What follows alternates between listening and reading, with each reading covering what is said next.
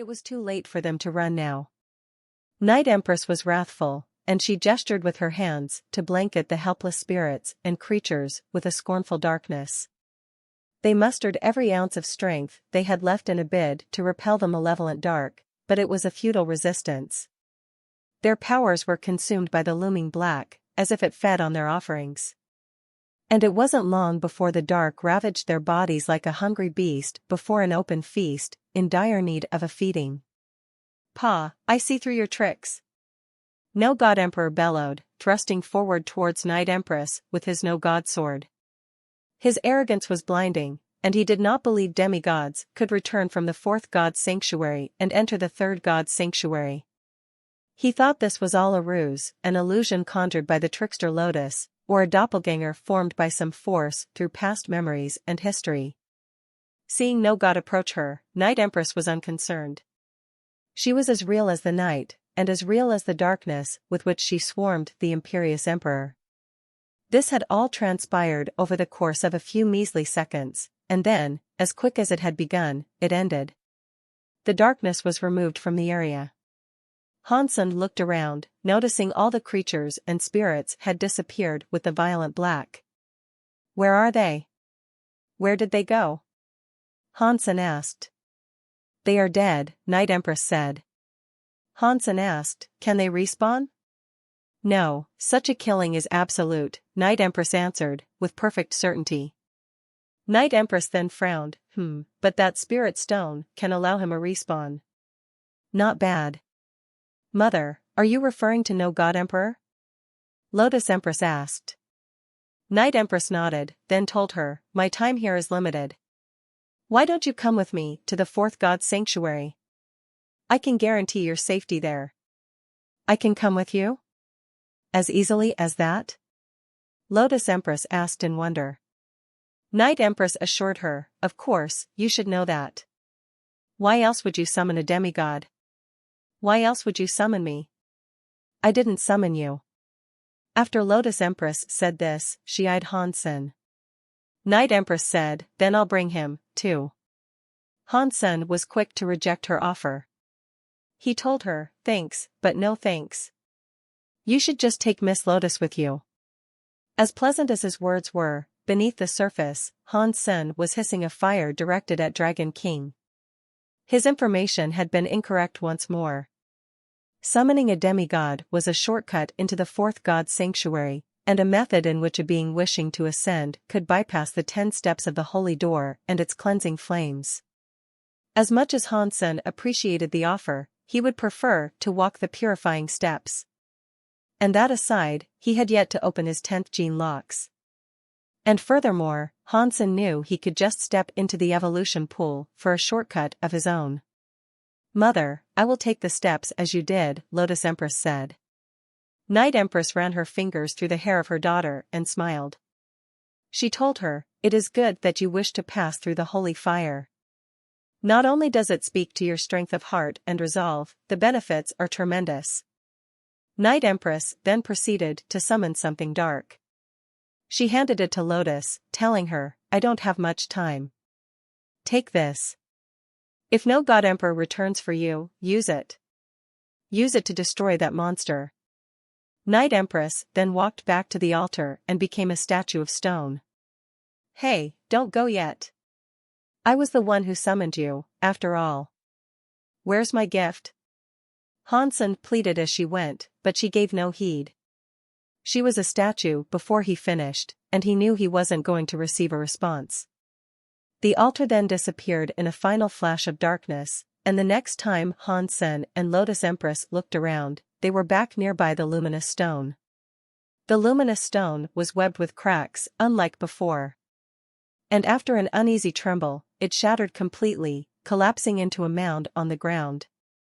The Jew Hansen possessed finally stopped vibrating incessantly.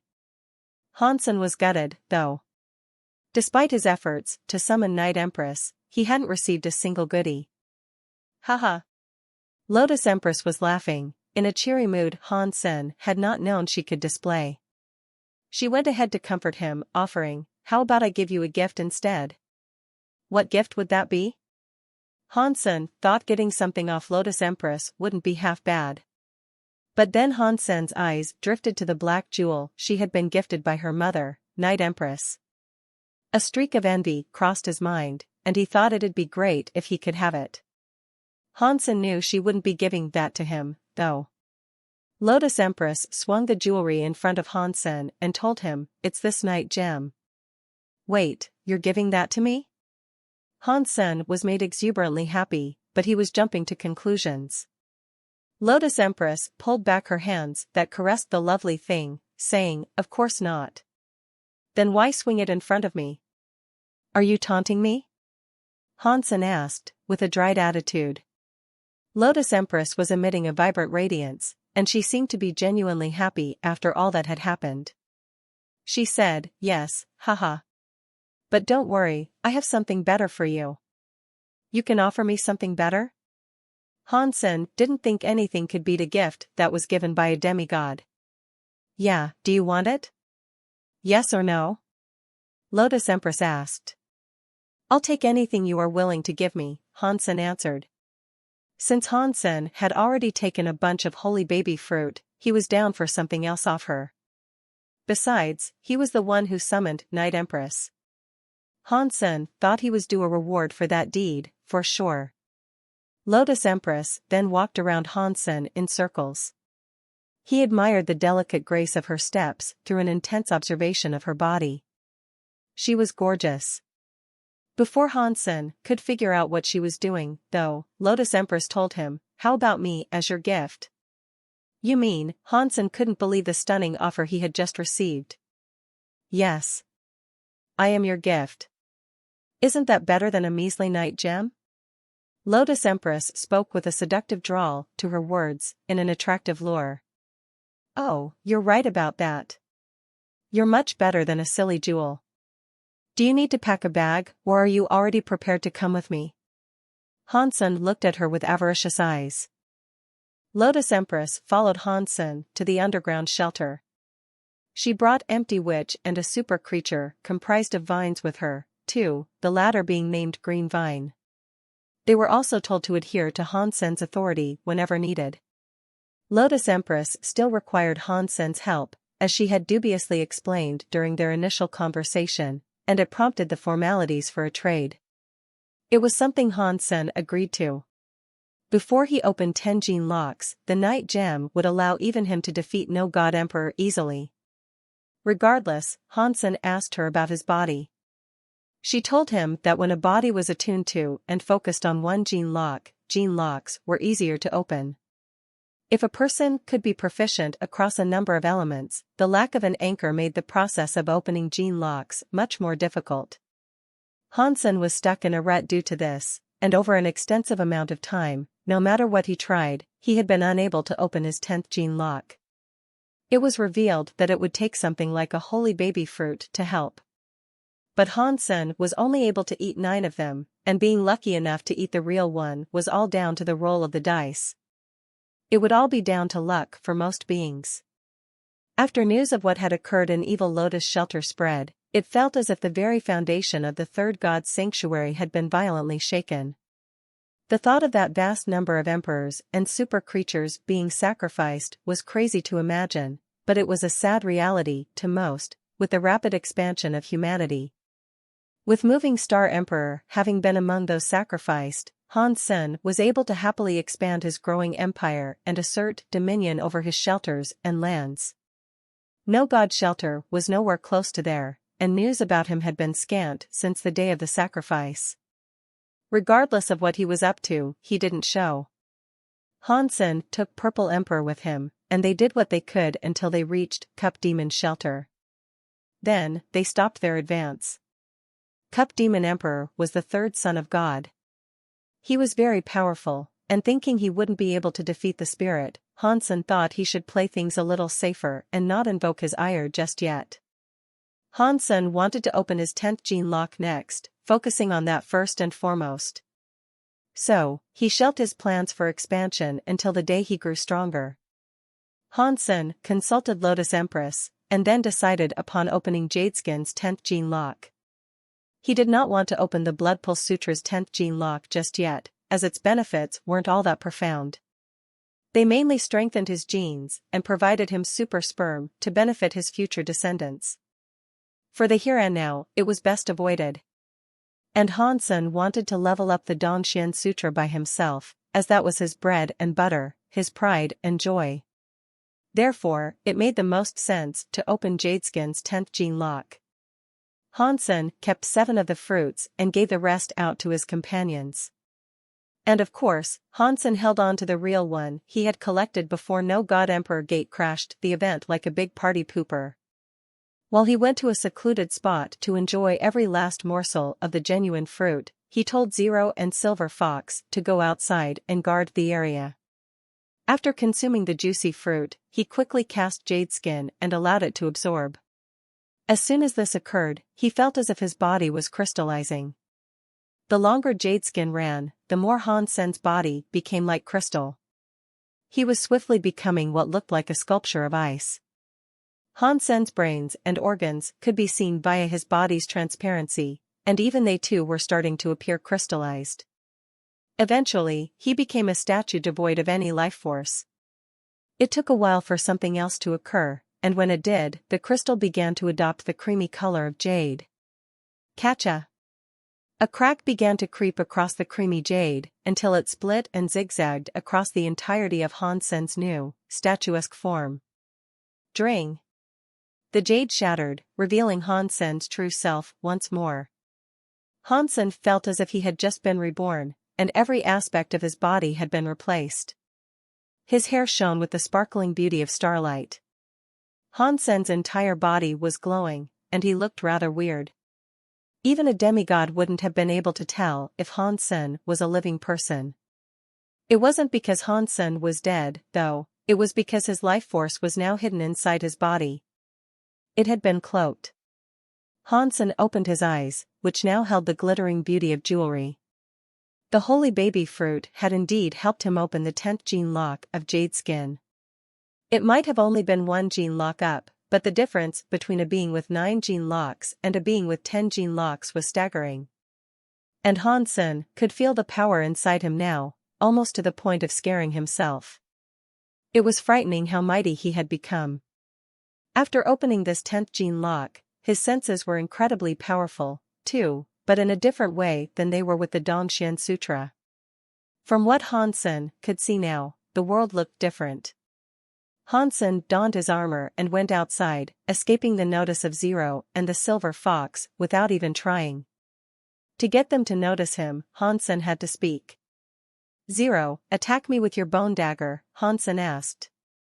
Zero seemed to hesitate, not wanting to hurt him. He saw this, so he told her, "Don't worry, little Silver is here."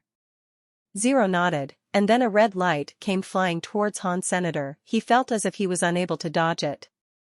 But Zero was aiming at his arm, not wanting to deal grievous harm to him. Hansen raised his hand to cut across and deflect the red light. When he did this, it was as if the bone dagger itself was decloaked. It was the dagger itself that manifested like a small red light. Hansen gave it back to her. When she killed Saint Fan, Hansen could not even detect its presence, but now, Hansen could do far more than notice its coming. He could catch it. After opening 10 gene locks, Hansen wanted to take down Cup Demon's shelter, but Lotus Empress needed his help before he could do that. She told Hansen what she wanted to do. For an ordinary king spirit, 9 open gene locks was the max they could achieve. Obtaining 10 was a supremely rare thing. For an emperor, opening 10 was only the beginning. Once the figure of 10 had been achieved, they had to work on what was necessary for them to climb the 10 steps of the holy door. Walking the 10 steps was a great gamble, and beings that braved the door had to be certain they were strong enough to survive. If they couldn't withstand the purifying flames of the stairs, they would die. Even beings like Xiang Yin were almost unable to complete the ascension process and endure the fire. Lotus Empress was confident she had what it took to brave the steps. Although she was the master of the holy baby fruit, she had no idea which one was the real one, same as all the others. So, to find out, she had to find another way. She had come to learn about the existence of a plant that was quite similar to holy baby fruit, and did what it said on the tin. There was no random selection process. But harvesting the fruit was difficult, to say the least. That was why she held these events. They were all for selecting individuals who would help her in this task. She wanted to collect a fruit called no dirt fruit, which was an emperor fruit. It wasn't aggressive, it was just difficult to pick. No dirt fruit required a being with no element to collect it. If it was collected by someone else, the fruit would be polluted and would become toxic. Those who wanted to collect the fruit were required to use their hands, as well. Tools were not permitted in its collection. So, she requested that Hansen be the one to fetch the fruit for her. I found 6 super creatures and spirits to help me over the years, but they each ruined the fruit they tried to take. Now, there is only one left, Lotus explained.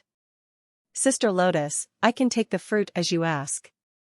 But I cannot promise you I am pure enough to collect it without issue, and please don't take it out on me if I fail. Hansen agreed, but he didn't want to set her up for a disappointment. Hansen was proficient with many different elements all at once, and the nature of his body was quite complex. He wasn't sure if that suited the criteria for being pure. If this doesn't work, I won't curse your name. I'll just attribute it to my bad luck, Lotus kindly replied. So, after that, Hansen decided to follow her to where they needed to go.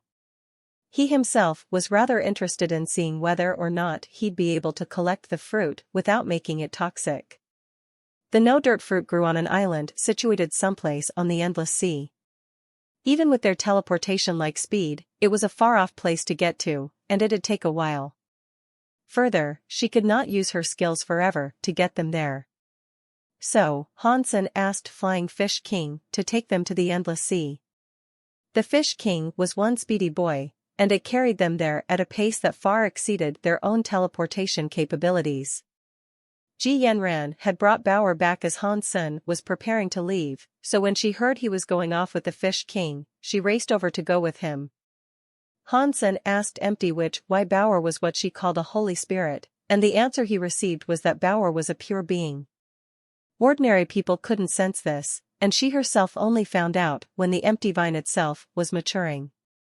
Empty Witch had thought Bauer was some powerful third god sanctuary seed during their initial encounter. But when she came to the third god sanctuary, it was only then that she realized Bauer was far stronger and far greater than she had imagined. The genes of the holy baby fruit were not as strong as Bauer, and the holy baby fruit tree was already the best in the third god's sanctuary, so who or what Bauer was perplexed her and Hansen both. And now that she could see Bauer once again, she was unable to sense her genes. Hansen knew Bauer was more than just the lifespawn of some genoplant. There were many plants that could bear creatures, but none were able to exit the sanctuaries and visit the Alliance like Bauer could. The sea they ventured across was called the Endless Sea was because no one had yet sailed to the end and returned to tell their tale. Even stranger, the sea was in the sky. It was a ceiling to the ground below, where gravity did not operate correctly. When you entered the area, you had to remain close to the ground. If you didn't, you'd be sucked into the sea and fall into it as if it were the sky above. Across the years, few had returned following being sucked into that sea. To step away from the ground, you had to first reach the island. The reason Hansen brought the Fish King was because it was the only creature that could survive the waters of that sea without issue. If they accidentally left the ground, they would not immediately lose their lives. When Hansen saw the endless sea, he was taken aback. He was mesmerized by the sea that hung overhead, with fish swimming below its glittering waves as if all was normal. Hansen thought the primary threat would be those sea creatures. Ordinary super creatures could not force them away from the ground, but the presence of a berserk super creature could always rattle them enough to find themselves plunging upwards. Hansen strode across the ground as the Fish King escorted them from above. It made Hansen wonder if the Endless Sea's power was true. After all, the Fish King seemed to be unconcerned. "Fish King, catch me." Hansen wanted to see what would happen if he jumped. Fish King lined up with Hansen, so he could cushion the fall and be a vessel for Hansen to sail upon. Then, after his feet left the ground, he felt an invisible force tug him upwards to the sea. He felt as if gravity was turned on its head and flipped, but then he had trouble reorienting himself. Bauer also made sure to go with him. Hansen used jade skin, but he still fell fast. Hansen grabbed Bauer and aimed at the Fish King's back, making sure not to miss. After landing, Hansen was above the sea. It was like the blue sky and the earth had traded places with each other. It was a strange and rather amusing thing, watching Lotus Empress walk on the ground. To him, she was treading a ceiling upside down. "Let Fish King take us. It's faster this way," Hansen called out to her, to hurry along the proceedings. Lotus Empress thought it would be best, too, so she jumped up /down and landed on the Fish King's back. The red bird still frequented Bauer's company, and it had tagged along for this little adventure. It fluttered its little wings and lifted itself to hover above the baby's head. Then, it transformed itself into a fish and swam alongside the Fish King. After turning into a fish and taking a brief swim, it hopped out of the water, turned back into a bird, and flew back to its perch on Bauer's head. Hansen was surprised as he had been the first time he found the little creature, quite surprised something could wholly transform like that. It had kept following Hansen and Bauer for the longest time, ever since it was first found in the pond with Xie King.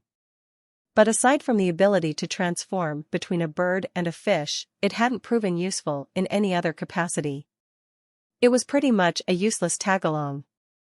The Fish King continued taking them to the island they wished to reach, but after a while, a sudden shadow coursed below the waves. The Fish King swung its tail, firing a gold light into the sea. Then it took itself airborne. There was a big, seemingly hostile creature tailing the Fish King.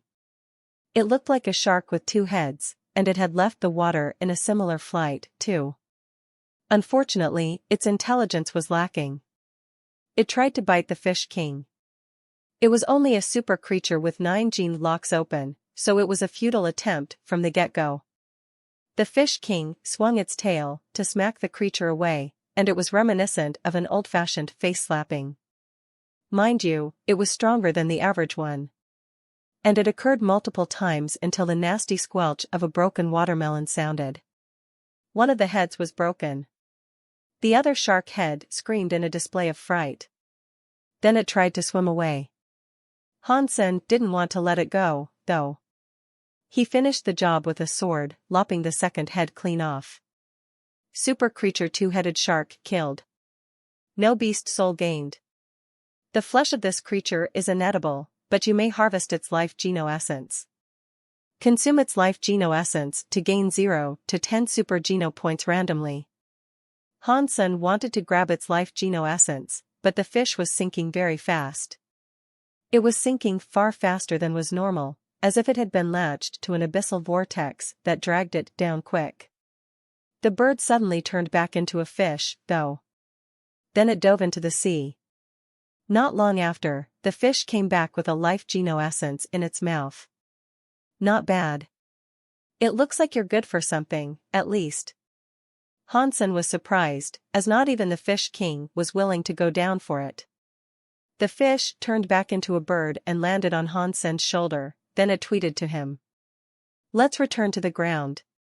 If something bad happens to the Fish King, there's nowhere we'll be able to stand," Lotus said. Hansen nodded in agreement, then the Fish King flew up and delivered them to the land. After landing, the gravity was switched. It was the sea that was overhead now.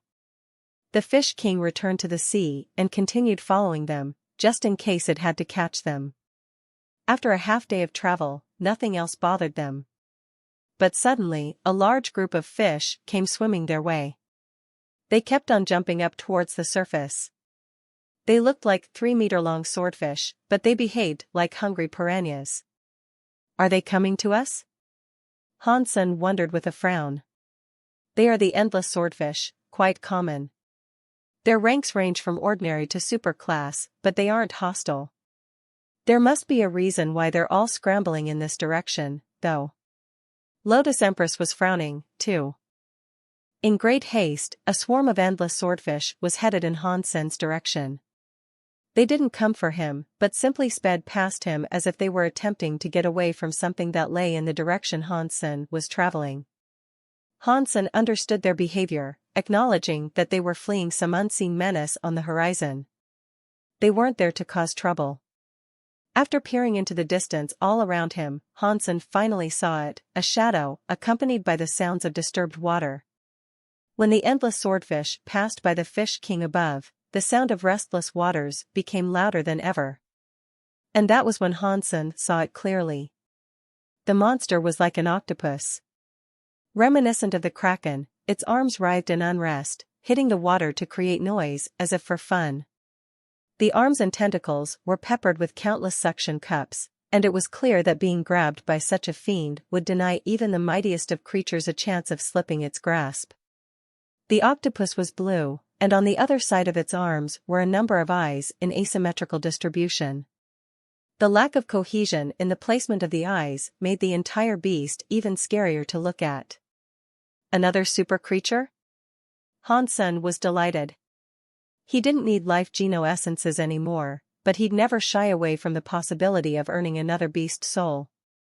Although Hansen had conquered many shelters and taken over many regions, he knew he wasn't going to be around in the third god's sanctuary forever. There'd be a time when the protection and mantle for safeguarding the territories would fall to others, and when that time came, Hansen had to know other humans were strong enough to succeed him. If they weren't, it'd only be a matter of time before spirits attempted to return and claim what had been lost to human occupation. Having more super beast souls would help even the odds, Hansen believed. Just as this kraken looked ready to put up a fight, though, it stopped. All the swordfish, by this point, had fled far beyond its reach. And now, staying in one place, the octopus flailed its tentacles and arms around in a rather humorous display. What it was doing, Hansen wasn't quite sure. Suddenly, something grabbed hold of the kraken and tugged it below the water with fierce strength. The octopus looked like a force to be reckoned with, but it was dragged below the waters with surprising ease, then taken deeper and deeper and deeper. It was gone almost as swiftly as it had first appeared. Hansen hurriedly called for the fish king to return to the land above, for he had caught a glimpse of a phantom shadow in the sea. In the place the kraken had been, there was now just a red mist sitting above the unnervingly calm sea. As for the octopus, it had obviously been killed. Let's go. Hansen thought it was best not to linger, so with an increase of haste, he instructed everyone to move at a quicker pace. It was frightening, trying to comprehend what manner of being had managed to one-hit kill a terrifying super creature like that kraken. Hansen still had the endless presence of the endless sea above his head, and it'd be there for a while longer. It was a realm that was as strange as it was dangerous, and the last thing he wanted to do was risk falling into the waters above. It seemed like a death sentence, with that unknown creature lurking beneath the blue. Lotus Empress felt no different, and she much appreciated the desire for an increased speed of travel. The shadow did not leave, though. They continued their journey, and whenever they looked up, there the shadow was. It seemed to be following them. Lotus Empress commented on its presence there, saying, "Don't fight it. Remember, I still have that night gem for protection." "Do you know what that creature is?" Hansen asked. Lotus Empress said, "I think so. I've heard tales of a wicked monster occupying these waters, and if I am correct in the assumption, that thing up there is what they call sea ghost." "What can it do?" Hansen asked. Lotus Empress said, "No one quite rightly knows, but it has an appetite for super creatures, that much is certain. It's a picky eater, so it doesn't eat less powerful beings. Many spirits have reported their sightings of sea ghost, and how it explicitly enjoys grabbing super creatures and dragging them below the water to feast." Lotus Empress paused for a moment, as if in thought, and then she went on to say, "But it is supposed to appear in the deeper regions of the endless sea. We haven't traveled that far, and what's more, we are headed for an island. It shouldn't be here at all. Did the Fish King lure him here?" Hansen wondered aloud. Maybe. There's always the chance it's developed a new fancy for eating humans, and with a powerful human here, perhaps it was a rare opportunity it wished to test its mettle against, not to mention its taste buds, Lotus Empress said. Whether she spoke in jest, amusement, or unnerving sincerity, Hansen wasn't sure. Well, if it shows its ugly mug, I've got a killing blow with its name on it, Hansen said with stern resoluteness. If a fight between him and the unseen creature were to begin, Hansen was at least prepared to take it on. He wasn't afraid. But for a long time, Sea Ghost merely followed them. It refused to show itself, but that just made the tension all the worse.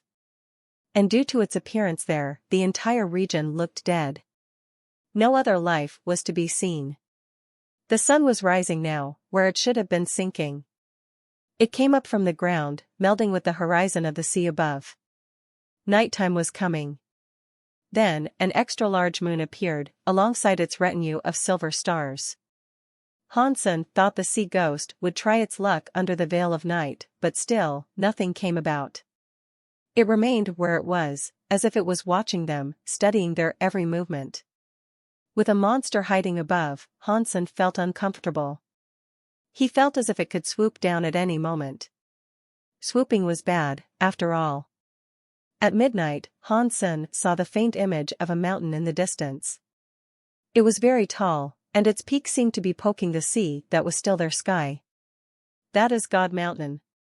300 miles past that, we will reach the island, Lotus Empress explained, before Hansen could ask. Hansen then asked, can we walk up the mountain? Or will it prove too high and have us dropping up into the sea?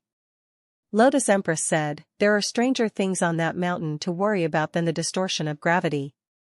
Not even emperors dare brave that place. Why? What's so strange about it? Hansen was going to heed her advice and stay away, but he was interested in learning what was supposed to be so scary about the mountain. All I can say is, whoever ventures across that mountain does not return, Lotus Empress said solemnly. Although Hansen was sometimes reckless, even he knew it was best to stay away from such a place. If a risk was justified or worthwhile, he would always be the first to take the plunge. But a fruitless risk was never something he'd commit to, as he wasn't a simple thrill seeker. So, Hansen decided it was best to take the long way around. He thought it would be better to walk additional miles than risk life and limb in the shortcut of cutting across the mountain. Before he could circle it, though, Hansen suddenly heard something roar, and then, nearby footsteps. The source of the noise was not too far away, and the sound of footsteps was steadily increasing in volume. Something was already coming for them. Hansen frowned, though, thinking there was something amiss about his entire venture thus far. Lotus Empress had been in this region many times in the past, but nothing like this had occurred in her previous visits. First, there was the ever-looming presence of Sea Ghost, in a portion of the sea it was not supposed to inhabit. Secondly, something from the mountain was descending down towards them, despite their desire to steer clear of the rise. Surely I cannot be this unlucky. To say things were going awry for Hansen would be an understatement. And to make matters worse, there were thick forests dressing the mountainsides. Whatever was coming towards him was cloaked in the dense foliage, rendering Hansen unable to see what it was. But it wasn't long before the creature emerged and revealed itself. It was a big elephant. It looked as if it was a beast forged from obsidian, and it appeared to be as strong and as sturdy as the material, as well. As the elephant trampled its way out of the forest, each footstep rocked the earth. Much to their surprise, though, the elephant was not stampeding towards them. It was actually chasing after another person. The person it was chasing had to be around 50 years old. For a surpasser, an age of 50 years was not too shabby, but he looked worn and beaten, with a ragged appearance befitting someone that was double that age. The man was clad in a battlesuit of the Alliance, but it was so broken and torn, it looked like the rags of a beggar. Still, the man did not seem injured. The absence of wounds and blood, despite the tears in his clothing, suggested the man was just about lucky enough to amass a number of near misses. Fortunately for the man, the obsidian elephant was not the fastest creature. It was quick but lumbering, and it gave the man enough space to breathe and do what it took to remain alive. The man then started running towards Hansen, screaming, "Hansen, save me!" Hansen was surprised the man knew who he was. He couldn't make the man's face out too clearly in the cover of night, but the voice was very familiar. Whoever it was someone he knew. The fact that the man was covered in dirt and a variety of different leaves didn't help Hansen get a clear image of the man, either. Holy sh*t. Why are you here, Professor Bai? At long last, Hansen recognized him as Baishan of St. Hall. Baishan was Hansen's teacher, to put it modestly. And when Hansen's eyes registered who it was, he leapt forward to help him out. Be careful. It's a 9-gene lock obsidian elephant. It is frighteningly powerful. Baishan shouted at Hansen, who was fearlessly joining the fray. His warnings did little to sway Hansen's resolve, of course. Before he could even finish his speech, Baishan saw Hansen neck-deep in combat with it. With hands that looked like they were made of crystal, Hansen turned into a figure of ice. Pang! The obsidian elephant was going at a blisteringly fast speed, and with a cobra-like reaction, Hansen was able to snap forward and grab its tusk. When the two mighty fighters got into it with each other, the landscape was quickly turned into a mess. As if there was a violent earthquake that was causing a landslide, the region was turned upside down in a muddy, dusty haze. The elephant had more than met its match with Hansen. Baishan's jaw was in the dirt.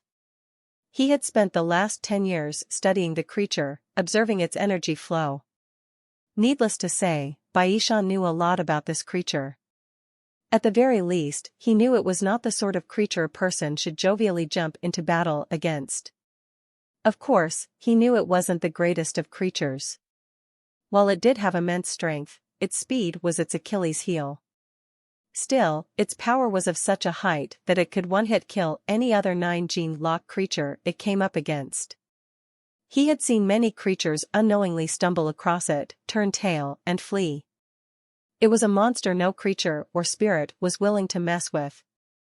Baishan wanted to study it and create a new hyper-geno art he'd tentatively titled the Elephant Sutra.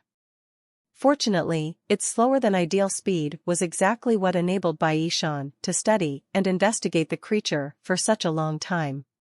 But he had made a mistake this time and disturbed its rest. He had invoked its ire and angered it a great deal. Regardless, Baishan was shocked to see Hansen do battle with it. I can't believe the power of a surpasser can equal or even exceed that of this elephant, Baishan said out loud. A second later, his eyeballs almost jumped out the comfort of their sockets. Hansen's muscles quivered, as he picked up the entire elephant in his arms. Then, as if he were throwing logs at some Celtic event, he lobbed it onto the ground a good distance away. Boom!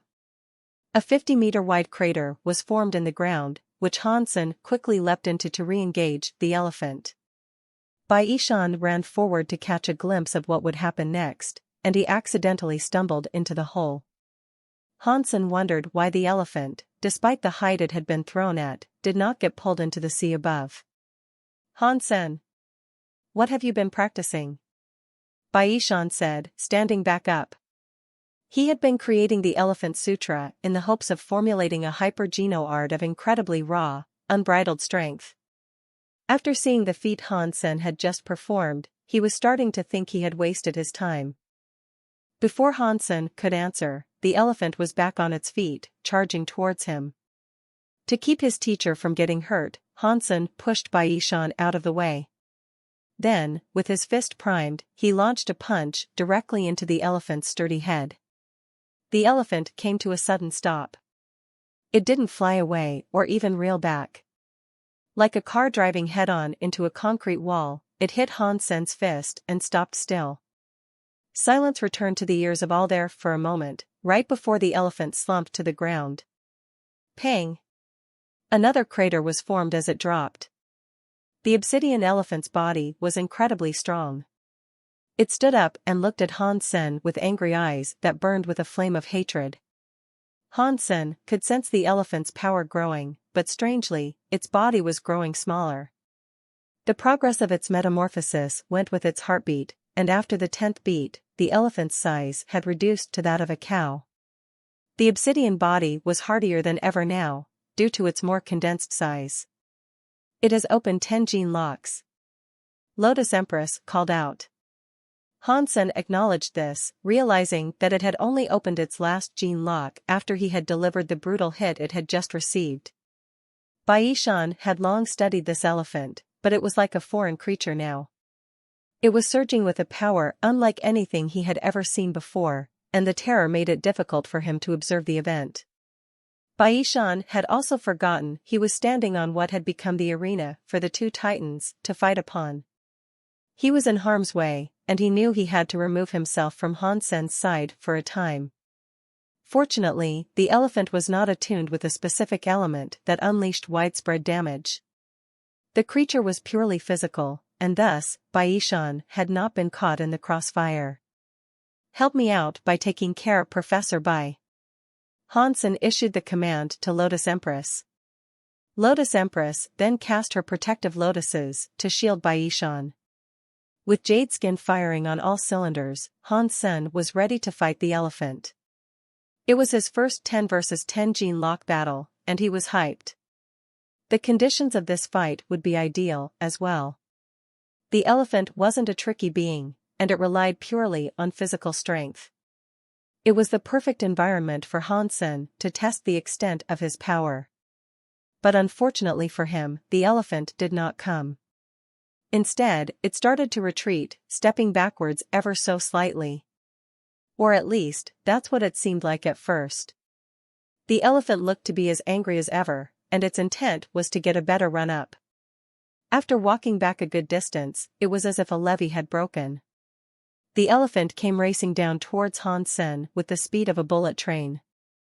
Before it had opened its 10th gene lock, the elephant's might had been handicapped by its lesser speed. Now, speed was no longer an issue for it. In fact, it was coming towards Han Sen at a speed greater than anything he had fought against before. Han Sen did not need to rely solely on his fists, though. And he was confident he could still take it on, even at its own game. To test his mettle, he stood where he was, looked down, and put his head forward. He was going to butt heads with the rampaging beast. Pang! The two forces of nature collided. Han Sen fell backwards a bit and patted his forehead. He could not feel pain, he could not feel anything, in fact. How little harm he had been dealt was actually quite creepy, despite the relief. He didn't have time to dwell on or admire the extent of his might, however. After stumbling back a few steps, the elephant was keen to try its luck once more. It raced towards Han Sen again, like an arrow. Wanting to try something else, to flex the might of his 10 gene locks, Han Sen ran forward to meet with the elephant halfway.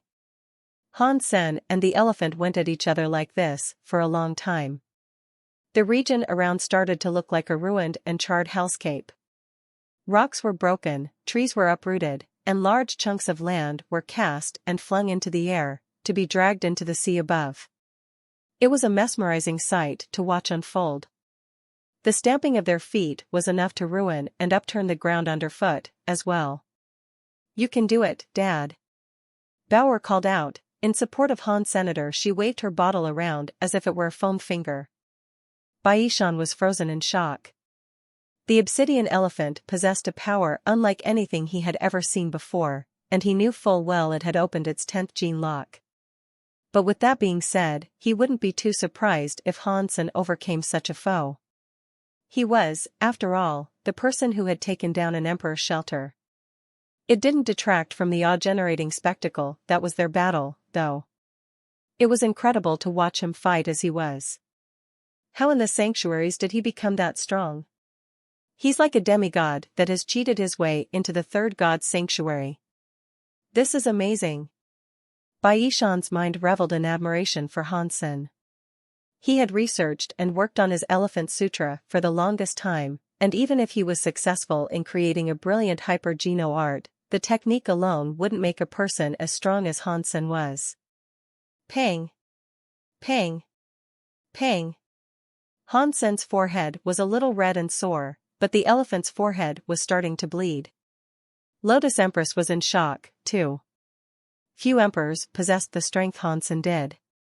The obsidian elephant now sought to return to the mountain it had initially descended from, fearful that it might lose. Hansen thought about giving chase, but before he could commit to doing so, he saw the sea above become upset. The water was quickly thrown into turmoil, as something emerged from the blue and tried to grab the elephant Hansen had been fighting. The monster was incredibly quick, and in a flash it was on the elephant's head. When Hansen saw it, he was shocked. It was a pitch-black bird that had come. The elephant saw the bird come for it, and so it turned and used its trunk in an attempt to bat it away. The bird was swift with its talons, though, and it grabbed the trunk neatly. Then, with a quick turn, the elephant was pulled upwards into the sea. The elephant struggled the best it could, not wanting to go with it. But its resistance was futile, and it kept on getting pulled until the gravity flipped and it fell into the blue. Hansen wished to stop it. The elephant was his prey, and Hansen had exhausted quite a bit of effort in trying to defeat it mano a mano.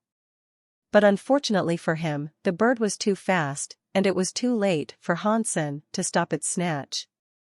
The bird disappeared beneath the surface of the sea, taking the elephant with it. Strangely, Hansen noticed something else this time, though. He saw the bird transform into a fish the moment it took back to the water. What the? That thing is just like the red bird. It can turn into a fish when it takes to water? Hansen frowned, as a few other thoughts and theories crossed his mind. Perhaps it was because the elephant had been born in the area, but Hansen noticed it had not been taken under and finished off. In the water, it was left alone by the fish bird and allowed to swim towards the peak of the mountain which touched the water. But before it could get there, the fish opened its mouth that was laden with teeth and took a big bite out of the elephant, then swallowed it. The elephant was bleeding profusely following the bite, but overall, the wound was mild. Then, the fish opened its mouth again. And almost to its surprise, the hardy elephant began thrashing at the waves of the upset sea. Hansen did not expect them both to be fighting in such a manner. But regardless of what might have been occurring, the elephant was at a disadvantage. It might have been able to swim, but it wasn't very proficient with the act. And no matter how strong it was, it wouldn't last very long in the tumultuous water. Just as Hansen thought this was about to end, though, a howl came from someplace on the mountain. There was a white turtle, the size of a mortar, swimming towards the two that were engaged in a fit of battle. Hansen took a closer look at what was going on and noticed there were in fact 6 turtles. They had all come to assist the elephant. They were all super creatures, too. They had not opened their 10th gene locks, but their shells were sturdy. Whenever the fish bird tried to peck them, they'd pull their heads and limbs back inside their shells, the defensive properties of which seemed ample enough to protect them. The fish bird also received a few bites from the pesky turtles, amidst the rumble that was currently ongoing. With the helping hand it received, the elephant was able to reassert control over itself and continue its struggle to swim towards the safety of the mountain.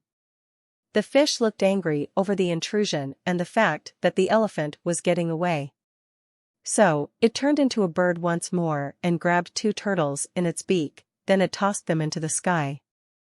Hansen heard 2 catcha noises, indicating their fall was not a pleasant one. Taking a look, he was able to see that the shells of the 2 unfortunate turtles had been wholly broken. The other 4 turtles thought it best that they now scram, and so they did. They returned to the mountain as hastily as they had left it. The bird was not keen on letting them and their transgressions get away scot-free, so it tried going after them. The turtles were small, though, and try as the fish bird might, circling the mountain from above, it lost sight of them. So then, it turned towards another target. It was going to go for Hansen. Hansen knew it was not a foe to be trifled with or underestimated, so he kept his 10 gene locks open in anticipation of its coming assault. Lotus Empress prepared herself to fight, too, while the Fish King readied itself for a departure to the sea above. But then, the strangest thing occurred. Just as Hansen was ready to unleash a barrage of attacks upon the approaching bird, it stopped short of him and dropped 2 dead turtles on the ground before him. The bird let out a brief squawk and returned to the sea, motionless. It appeared just as it used to, when it had been following Hansen and his companions on their journey. Needless to say, everyone was a little taken aback.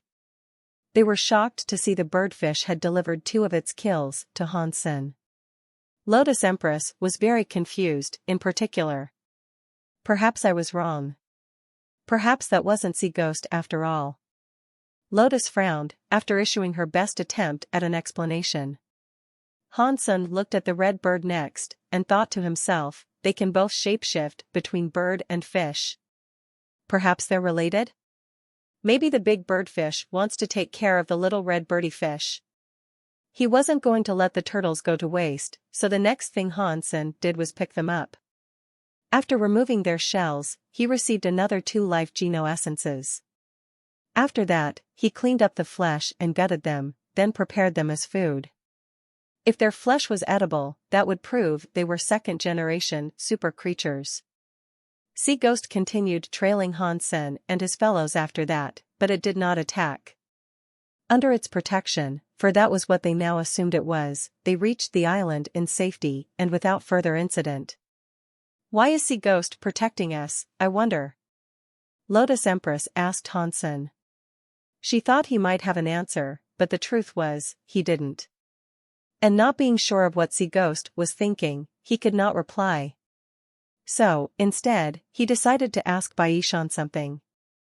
When he became a surpasser, he was sent to an abandoned shelter near the Endless Sea. The path they traversed was a shortcut he himself had devised and developed. Baishan told Hansen about the Elephant Sutra and the research he had been conducting, and then asked Hansen what he had been practicing. Professor, you cannot abandon your research. There's something really tangible behind all this. There is a meaning to your research. As for what I have learned, it is a skill of the Shui family. It is not suitable for just anyone to learn, however. If your research and development of a new hyper-geno art is a success, it will benefit humanity. I know it will. Don't give it up, Hansen said, with a soft and reassuring voice. Hansen thought the island would be something of an unspoiled paradise, like the Garden of Eden. He envisioned it to be a place of pure splendor and untouched beauty, but that image was quickly scorched away when his eyes finally caught sight of their destination. The trees were little more than naked sticks, zigzagging from the ground without their leaves, which lay scattered on the ground, black and dead. The landscape itself looked as if it had been wholly composed of mud, where grass was afraid of growing. It was like a vulgar swampland, laden with itchy ditches and bogs that were strewn with rotten corpses. Hansen's mind found it difficult to comprehend how a holy fruit could grow in such a place, especially one which had such sensitive and pure requirements for successful collection. Lotus Empress led Hansen to that wretched abode as if nothing was amiss.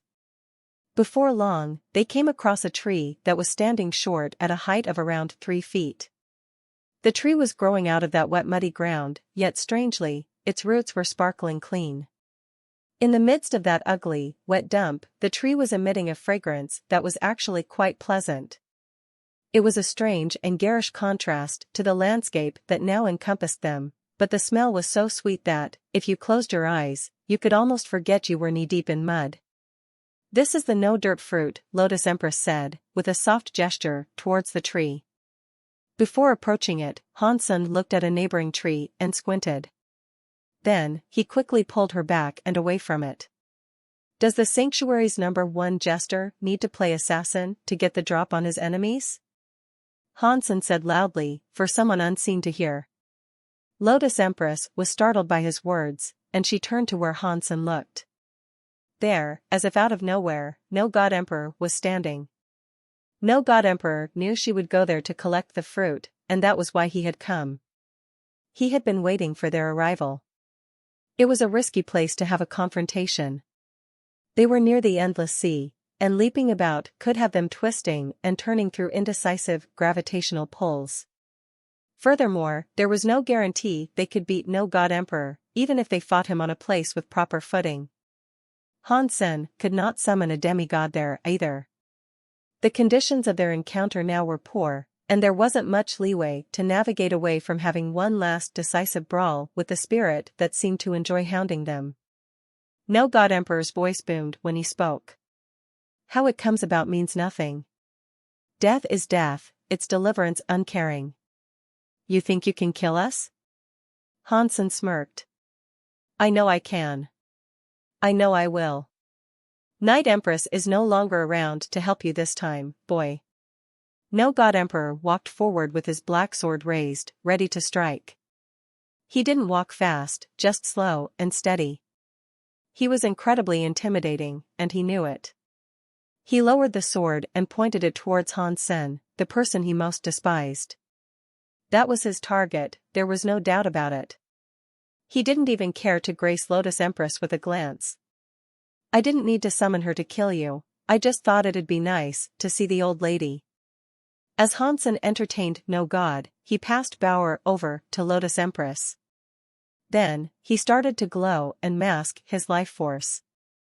Let's kill him together. Lotus Empress held the night gem in her hand. That's okay. Look after Bauer and the professor, I got this, Han Sen said. No god emperor did not wait any longer. He swung his sword in a sudden dash towards Han Sen, with a frightening amount of power. Han Sen dodged it with simple grace. The sword went by him, shattering a decayed skeleton that had been pinned to a tree behind him. The evasion was perfectly executed, and it made no god stutter for a moment. He had expected to kill Han Sen then and there, and he wasn't sure if his human nemesis had escaped his wrathful strike through actual talent or dumb luck. The next second, he slashed towards him again. Han Sen dodged the attack, only to be greeted by another sudden swing. Successfully, Han Sen dodged that and the next few that came in quick succession. The attacks could hardly even brush his clothes. Lotus Empress was surprised, for dodging no god emperor's attacks was unheard of. She knew for a fact she'd have been cut down with the first strike. Han Sen was actually quite merry now. After he had opened his 10th gene lock, he stood a chance in his battle with the likes of no god emperor. Of course, no god emperor did not think highly of his opponent. He brushed Han Sen's newfound power off as weak and simple fuel for cowardice, in that it allowed Han Sen to run away and little more. There were others who could see through no god emperor's attacks, but his focus was never on the power they held. No god emperor raised up his sword and began to brew a storm of power, like the rumbling of a volcano nearing eruption. As this was occurring, Han Sen noticed a shadow rise up behind no god emperor like a demon. Lotus Empress had taken Fish King, Bauer, and Bai Yishan off the island. Now, she stood solemnly, clutching her night gem. Is he strong? Bai Yishan asked. Lotus Empress responded by saying, he is the son of God that ranked first in divinity's bout. Bai Yishan was flabbergasted, exclaiming, whoa. That means he's the strongest spirit in the entirety of the third god's sanctuary. Will Han Sen be alright competing against him? I'm not sure if he's the strongest, Lotus Empress said, before going on to explain, and Han Sen has only just opened his 10th gene lock. Honestly? I don't know. Bai Yishan looked nervous, but that was when Bauer interrupted to say something a bit more comforting. She said, Dad will win. They thought Bauer was just like a naive child, unable to understand the stakes and powers at play. Han Sen, back on the battlefield, clutched Taya and the Phoenix sword. He was really looking forward to stress-testing his engines, and seeing what he could do with his jade skin that had 10 gene locks open. The spirit and the human, each clutching their favorite weapons, ran into each other. They did not do so with blistering speed, but there was a gravitas to their battle that was rarely felt. This was a duel of tremendous significance, and it felt like the sky was about to collapse. Behind no god emperor, there was a demon-like shadow. It bore talons that swung towards Han Sen. The moment no god lunged forward, Hansen did so too. The demon was a gathering force around his enemy's sword, and it instilled a fear inside its opponents. It made them feel as if there was no escape, and the next hit would be their last. Hansen's swords were plain and did not contain any fancy powers. For all intents and purposes, they were ordinary and not special. Baishan saw no god's sword appear behind Hansen somehow, giving no sound or indication as to its true course. But Hansen, clutching his swords, was leaning forward. "Who will win, I wonder?" Baishan asked aloud. The two battlers moved too fast for his eyes to track, and it was all little more than a blur.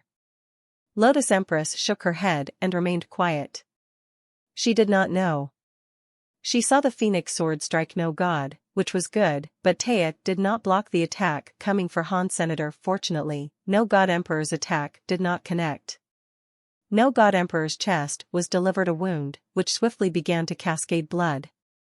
Hansen's chest had a light wound, but it was just a minor scratch by comparison. It was mild, and little more than a scrape that oozed faint traces of blood. Hansen was surprised Jadeskin could make his body so sturdy, and even attacks delivered by someone such as no god emperor did that tiny amount of damage. No god turned around. His wound was nowhere near fatal, and he could heal with great speed, but he looked to be in shock. It had clearly been a while since he last suffered a hit in battle. Similarly, no god emperor could barely believe that he could only leave a scratch on Hansen's body, as he was able to damage Hansen before. "You used the fruit to open your 10th gene lock?" No god asked. Hansen did not answer, and instead, swiftly moved forward to attack again. Hansen got hit due to double fly not being as efficient as it could be. But still, it was fine. If that was the extent of no god emperor's attacks, Hansen had little to fear, and he knew it. The flashes of steel-on-steel combat were steady and near constant, illuminating the dark island. No god emperor was unable to evade or even block Hansen's attacks, and he repeatedly found himself being hit. When no god's sword hit Hansen, it was as if he was banging a wooden stick against a rock. Baishan and Lotus Empress were delighted, seeing this. But suddenly, no god emperor flew up, leaving a stream of blood as he went. "He ran off?" Baishan asked. Lotus Empress was in absolute shock over what had just transpired, as none had ever convinced no god to flee before. Hansen was not concerned with going after him, though. After all, even if Hansen did catch up and kill him, he'd eventually respawn at his spirit stone, anyway. He was strong, but not strong enough to break the spirit stone like the Azura Sutra had once done. The Azura Sutra could not bolster Hansen's defense as Jadeskin had either. So that was okay. In the third god sanctuary, Hansen was now almost invincible. He was a true force to be reckoned with. And so, with no god emperor out of the picture, Hansen decided to head back towards the no-dirt fruit. Lotus Empress and Baishan returned to Hansen's side. "So, all I need to do now is pinch it off?" Hansen casually asked Lotus Empress, as if nothing had happened. "Yep. Go ahead," Lotus Empress said. Hansen reached out his hand and grabbed it. Hansen and Lotus Empress were both as nervous as each other, wondering if this would work. They had come a long way to get to this point, and Lotus Empress had spent a long time waiting for the right person to come along and help her collect it. With nothing happening to the fruit as he touched it, Hansen said, "My body really is pure." Lotus Empress said, "Nice. Pull it off and bring it here." Hansen plucked it off the branch, and just like Lotus Empress hoped, it did not rot. "So, what do we do now?" Hansen asked. Lotus Empress did not dare get too close to the fruit Hansen was holding, in case she accidentally polluted it. "Could you help peel it for me? And then possibly feed it to me?" Lotus went on her knees and opened her mouth. Hansen peeled the fruit for her, as instructed. Then he squirted the juice into her open mouth. Lotus Empress looked incredibly surprised when this happened. And as she did, her body began to glow as the pores of her body emitted a white steam. Hansen fed her the last drop of juice, and once he was done, he stepped back to watch the spectacle of her becoming completely enveloped in white steam. Suddenly, his admiration for what was going on came to an end and his face changed. He had received a call from both Moment Queen and Thorn Queen. "Sister Lotus, something has happened at the shelter. I have to go at once." Hansen left Fish King with the others. He said goodbye to Bauer and Baishan, and then flew back. Moving Star's shelter was riddled with bugs. It had been besieged and overwhelmed by a torrent of insects. There were ladybugs on the ground, like tanks to shelter infantry, and giant flying centipedes hovering and clogging the sky. A variety of toxic insects, of varying proportions, dimensions, and powers, were coming from all around. If there was one constant between them all, it was that they were each a mighty creature that could take more than a few hits with a swatter to down. Dry Bone King, Qing Jun King, and Blue Dinosaur were engaged in battle with the fiends. They were defending the shelter valiantly. Unfortunately, many of the buildings that filled the grounds of Moving Star's shelter had been toppled and broken into ruin.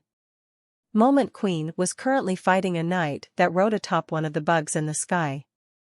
And as she fought, so too did a lightning fox with 10 electrified tails.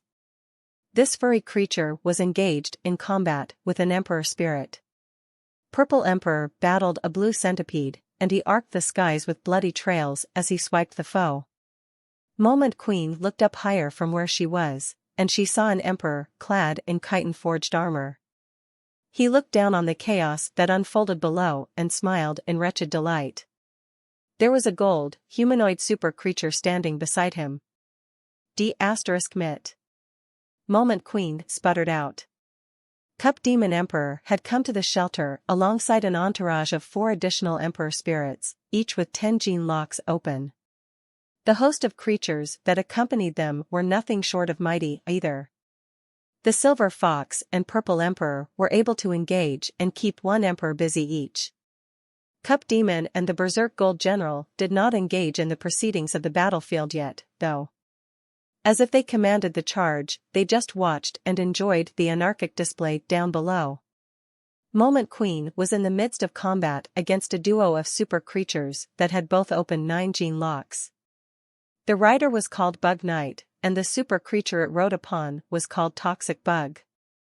The swarm of virulent insects almost choked the skies with their numbers, and the host was so thick, it was as if they formed a net over the entire shelter and the area surrounding it.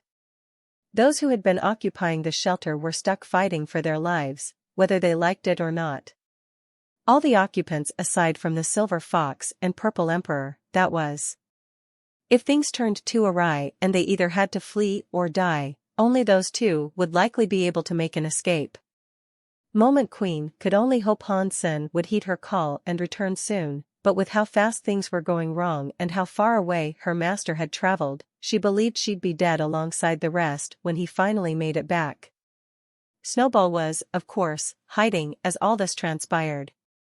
Blue Dinosaur was doing its best to withstand the punishing might of the 3 super creatures that had made it their target. Baby Ghost was still weak, despite the time that had elapsed since his suffering, but he wasn't idle. He was currently being chased around by a snake-like super creature that had 9 gene locks open. Holy Rhino was the one beacon of hope for the tired battlers that did their best to defend the shelter. It repeatedly flashed its heels across the battlescape, doing its best to aid each of its allies. The swarm of enemies and the damage they dealt would eventually catch up with them, but thus far, the only reason they were all still standing was because of the healing the Holy Rhino was able to dish out. Kill that rhino. Cup Demon smiled as he issued the command, knowing the felling of the rhino would be enough to crush their morale and lead to their submitting. Yes. Gold General did as it was bidden, and began its approach to the rhino. Moment Queen saw him heading for their most valuable ally, but painfully realized they did not have the manpower to spare to save it. Gold General could not be stopped. Seeing the Gold General about to strike the Holy Rhino, a silver light streaked by it. Taking notice of this silver phantom, Gold General turned around to see the light zip upwards into the skies above him. "You shouldn't be here," the silver light cried out, as its form manifested in front of Gold General. "Yes." Gold General smiled. Gold General's body was bulky, and he looked heavy and cumbersome. But its appearance betrayed its true nature, which made it faster than most would imagine. Xie King was the silver light, and he roared as he threw a silver-wreathed punch at the golden fist that was also headed his way. Boom! The collision of their punches generated a most spectacular, balance-upsetting shockwave across the battlefield. Xie King himself was sent backwards, barreling across the ground and through a building which then fell apart on top of him. Yes. Gold General then resumed its approach to the Holy Rhino. Boom! The rubble that composed a destroyed building was sent flying all around like artillery, as a bloodied Xie King emerged from the ruins. The silver light that fueled the mad spirit was growing in volume. Shoal. You better pay for my shirt you just tore. This was a special crafting of the Alliance, 60% cotton, 40% polyester, boy. Xie King leaped into the air with a fist primed to knock Gold General's head clean off its anchoring shoulders. The silver light was so strong, it sent ripples through the fabric of the space they occupied. The Gold General did not feel threatened, though, and he turned to repeat his previous performance. He threw a punch to meet with the new one that was coming. Boom! The silver light was like a super volcano, spitting out a torrent of lava that could melt the hardiest of metals. And so, this silver leaped onto the Gold General in a bid to ravage its body. "This isn't even my final form." Xie King was gasping after unleashing that amount of power, but he did his best to keep his cool and spout a one-liner like his favorite humans from fiction did. But when the silver light faded, it revealed Gold General, who was simply hovering in the air unharmed. Xie King was stunned. The most powerful attack he could unleash was proven ineffective against the foe. This was something that had never happened before. Yes. Gold General's eyes blazed with the fire of murder, and he launched a punch targeting Xie King's head. Alu alu alu. Xie King used his silver light to deflect the incoming fist. In the midst of the collision that ensued, more buildings collapsed. Pillars broke apart and tumbled over. Pang! Xie King was thrown far backwards into a palace, the impact prompting him to spit out more blood. Gold General landed in front of Xie King's battered and bloodied body. With each step, cracks formed on the ground, as an extra to his intimidating approach. Yes. Gold General laughed and threw a wretched punch towards Xie King. Xie King blazed his silver light as he quickly summoned the fumes of power that resided within him and punched back at the wicked foe that had beaten him. He used every last ounce of power he could muster, going into this strike with the belief it could be his last. With great anger for the misdeed done upon him and what could possibly happen to everyone else in the shelter, he gave it his all. Alu alu alu alu. That complete release of strength led to a most magnificent display, as it leveled the palace and ruined everything around the two spirits that stood before each other. Xie King would never throw in the towel, even if the Reaper had come knocking. Even if he was to stumble and fall, he'd do what he could to get the last laugh. Gold General continued to smile as he broke the silver light that came for him. Then he broke it again, as Xie King punched and punched with lesser strength each time. There was a big difference between 9 and 10 gene locks, and that was the difference that separated the two. It was to be expected, though. After all, Gold General was Cup Demon's most favored subordinate. He was highly cherished and well looked after. Xie King had not opened his 10th gene lock, and despite fully acknowledging the power gap between the two, he did not concede. He wasn't going to, and he never would. Even with his body broken, he wasn't going to stop. "End this pathetic display," Cup Demon shouted, as he flew down towards the Silver Fox. Cup Demon had come to realize Little Silver was the strongest out of all the creatures and spirits that populated the shelter. And what's more, the 10-gene lock emperor that had been going up against the furry blighter was now on the rails. The silver fox, with the repeated heals it kept on receiving, was still as fit as a fiddle. It's over, Moment Queen sighed, wondering whether or not she should try to escape now, before it was too late. Moving Star's shelter had no spirit stone, so there was nothing tying anyone there. And neither did anyone have to worry a conquering of the shelter would result in Hansen dying through the loss of a spirit stone. Regardless of what could happen next, death would be the prevailing factor. It was an uphill battle against a force containing several times their strength and numbers. They had lost well before it began.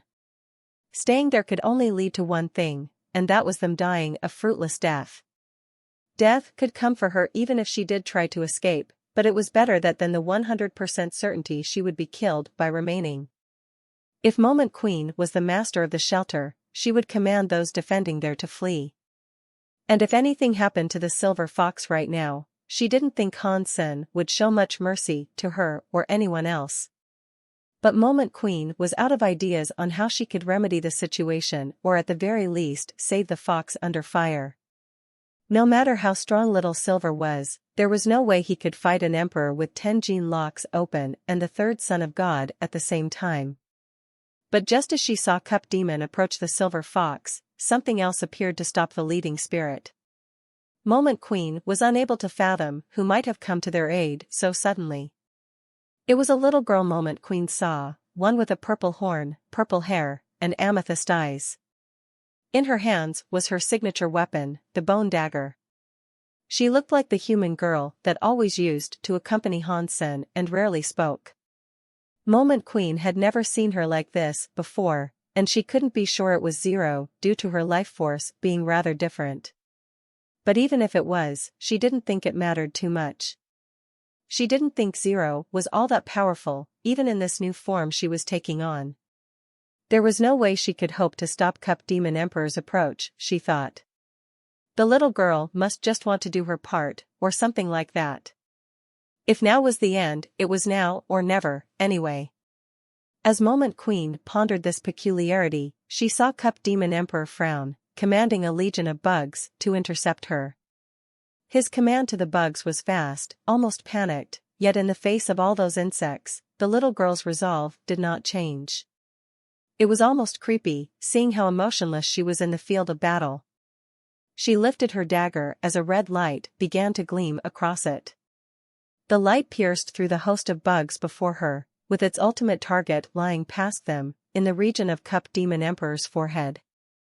Cup Demon Emperor evaded the red light that came for him, but somehow he hadn't. It was perplexing for Moment Queen herself to see. She had seen the spirit dodge, but somehow, the red light had still gotten him. The mantra that said the falsified sky power never missed was as accurate as ever. No way. Moment Queen was audibly amazed by what she saw. Never in her wildest dreams could she expect or even believe what her very own eyes were telling her. The quiet little girl that followed Hansen around was able to one-hit kill an emperor such as that. With one blink can you'll miss it hit, Cup Demon Emperor's lid had been peeled. Pang! Cup Demon Emperor exploded before everyone, which led to all the bugs vanishing with him. Not long after, though, another crowd of bugs appeared. And out of that crowd came Cup Demon Emperor once more. You are strong, but you cannot kill me. The newborn Cup Demon summoned a host of bugs once more. This time, he watched her dagger closely. He hadn't been sure of what killed him earlier, so now he wanted to see. Zero's expressionless face looked as unconcerned as ever, and so she simply raised the dagger up and lobbed it towards him. Gold General accepted the order and flashed with a gold light, ready to finish off Xie King. Pang! Pang! Pang! Gold General punched Xie King a few times, breaking most of the bones in his body. Xie King could no longer stand, as he had been damaged too much. He wanted to stand and fight for the security of the shelter, but he was bleeding profusely and the lights in his eyes were starting to dim. Gold General jumped up, ready to land his feet on Xie King's head and break it open like a piñata. Unable to dodge or do anything to repel this foe, Xie King just watched the feet descend. A big white sphere appeared before Xie King's eyes. The feet of his nemesis were continuing their descent, but they came into contact with the orb which plushily pushed down on Xie King's face to cushion the blow. He was still alive. Gold General raised his legs once more. Even if a ball-like cushion had come to soften the blow, he thought it curious how it had not been broken by his supercharged curb stomp. After lifting up his leg, the squishy white thing returned to its spherical shape as if it had not been harmed in the slightest. The orb then began to circle around Xie King, hoping to protect him from any further hits. Snowball had spent most of his time with Xie King, and they had fought alongside each other under dire circumstances once before. He was worried for his well-being, and despite being a scaredy cat, even Snowball wasn't going to stand idly by while his friend suffered such terrible wrath. Snowball used to find himself getting bullied in the shelter when he first came into Hansen's care. After befriending Xie King, though, this negative treatment stopped. And ever since then, it was only Bauer who took the occasional time out to exercise her frustrations and bully Snowball.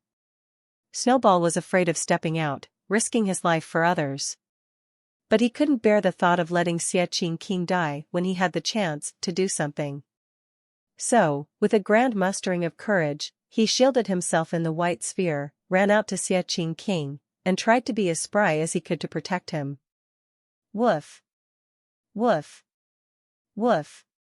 The furry creature's fear was greater than ever now that he was in harm's way, but he still jovially barked at Xie King to let him know that he was there, and in delight at knowing that his initial rescue had been a success. But Xie King was injured too badly to respond, and he couldn't stand up either. Gold General looked at the white orb with much disdain and tried to curb stomp Xie King again. Snowball quickly dashed beneath where the foot was to land and blocked the attempt. The ball was pushed down a great deal, but it did not break. Gold General did this many times, and he tried stomping the white sphere multiple times in a row. As much as he was surprised, he was frustrated at his inability to break the white orb that taunted him. Again and again, he stomped on the white sphere like a raving lunatic. But still, the orb held strong. Gold General then tried something else, and he pulled out a golden spike from beneath his gauntlets. It was like a terrifying cocktail stick. As if he was going to fiercely pop a balloon, he leaped towards the white ball and drove the spike into it like a stake would be driven into the heart of an incapacitated vampire before it woke. The sphere was flattened, but not to the point it could pop just yet. Acknowledging the need for more strength, Gold General pushed down harder on the orb. Like a mist of chalk, white dust began to clog the immediate vicinity as Gold General continued to press his sharp golden prod into Snowball's snowball. After an extra loud pang sound, the orb popped open to reveal the furry little critter that had been pestering Gold General. It came rolling out the orb roughly. Gold General kicked Snowball away, as if he was simple vermin that was no longer worth his time. The kick was a rough one, though. Snowball was sent coursing through a number of concrete walls before coming to a stop, shivering on the precipice of death. The Holy Rhino immediately applied a heal on the creature, but it'd take a while for it to get back on its feet. And a restoration of its courage was another matter entirely. Gold General now walked over to the Holy Rhino and tried to kill it, as it had initially sought to do. Stop! A voice sounded from directly behind the general. Gold General turned to see the bloodied, broken-bodied Xie King standing there. His eyes gleamed with silver, wanting to make one last effort before submitting to the cold embrace of death. Yes. Gold General threw a punch towards Xie King's head, in one last bid to destroy the noggin he so much loathed. Xie King was trembling with the last bit of power he wished to exhaust on his foe. He also knew there'd be no turning back now, as an attempt to dodge or block the attack would be futile.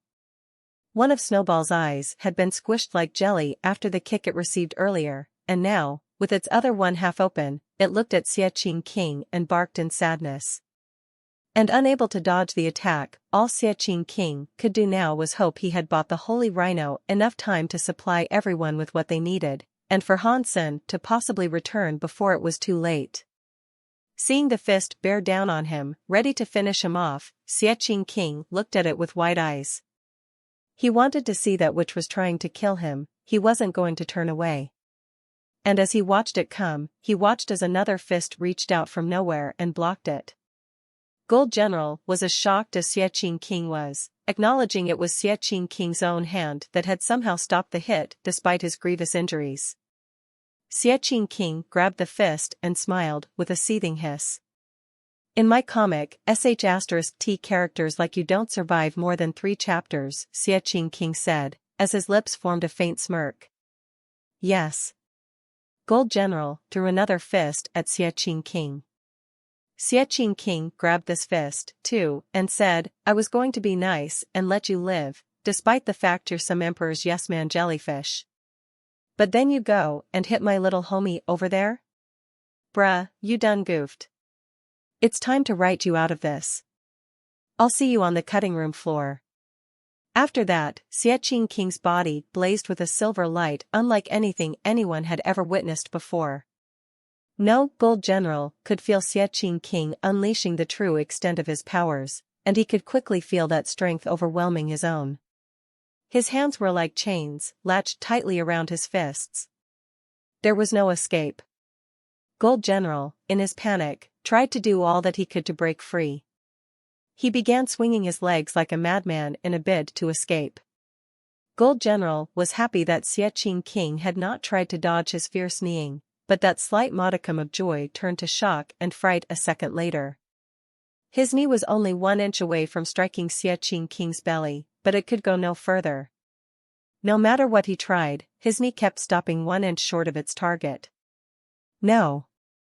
Gold General was terrified. Loss was something he rarely felt, and more than anything right now, all he wanted to do was leave. He wanted to leave, but Seachin King's grasp was too tight and forbade him from doing so. No. Gold General could not repel the power, and he was dragged closer and closer into the silver sun before him. Boom! Gold General was pulled into the silver star, resulting in a devastating explosion that turned the entire sky silver. Arg! Gold General let out one last scream of agony. A second later, it was cut short.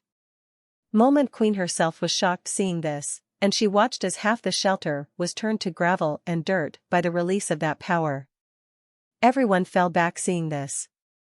A giant crater was all that remained where that power had been unleashed, and at its center stood Seachin King. And that was all. Next, Seachin King pulled out a cigar and lit it. With a deep inhale and a puff of outward smoke, he said, "Oh, I know what the ladies like. And to all you who seek to push their luck like the Golden Dong did? Listen up, because you don't get to fight the author and expect to win, boys and girls." Seachin King gave Snowball a thumbs up. Snowball came crawling out of the rubble, wishing to give a reply. But then, he saw Seachin King suddenly collapse as a stream of silver blood began to pour out of him. Moment Queen was overjoyed for a short while. She had not expected Seachin King would be able to actually open 10 gene locks and defeat Gold General. But whether or not he'd live to see another day had yet to be determined. He had exhausted far too much strength and energy in unleashing that devastating hit, and it had left him on death's door. At the very least, he had helped turn the tides on the enemy and give them a hope of pulling through to emerge victorious. If that little girl can drive the final few nails into Demon Cup Emperor's coffin, we might just pull through this, Moment Queen thought to herself, as she looked on Zero with hopeful eyes. Cup Demon Emperor had been killed by the bone dagger again, but just like last time, he had been brought to life out of another bug. He had been killed 4 times by now, but no matter what Zero did, he kept coming back a few seconds later. It was as if a bug took on his appearance, life force, and everything about him. They behaved like him and even made use of his powers to the same strength and extent. Moment Queen watched the bugs intently whenever she could. There had to be something she could learn through observation, a trick or a puzzle she could decipher, which could lead to a solution they could employ in taking out Cup Demon Emperor for good. The bugs that turned into Cup Demon Emperor did not look all that special compared to the several others that were buzzing around. It seemed to her as if any random bug of his could serve as a reanimation host. What is this power he wields? Gah! We need information if we are to solve this conundrum. Moment Queen racked her mind for a possible solution. She watched the proceedings for a while, but she was unable to learn anything. If Serpent Throne was with them, things would be considerably easier, she believed. Moment Queen wondered where it was, and recalled it was currently in Thunderhell Shelter. Even if it was to come over and aid in the battle, it would take a good long while to arrive. There was a great distance separating this shelter from the others. Cup Demon Emperor frowned, seeing his beloved Gold General be killed. For a berserk super creature like that to be killed by a spirit that had just opened 10 gene locks, he thought it was humiliating. I need to hurry up and end all these vermin, Cup Demon Emperor said to himself, as his eyes flashed with an ominous thunder. Suddenly, countless bugs appeared, each of them turning into a carbon copy of Cup Demon Emperor. They all flew forward in a swarm to put an end to the girl that had caused him so much strife. Moment Queen's face turned grim when she saw this. She thought he could only copy himself once. But all of a sudden, there were now 6 Cup Demon Emperors coming for the girl. With the real one, that made 7. She observed each of them, noting how they were all as powerful as each other, all as powerful as the real Cup Demon Emperor. Moment Queen was worried, thinking the girl might end up getting killed. The girl had defied her expectations, but what she was faced with now was far greater than anything that had come before. But with events concerning Zero, a defiance of expectations was a common occurrence. Moment Queen almost had her socks blown off when she saw Zero slay each and every copy of Cup Demon Emperor with ease. It truly was as if she was swatting a bunch of bothersome flies. Every time she attacked, there'd be 1 Cup Demon Emperor less to deal with. But when these Cup Demon Emperor copies died, more and more were summoned to take their places. Moment Queen was flabbergasted. Even when she was at her strongest, at peak performance before her fall from grace, not even she had achieved such wild amounts of power. Although the girl could not kill Cup Demon Emperor entirely, she had easily exerted what was necessary to do so many times over. And she had greatly suppressed Cup Demon Emperor and his plans by killing him over and over, not letting him go free to deal with other matters on the battlefield. So, how do we kill him once and for all? Moment Queen was still searching for the answer.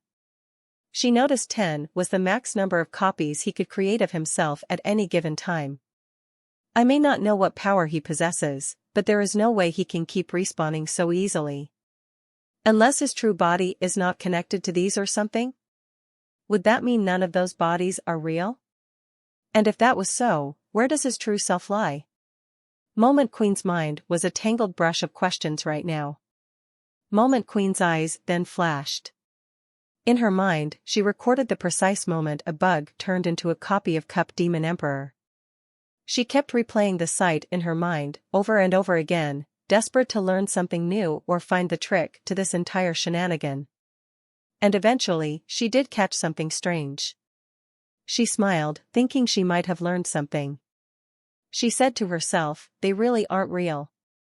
They're little more than doppelgangers. Moment Queen was not entirely correct.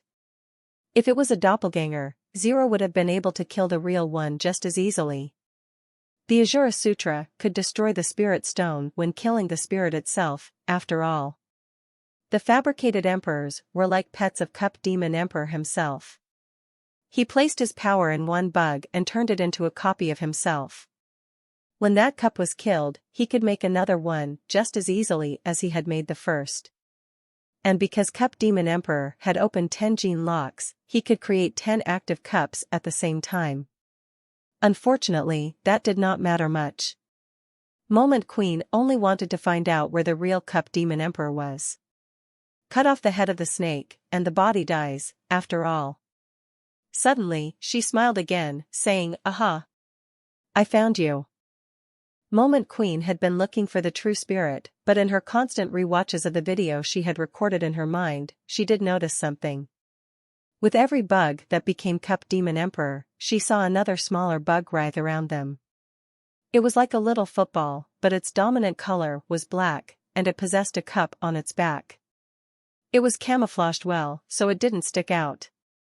That was why spotting it had been so difficult and it had taken so long, but whenever a bug became a cup, that little one was around it. Unfortunately, finding it was difficult, and she didn't think she could keep an eye on it alone. Before the bugs became copies of Cup Demon Emperor, the little bug that possessed a cup on its back was similar to a chimney that was emitting black smoke. It disappeared quickly, and then, the bugs that were around it would become those copies of Cup Demon Emperor. That must be it. Moment Queen watched it intently now, with her own two eyes. She was able to spot it every now and again, emitting the black smoke like a puff of perfume. And then, when this occurred, she'd see the big bugs in its vicinity transform and take on the shape of Cup Demon Emperor. She didn't take action just yet, though. It'd be impossible for her to walk up and kill it, considering how agile it was. She knew she should take her time and not be so hasty. Seeing the little girl do her thing, Moment Queen decided to teleport next to her. Then, over the fraction of a second, she went elsewhere right past her. But just before she did this, her lips swiftly moved to speak and provide Zero the intel she sought to impart. With how quickly she was going, any onlookers would only see Moment Queen hurriedly speed right past her. The bug knight Moment Queen was still dealing with eventually caught up to her, spitting out silk in an attempt to trap her. Moment Queen evaded everything it tried to do effortlessly, and unbeknownst to her opponent, she was still secretly keeping an eye on the little girl and her own dilemma. But more importantly, she was keeping track of where the black bug with a cup on its back was scurrying to. Suddenly, Moment Queen teleported to the black bug and used her Geno sword to stab it. Dong! Moment Queen was incredibly fast, and before the eyes of the opponent, it was as if she had vanished into thin air. Unfortunately, her sword was unable to pierce the shell of the little bug. And while that was dismaying, it was enough. That was because she had left an ugly white mark across the carapace, which worked against its black camouflage. The bug was maddened by what she had tried to do, though. Like the exhaust of a Humvee or the flue of an upset volcano, it began emitting its black smoke everywhere. Moment Queen quickly dashed away from the smoke, not wanting to hang around and find out what effects it might have on her. But the bug wasn't keen to let her transgression slide. With great anger, it made the decision to chase after Moment Queen, but it was all too late. A bone dagger had pinned it in its place. The bug squealed and squirmed for a couple of seconds, before exploding into a thick, soupy, red haze. When the bug died, all the Cup Demon Emperor copies went with it. They all went up in a puff of smoke. And then, in tandem, the enemies that had come to the shelter sought to flee the battle. In great terror and fright, the host that had come to conquer the shelter began running away in every direction they could. Moment Queen immediately started killing them as they went, and picked off any stragglers she could. In Cup Demon's shelter, there was a robed spirit staring at a can. Inside the can were 3 black bugs with cups on their backs. The heir of Godslayer Luo has revealed himself. My Cup Demon has died, send word. I am sure the emperors of this realm will relish the opportunity to aid me. The spirit smiled. And then, many black bugs began to fly out from underneath his fingers. In Moving Star's shelter, Snowball and Xie King clutched each other tightly as they were electrocuted back to full health. They were the ones who had been injured the most, and the Silver Fox was keen, almost too keen, to help them recover. I'm groovy. I'm fit as a fiddle. Xie King pleaded, beneath the brutality of the electricity he was being forced to endure. Unheeding, the Silver Fox continued shocking them both back to full health. Woof! Snowball said, in a half-squeal. Moment Queen performed a quick head count and noted not many had died, primarily through the healing distributed by the Holy Rhino and the Silver Fox. Unfortunately, the shelter itself was in wild disarray. There was little of it left following the carnage. They had managed to kill 7 creatures all in all, but the strongest of them had been vaporized by Xie King. There was not a trace of its body left to be found. The black-haired Lady Zero was busy preparing food, as everyone regained some happiness in the jovial mood brought on by victory. Moment Queen stared at the girl for a while, thinking about how much she admired her. She knew the girl was the purple-haired lady. Even Dry Bone King looked at her with admiration. They were all shocked by Zero's performance that day, and how after all the time they had spent together, they had not known the full extent of what she could do. She wasn't just the near-mute cook Hansen kept as a companion. There was something special about her, that was for sure. Across the third god's sanctuary, black bugs were individually being sent to Emperor's shelters. "Goo Demon, what are you up to?" an emperor asked, while looking at the bug. The bug then displayed a video of Zero fighting 10 cup demon emperors, all at once. "Godslayer Luo," the emperor said, as he stared at Zero with a sudden feeling of contempt. "The heir of Godslayer Luo has come. I would like to see the true extent of his power. The time for revenge has come." Across all the emperor's shelters, their rulers all looked to be in shock. It took Hansen 4 days to return to Moving Star Shelter. By the time he got back, the fight was already over and the crisis had been averted, or at the very least met head-on during his absence and resolved in a massive battle he had missed out on. When Hansen returned, though, he wasn't exactly delighted at the results. Before him lay the ruins and remnants of what was once a glorious and immaculately conceived and constructed shelter. And in the midst of the ruins was Xie King, who seemed to be enjoying a nice, cold beer. Still, he was glad the place had been saved and his companions had pulled through. "Good job." Hansen gave him a high five.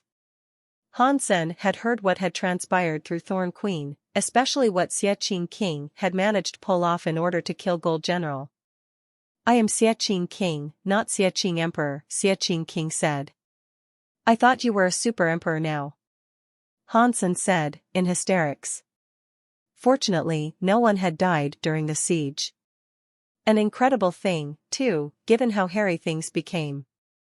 Having the Silver Fox and the Holy Rhino around to heal was a brilliant thing, and they had both proven themselves to be invaluable assets to the composition of Hansen's primary force, despite Xie King's personal feelings towards Little Silver's shock therapy treatment.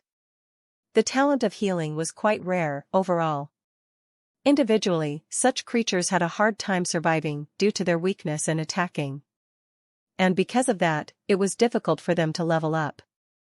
9 gene-lock creatures like the Holy Rhino were an extremely rare find, and it was no wonder its original owner had gone to such lengths to procure it. Saint Fan himself made sure to use the Holy Rhino a lot, too, and it had proven a great asset for him, before his death. Hansen, Thorn Queen, and Xie King were having a merry chat when Moment Queen exited the spirit hall, heading in their direction. Moment Queen didn't seem like her usual self, though. In fact, she was looking quite grim. It prompted the interest and concern of those talking. "Can someone tell me who Godslayer Luo is?" Moment Queen asked. Moment Queen was in the second god's sanctuary when Godslayer Luo was in the third, so it wasn't too surprising to learn she did not know much about him. "A human elite, why? What's wrong?" Hansen thought her asking such a question was strange. Something was amiss. Moment Queen pointed at Zero and said, "I just returned from the spirit base. All the spirits there are saying she is the heir of this Godslayer Luo guy, and that they're all planning to kill her as revenge or something." Define the all that is planning to kill her. Hansen knew this was going to happen, one way or another. Spirits were quite vengeful creatures, but none had yet learned he was the true heir to Godslayer Luo. He didn't expect this to become an issue this far down the line, though, prompted by a misunderstanding. Still, he wasn't too afraid. Hansen was an incredibly mighty person now, and he'd do whatever it took to protect Zero, provided she even needed protection, the wild and wonderful thing she was. Moment Queen went ahead to say, all the spirits want to kill Zero. They know we are in her company.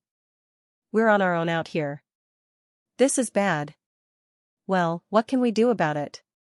We're not feeding Zero to the dogs, if that's what your poisonous heart is contemplating, Hansen mused. Moment Queen suggested, we go into hiding. We go underground, like, literally. We give this dump up for now. Go to the underground shelter, have a nice cold pint, and wait for all this to blow over.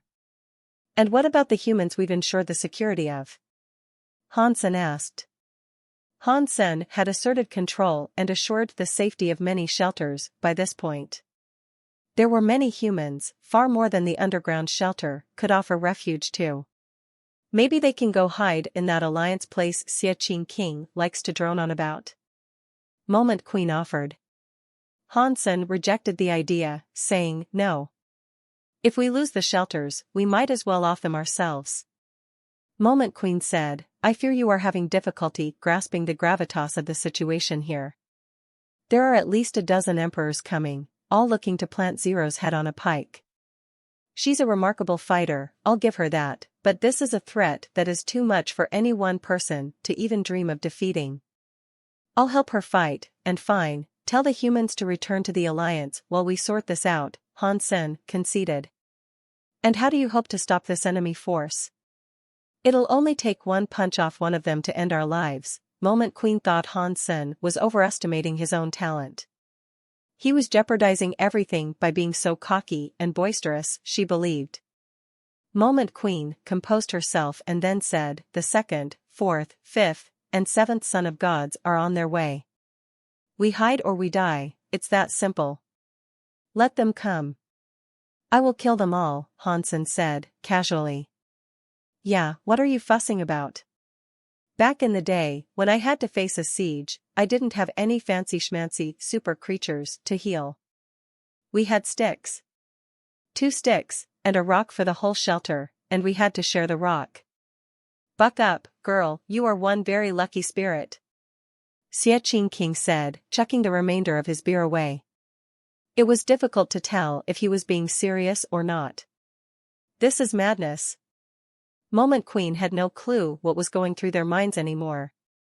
Madness? This is the 3rd god sanctuary. Have some god *gammon faith, Moment Queen. I have a plan. So, for now, go and tell humans to return to the Alliance. Things are going to heat up, of course, but we've weathered worse storms than this. They will not crush us, Hansen said. Moment Queen was unable to convince them to change their course of action, so she ended up having no choice but to abide by their decision. She notified the other shelters as she was told to. Hansen then got deep into planning out how he was going to defeat what was coming and turn the tides in his favor. He wanted to take over the entire sanctuary, anyway. Hansen had opened 10 gene locks with jade skin, and with Little Angel by his side, slaying emperors should prove no problem, he thought. With Zero and the Silver Fox's help, he wagered he'd be able to take on 30 emperors without even breaking a sweat. Thorn Queen came to Hansen in a bit of a rush, and then she presented the snake egg. There were cracks running along the shell, suggesting it was about to hatch. Not long after, it all came apart as a red-scaled dragon emerged, saying, "Oh yeah. I'm back." Hansen smiled and said, "Well, you just remember to keep your end of this bargain. We made a deal, remember?" "Of course. 100 years is nothing. You are too kind." Dragon King was starting to talk more like a human now. "Well, now that I know you're on my side, I have a problem you might be able to help me with." Hansen went on to tell Dragon King about the coming siege Moment Queen had reported. "Are you saying the entire 3rd god sanctuary is against us? And who is Godslayer Luo, anyway?" Dragon King asked, with widened eyes. "He was a human who slaughtered a bunch of spirits in this place," Hansen explained succinctly. "Are you sure? How could he have triggered the ire of so many emperors if all he did was go about killing and conquering, very much like what you have done?" Dragon King thought it was quite strange. Hansen admitted, I don't know the full story behind it, I'll be honest. But to make so many spirits and emperors hate him, he must have done something far worse than kill a bunch of pompous spirits. This is unusual, I'll confess. This, Dragon King did not believe he was hearing the truth. That wasn't to say he believed Hansen was lying, mind. Hansen then slowly started to say, I have heard that Godslayer Luo wields the power of Azura. Pa. Don't feed me that cowpat. I'm the only person in existence who knows the true power of Azura, Dragon King said, with confidence. Isn't it the Azura Sutra? And you're the sole one? How can you know, but not the other generals? Hansen asked. The Azura Sutra is, Dragon King's talk suddenly trailed off. When he resumed his speech, he said, How dare you? Stop trying to trick me into telling you. This Godslayer chap couldn't have the power of Azura, because he isn't Azura. The Azura Sutra isn't even that good. Zero learned it, and all she did was go a little hyper and kill a spirit. That's what has prompted all the other emperors to take up arms and go after her. It's a little too much of a coincidence, though, don't you think? Hansen explained further. But humans are unable to learn the Azura Sutra, Dragon King said, resolutely. Hansen then went to find Zero and bring her before Dragon King so she could demonstrate the Azura powers she could wield. Impossible. Impossible. Impossible. Impossible. Impossible. How are humans able to practice the Azura Sutra? Impossible. Impossible. Impossible, Dragon King repeated, as if the shock had thrown him into a daze. Godslayer Luo's falsified Sky Sutra is practically the same as the Azura Sutra, Hansen told him. You're talking crap. Dragon King refused to believe what he was hearing. Hansen smiled and said, I have a blood relation with Godslayer Luo, I am the true heir. It isn't Zero. And I have read the falsified Sky Sutra and I can confirm, 100%, they are one and the same. Dragon King didn't even say anything in response to this claim.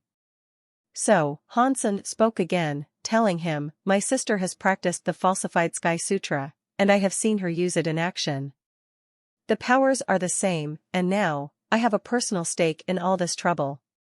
The last thing I want, when she comes here to the third god's sanctuary, is for her to suffer what I am about to go through. I don't want emperors looking to bully her because of a skill she possesses. Dragon King appeared to be conflicted, but shock was the prevailing emotion. And he was feeling so much shock, he could hardly speak. Hansen went on to say, in the Alliance, there is another race of beings. They aren't human, and they are whom we call Shura. The falsified Sky Sutra was retrieved from a tomb belonging to one of their perished kings. Dragon King finally responded, and he asked, What do they look like? These, Shura? Hansen described their appearance, and Dragon King's face distorted. Can you tell me if there is a relation between the Shura and this stuff? Hansen asked. Dragon King told Hansen, I don't know why If you don't help me find a solution to this problem of ours, it's us versus the rest of the sanctuary. We're both in the same boat here, Hansen said. Dragon King nibbled his lips before talking again. Okay, tell me what you want to know. Personally, I don't think anything I tell you will be of any service, but if peace of mind is enough, then I am here for your elucidation. Tell me what you can, then, Hansen said. Dragon King sighed and said, Fine. Even if didn't tell you, the truth would have to come out eventually. Dragon King went quiet for a while, as if he was composing what he was about to say.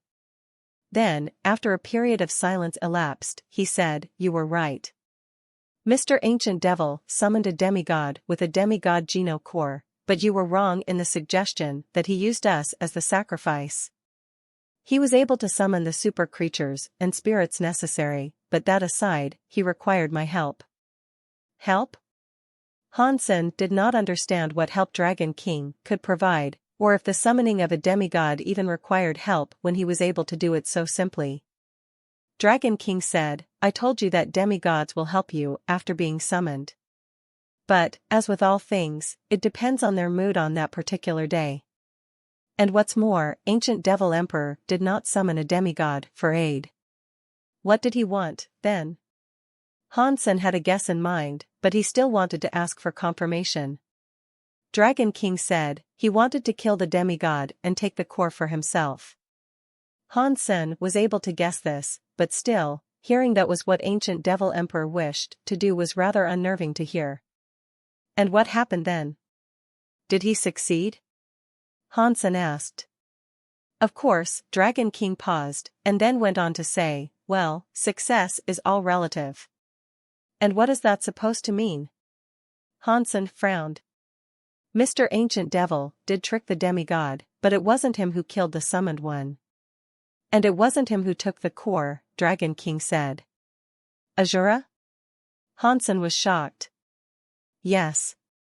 He killed the demigod and took the demigod Geno core. That was what formed the basis of the betrayal incident you have long pestered me about.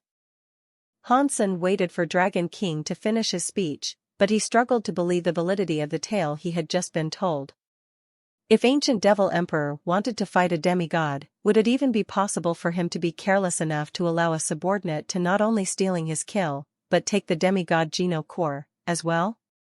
And if Azura was able to get away with doing so, on the circumstance of what could be considered dumb luck, how could he have been strong enough to turn against Ancient Devil Emperor, so much so that it influenced others to betray their supposed leader, too?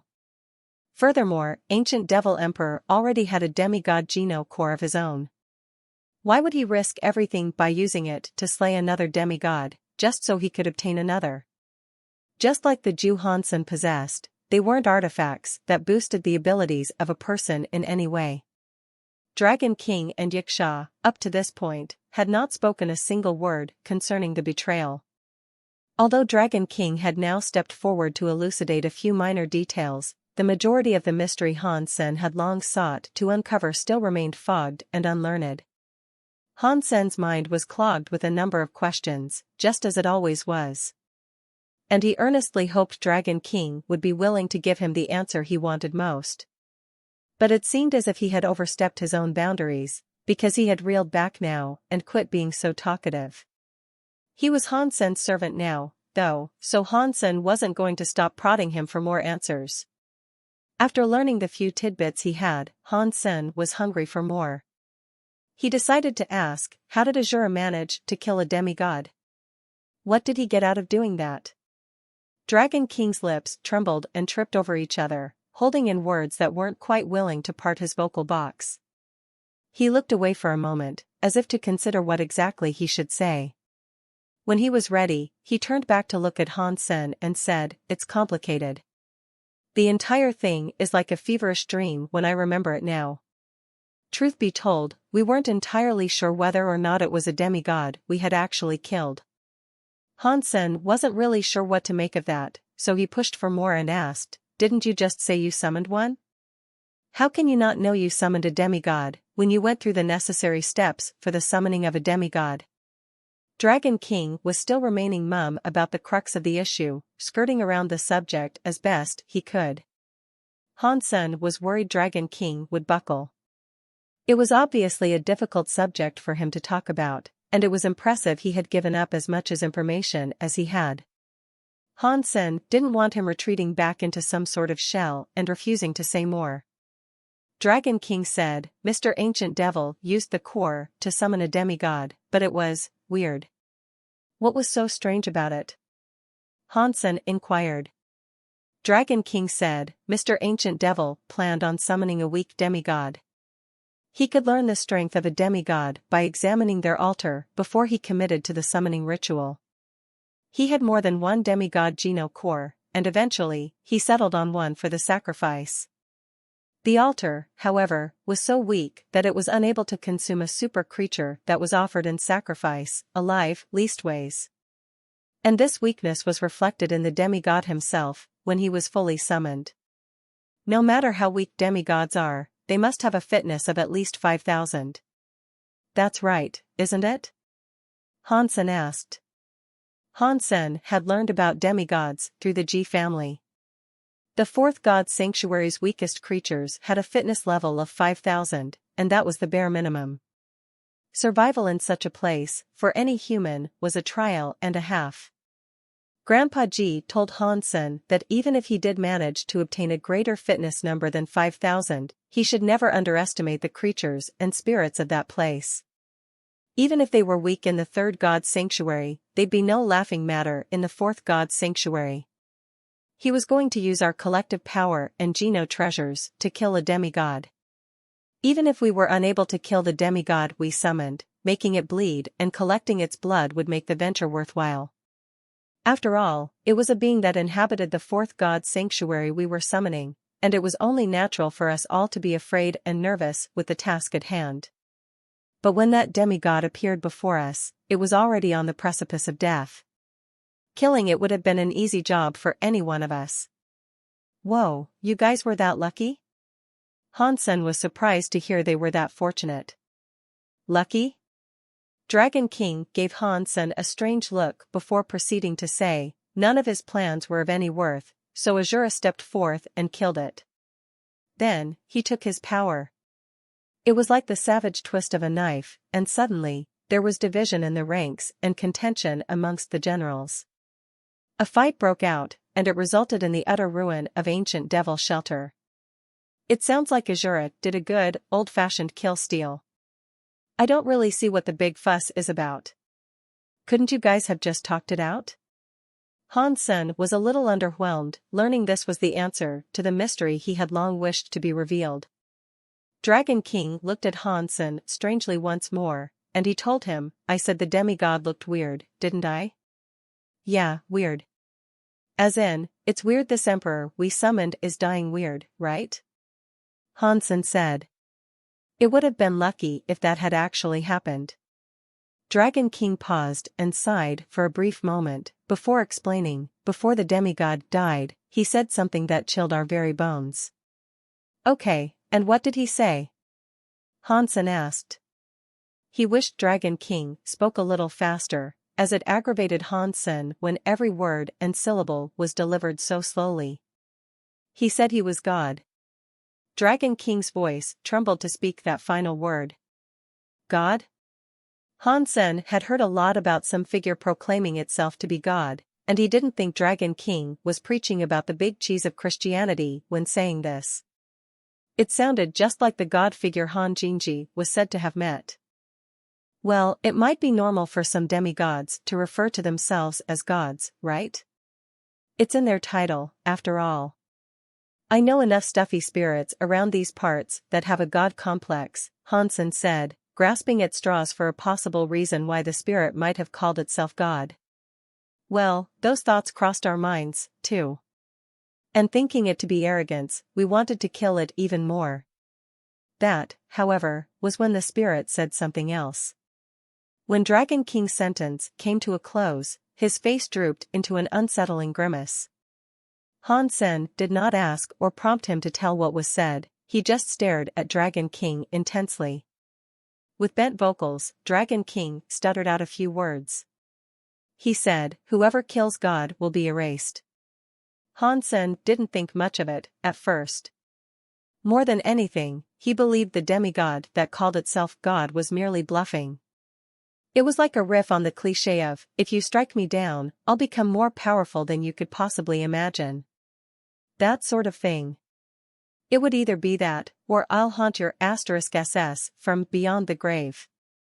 Dragon King went on to elaborate, given the awkward silence that followed what he had just spoken. He said, again, we didn't care much for what the demigod said. Azura had heard enough of the pompous spirit he believed it to be, and with great anger, he struck it down. This, of course, was to the grand and terrible displeasure of Mr. Ancient Devil. Me and Azura were tight. We were very good friends. That being said, I knew where my allegiances lay, and I did not want to betray Mr. Ancient Devil. The others, for whatever reasons compelled them, did not. They were with Azura and immediately started fighting. Azura was the strongest out of us all, though. After he killed the demigod, that might and power were only amplified. Those who followed him believed Azure would win. And as spirits often do, they gravitated towards the strongest amongst them, which was likely to be him. If Mr. Ancient Devil was going to lose, of course the generals would want to support the master that took his place. But that did not come to pass, and shortly after the transgression, he disappeared.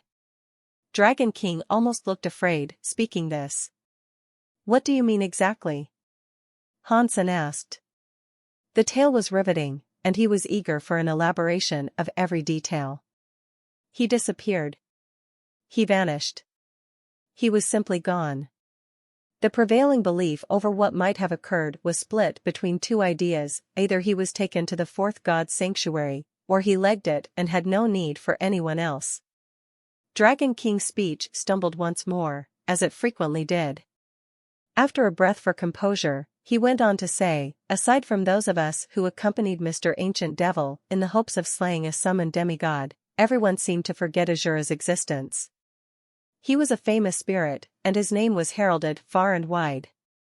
But after those events, it was like he had been forgotten about. Everyone forgot who he was. Even spirits who had known him for 100,000 years forgot the name Azure. Neither his creatures nor his heirs recalled who he was. It was just as that frightening spirit had said, before its death. He who killed him would be completely erased. The only ones who remembered him were the generals that were there with him, but even that was only for a brief while. Even they soon forgot. Dragon King looked visibly afraid as he told this story, and he leaned closer to tell Hansen. Before Azure left, though, he made me swear not to tell anyone what had transpired that day. He also wrote down the sutra on my scale. He told me to look after the people who practiced that power, and while I initially believed him to be talking about his kids, I later learned none of them had practiced his powers. I tried looking for Azure for a long time after, but over time, the notoriety of our band began to fade, too. Even we were forgotten about, Mr. Ancient Devil included. We faded to legend, and then to myth, and then to nothing. The only difference was, we remained here, Dragon King explained. Hansen was shocked, hearing all this. He told him maybe Azure was taken to the Alliance, and the Shura are his descendants. And maybe that's why they cannot enter the sanctuaries. It all adds up. If the story was true, Hansen firmly believed that to be the most logical reason. The pieces seemed to fit. Dragon King said, "You could be right. And if you have Shura blood, you can practice the Azure Sutra. I've stewed in the memory of this strange affair for far too long, and I think it's time I myself received some answers." Hansen knew Dragon King had told him everything he could, and there was little more he knew. His mention of the Shura blood was curious, but it had thinned and become so light, the relation was practically non-existent. The one with the true blood relation was the Luo family who followed the Shura. Maybe I'll need to enter that Shura tomb myself and do a little archaeology if I'm to search for definitive answers. In retrospect, it's almost a shame I did not associate myself a little more with the Luo family. Given my history and spats with them, I doubt they'd let me take a peek in their big book of secrets now. Hansen's mind wandered down the various avenues of how he might learn even more. Hansen told Dragon King more about the Shura and the falsified Sky Sutra, after that. Judging from what he was told, Dragon King started to believe Azure must have indeed gone to the Alliance. But in regards to how that had even happened, he had no clue. Perhaps he broke through the dimension, but if that was what had happened, Azure would have found himself in the fourth god's sanctuary, instead. The demigod they had killed most certainly had some strange powers. I wonder, is Azure still alive? Hansen asked himself, fancying an encounter with him one day. He'd have much to ask. If his spirit stone had not broken, he should still be alive. Provided the rules for spirits still applied, even when they were outside the sanctuaries. If Ancient Devil Emperor killed a demigod, what would he gain from obtaining a core and its blood?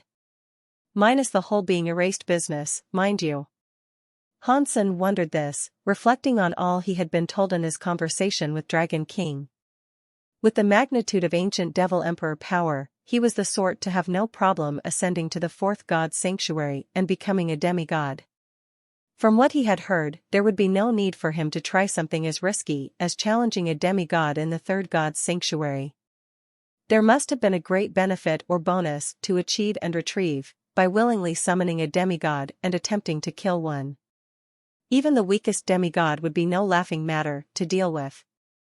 What transpired after Azura killed the demigod went completely against what anyone imagined might happen. Even ancient devil emperor must not have expected the results, and so that was a catalyst for Hansen asking this. Dragon King answered, saying, "Mr. Ancient Devil said spirits and creatures, and now humans I guess, could only open 10 gene locks. If you became a demigod, you were unable to open any more." He must have opened 10 of them, yes? Hansen asked.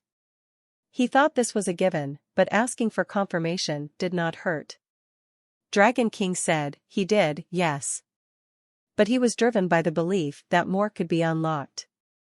There is an 11th gene lock? Hansen asked. Not quite. There is another gene lock, but it isn't one of simple progression. It operates on a slightly different spectrum, Dragon King said. Okay, and what's the difference? This was the first Hansen was hearing about such a thing, and he was keen to learn more. Admittedly, I'm not entirely sure. Mr. Ancient Devil didn't tell us much about it, but other emperors pursued the opening of this gene lock, too. Dragon King continued, saying, Mr. Ancient Devil strived tirelessly to open it. He worked on it for the longest time, employing various different means and methods. He never was successful. The demigod method was his last resort. Dragon King did not explain what this special gene lock was, so Hansen was still at a loss. Is no god emperor like ancient devil emperor, I wonder? Is he going after this special gene lock? The dude wrecks, and he could totally become a demigod if he wanted to. There has to be something keeping him here, not wanting to ascend just yet. Hansen mulled the oddities surrounding his latest nemesis. Hansen returned to the Alliance shortly after the discussion was over, at the behest of Ji Ruajan, who had given him a call. Hansen picked it up and said, Hey Dad, how's Mom? Ji Yanran's mother had been sick for a while. It wasn't an illness of any life-threatening capacity, but he still thought it polite to ask. Ji Ruajan seemed to not be in the mood for the exchanging of social niceties, and he immediately asked, Did you send all those humans back to the Alliance? If you did, is it true? That depends. What did you hear? Hansen asked. Ji Ruajan explained to Hansen, the spirits believe a child of Godslayer Luo is in one of your shelters, and now they're out for blood. Hansen told him, yes, I sent all the humans back. I'll get this situation ironed out, though, don't worry. And when I've resolved the matter, they can all go back. What are you planning to do? Ji Ruajan asked. Hansen told it to him straight, fight, of course. You really think you can pull a feat such as that off? You've accomplished things not thought possible, so I won't doubt you. But you're certain you can pull this off? Ji Ruajan sounded worried for Hansen's well-being. Yes, I'm certain. Hansen answered Ji Ruajan resolutely, with no room for doubts or second thoughts. Ji Ruajan said, Good. But take care, please. Take a step back and understand the gravitas of this situation, for the entire stake of humanity's advancement in the third god's sanctuary will be in your hands. You shoulder our future there, right now. If you lose, all will be lost. I understand it well, Hansen said. Ji Ruajan then muttered something inaudible before pausing. As if to compose himself, he then cleared his throat and spoke, I said that as a president. As a father, it would pain me greatly to see my daughter be upset. Don't worry, I understand. I'll see this through to the end and come away smiling. You have my word on that, Hansen spoke with the intent to inspire confidence. Hansen went on Skynet next to read the news. Reports of what was going on were everywhere. You'd have to be living beneath a very large rock on some icy asteroid in the distant corners of the galaxy to not know what was happening. Dismayingly, people thought Hansen should quit while he was ahead. They thought he shouldn't stand his ground, and that it would be best to retreat and throw in the towel. The humans who had been sent to the Alliance were all worried for what their future would hold. If their shelters were lost, then they'd be unable to return, and their time in the sanctuaries was over. Many professionals analyzed the situation to the best of their abilities, and the general consensus amongst them was that Hansen should leave, too. Before things went any further, though, Hansen decided to have dinner with Ji Yanran. Throughout the meal, her lips staggered on the precipice of saying something. She clearly had something on her mind, but some phantom force stayed her from speaking. Hansen decided to approach her from behind, knowing what she was feeling. He embraced her from behind and spoke on her behalf. "Do you believe I can do this?" "Yes, but I'm afraid," Ji Yanran said, stroking the arms that caressed her. "I would never do something that would prevent my return to your loving warmth. I will be careful, I promise. I don't want my time with you to end, ever. I might not be the strongest, and things might turn awry, but if they do, I'll run. I'll run right through the teleporter, through that door, and into your arms. You'll see me again." Hansen leaned down to kiss her, and then said, "Plus, I want a son. I can't let myself die just yet." Ji Yanran laughed and said, "I'd rather a daughter, one that is like Bauer. I wouldn't mind a little princess of my own, either. 4 or 5 of them would be ideal, I think. That would sure make for a lively household. Are you sure you don't just want to revel in the exercise of making so many children? Well, that is always fun. Oh, you have some cheek. Ouch." Hansen then returned to the sanctuary. His companions had been on red alert, not wanting to miss the precise moment an approaching enemy could be spotted. This was not the time for sloppiness nor mistakes. A few days later, while Hansen spoke with Xie King, he saw a shadow begin to approach the shelter. It had the intimidating presence of a looming mountain that was set to swallow the earth. Boom! A giant landed atop the rubble of the ruined shelter, forming 2 craters, one for each foot. "Giant God Emperor has come, child of Godslayer Luo, come forth and challenge me." The spirit's voice was unbearably loud and frighteningly deep. When he spoke, his voice boomed, and the reverberations rattled one's chest and shook the land around. "That's one big boi," Hansen muttered, in half-jest. "Hey, BFG, how about you tone it down a little? We aren't deaf," Xie King said, in immediate response. Giant God Emperor brought his head down low to meet them. It was so big, it was like a toppling skyscraper swooping down. "Can it squirt? I'm already breathing gently and speaking quietly. If you can't handle it, shove a baton in both your ears," Giant God Emperor spoke again. Although the words were meant to intimidate, they were really just funny. He was facing Xie King while he spoke, and with each stressed word, spit was fired at Xie King like heavy rainfall. F***CKU. That's disgusting. Stop spitting. Xie King was infuriated by the spittle downpour and sought to throw a punch towards Giant God Emperor. But Xie King was little more than a bothersome fly when standing next to Giant God Emperor.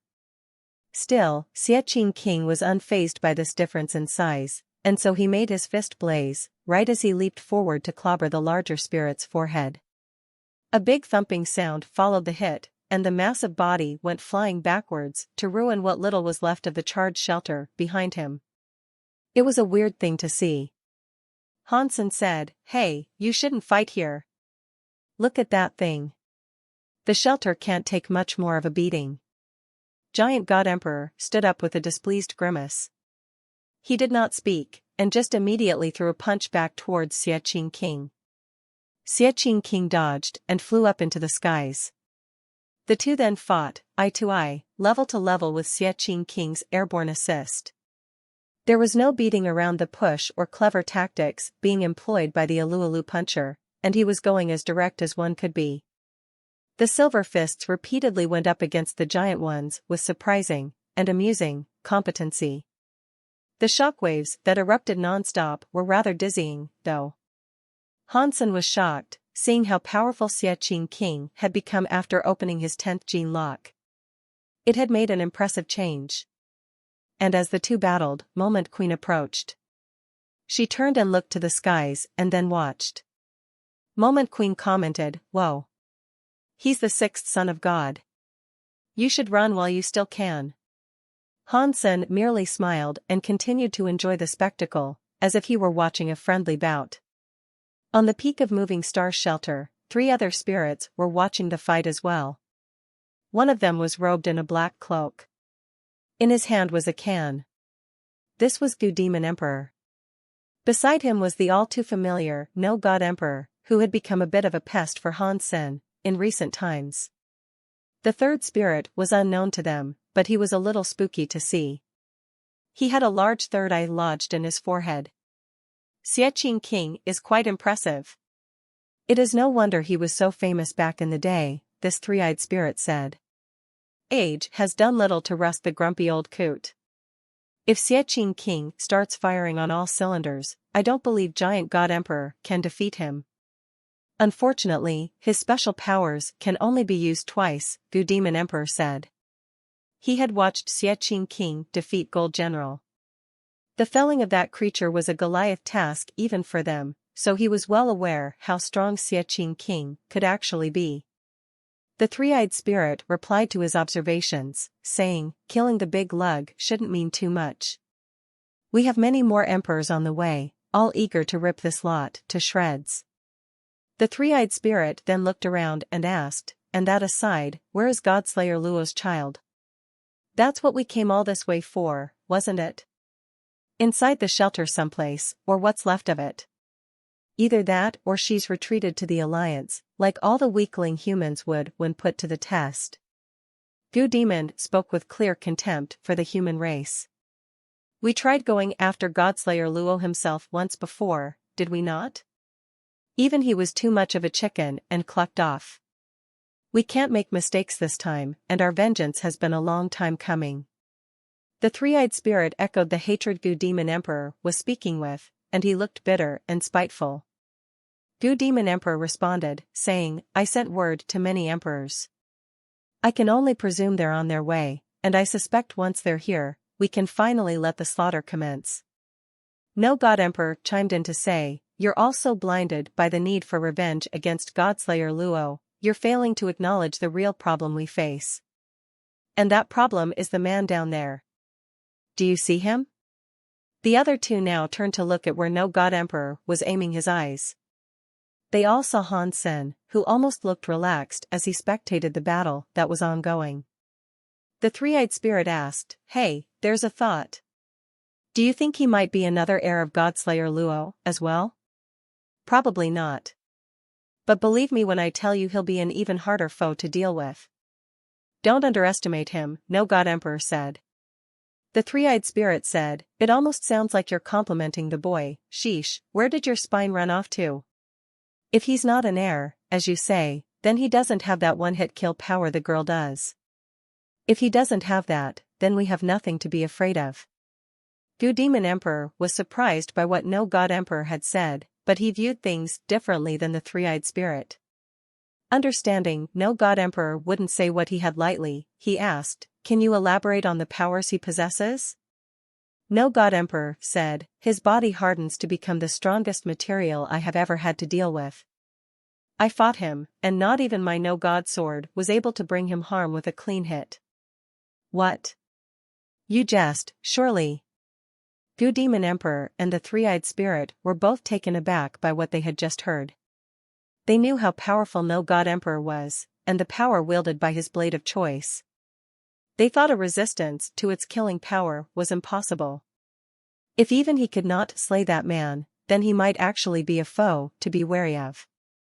The three-eyed spirit's attitude to his warning became more serious, and with a grim look, he offered the suggestion, "I can try to break his body through the use of my own power." Gu Demon Emperor explained on his behalf, saying, "His powers are very effective against physical defenses. No God Emperor then went on to say, his swords wield the powers of time and space, too. I was unable to block his attacks. Hearing this, they were in shock. Such a fierce combination was unheard of, and they viewed the man in a different light. They almost couldn't believe what they were hearing, but they knew no God Emperor all too well. They knew he wouldn't joke or make up a falsehood. The human is that strong? The other two asked, in tandem. The three-eyed spirit observed Hansen closely now, paying more attention to him than anyone else. And as he watched him intently, the young man turned around and smiled. This gave him a shock. He knows we are here, the three-eyed spirit gasped in surprise. Gu Demon Emperor said, never, that should be impossible. We're so very far away, and on top of that, we've hidden our life forces. The three-eyed spirit was still unnerved by the smile he had received, though. He said, well, if he's as tough as no God Emperor has been saying, it wouldn't surprise me if he knew we were here.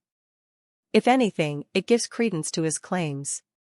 If that's true, we might have a greater problem on our hands than we initially assumed. The three-eyed spirit paused for a moment, then went on to say, Pa, and here I thought we were the problem on their hands. But Godslayer Luo was so strong, and we still forced him to ascend to the fourth God sanctuary. With the combined might and power of ourselves and the Emperor still to come, there is no hope for the heir or the young man to escape death. Is Ruin Emperor here yet? Gu Demon Emperor asked. The three-eyed spirit answered, he set off 2 days ago. Then the fate of this lot is sealed. Each and every one of those people will be brutally murdered when Ruin Emperor arrives. Gu Demon was speaking with a bitter contempt for Hansen and everyone with him. Many other spirits were slowly starting to arrive at the shelter now, all doing so in the belief they were hidden from the awareness of the shelter's occupants. Is that a spirit fighting giant God Emperor? Are you telling me you don't know who Xie Qing King is? Why? Is he supposed to be famous? He was, 100,000 years ago. That's a little before my time, but why would he be helping Godslayer Luo's heir and the others? I don't know. He always was a bit of an oddball. A colorful ship was on its way, sailing across the broad reaches of the nearby sea to its ultimate destination. 2 ladies were engaged in chit-chat, and their names were Flower Empress and Heavenly Empress. They weren't the shipmasters, however. The captain was currently helming the vessel. Another emperor was on its way to the shelter, soaring not too far above that same blue. This spirit was riding atop a dragon, and as it went, an abundance of frightening sea creatures followed in its wake. All these creatures arrived near the shelter and remained in hiding. Nothing was escaping Hansen's notice, though. He knew every single thing that was coming to his shelter, and despite that, he was not afraid. Snowball appeared to have just as much knowledge as Hansen did, but its reaction was slightly different. Shivering in fear, it was cowering behind Bauer's back. Although the creature resembled a dog, it was a scaredy cat, more than anything. It was allergic to the mere concept of danger. Perhaps it was a glutton for punishment, but being with Bauer made it feel a touch safer. Despite her frequent bullying, there was something about her presence that made it feel better. Baby Ghost was not looking too good either.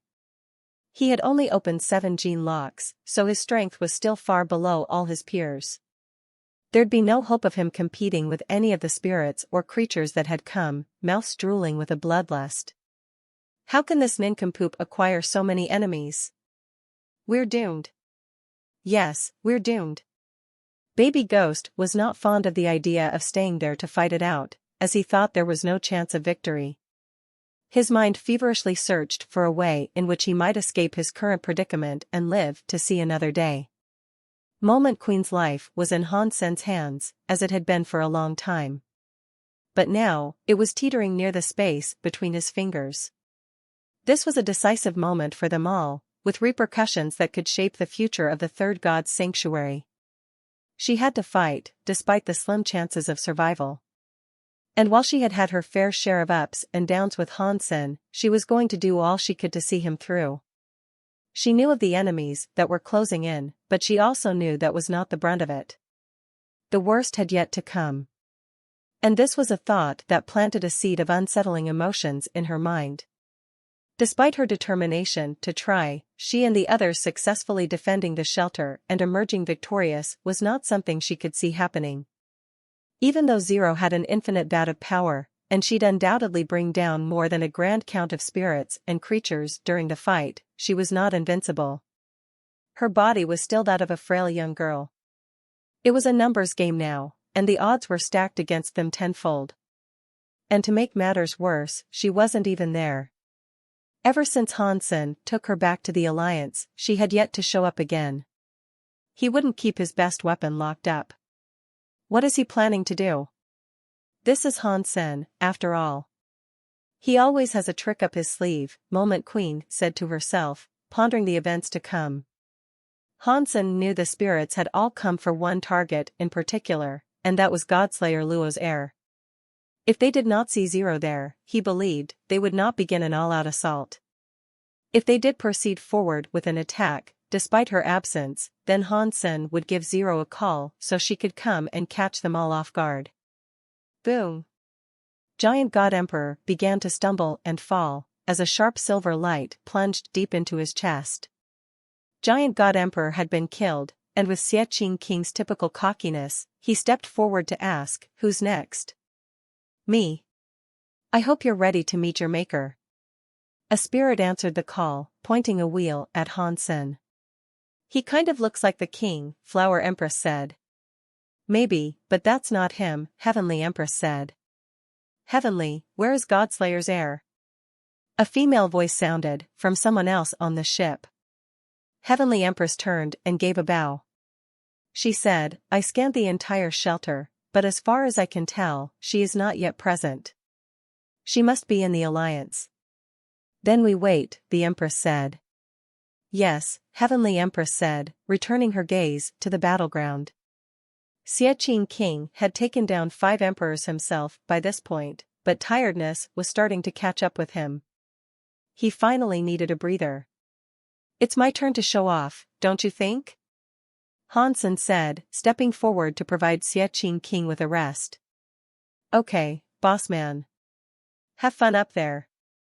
Xie Qing King went to sit down next to Bauer. He was sweating profusely, knowing he exhausted too much power in those few fights. "Who wants to fight me, then?" Hansen had learned to say it with the intimidating confidence Xie Qing King would use. He knew it would be best to thin the herd one by one now rather than later. "You're just a small human. Let me come over there and swat you like the bug that you are." 4 spirits leaped out from the sidelines, wanting to squash the pompous human underfoot. Hansen did not know why Xie Qing King could fight them one by one, while he couldn't. "Maybe it's because they know I'm too hot for them to handle solo," Hansen thought. That was incorrect, though. Hansen didn't fight alone when he took on other shelters. He always attacked with the Silver Fox and Purple Emperor by his side. Without them there, they thought he'd be an easy target. Hence, why so many Emperor spirits were so eager to take him on at once. The 4 spirits themselves were surprised they had all jumped forward to fight in tandem. It wasn't as if they had planned that. "Let's go," Hansen said. Hansen's attitude had fanned the flames of the spirits' hatred towards humans, whom most already despised. The 4 that had leaped forward to take him on all rushed forward to end him with one mighty, cooperative strike. A suffocating pillar of black smoke, a hefty boulder, a tornado composed of lethal winds, and a barrage of thin metal spikes all came towards Hansen, ready to utterly destroy him. Hansen was unable to turn back, since he had already committed to the fight and acted all pompous about it. Even if he did seek to flee, there'd be nowhere he could go, anyway. But he knew he had to act swiftly and carefully. Taking on 4 emperors solo was no joke, and although those ahead of him weren't a precomposed team, they seemed to immediately meld together and cooperate well. Undoubtedly, they had been unified through the same desire of wanting to see the human squirm. Still, there was interest coming from the audience, in that they wanted to see how powerful he was. He had made a name for himself, so he couldn't have been all talk. And they were keen to see how he'd respond to this sudden rush. And to those who had heard no God Emperor say what he had about Han Sen, their interest in the boy was tenfold. They were keen to see if he could live up to the lofty expectations established by the first son of God. Han Sen pulled out a short sword and a longer one, Taya and the phoenix sword, respectively. When he moved, he ran towards the pointy punctures that were headed his way. When he was directly in front of them, he disappeared. He vanished in the blink of an eye. When Han Sen reappeared, the audience thought he was standing beside two emperors. Their initial glimpse was incorrect, for when their eyes came to focus on him again, they realized he had come before one emperor and wholly cut him in half. Everyone was shocked by this. In a 1-versus-4 fight, he had leaped fearlessly into the fray. Shirking a defensive formation, he jumped straight into an offense and mercilessly slew a spirit in a single strike. The other emperors sought to fall back, realizing the grave mistake they had made. But before any of them could respond, another one was getting well acquainted with the brutality of Han Sen's swords. That was 2 down, 2 to go. Thinking this bought them some time, the other 2 emperors began to flee as the screaming and squelching of their second fallen comrade rang in their ears. Daring to look back, they caught sight of the menace they had willfully engaged, and they saw Han Sen coming after them. As if he could teleport at will, Han Sen popped up beside the third emperor and killed him with a swift flick of his sword. The final emperor felt a chill run down his spine, and so he summoned the birth of a mountain to shield his behind. Thinking himself safe for a moment, and not hearing the sound of that stone crumbling, he turned around to take a look. Indeed, the shielding mountain had not been broken. But somehow, Han Sen was standing there, sword propped to the emperor's throat.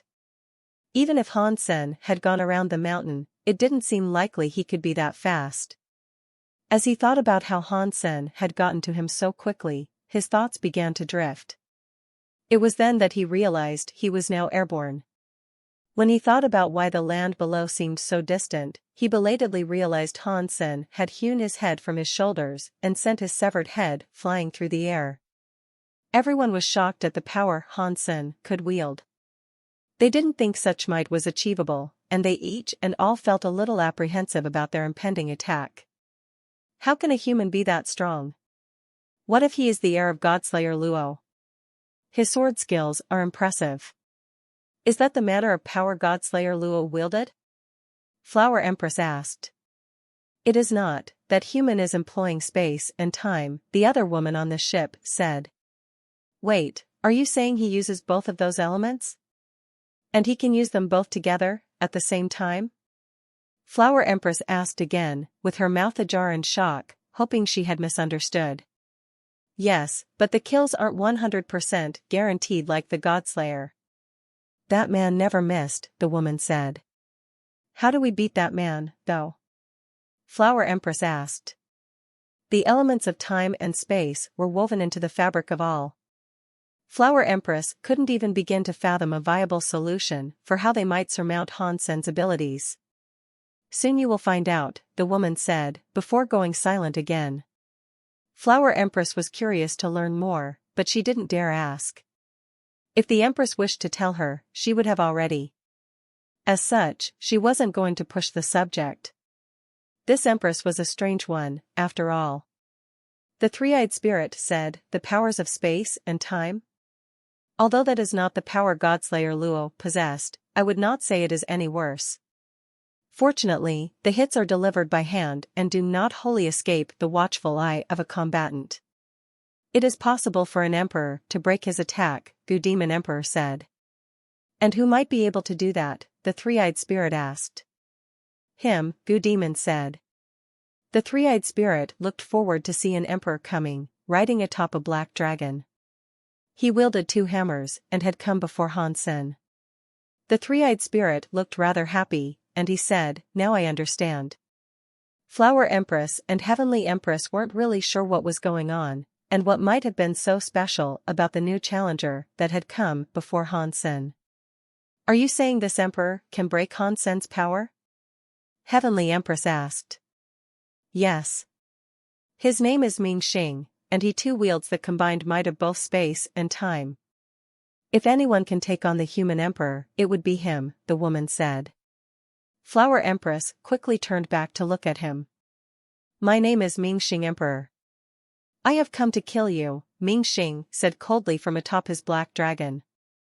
Han Sen did not say anything, and he simply ran towards the dragon rider and disappeared.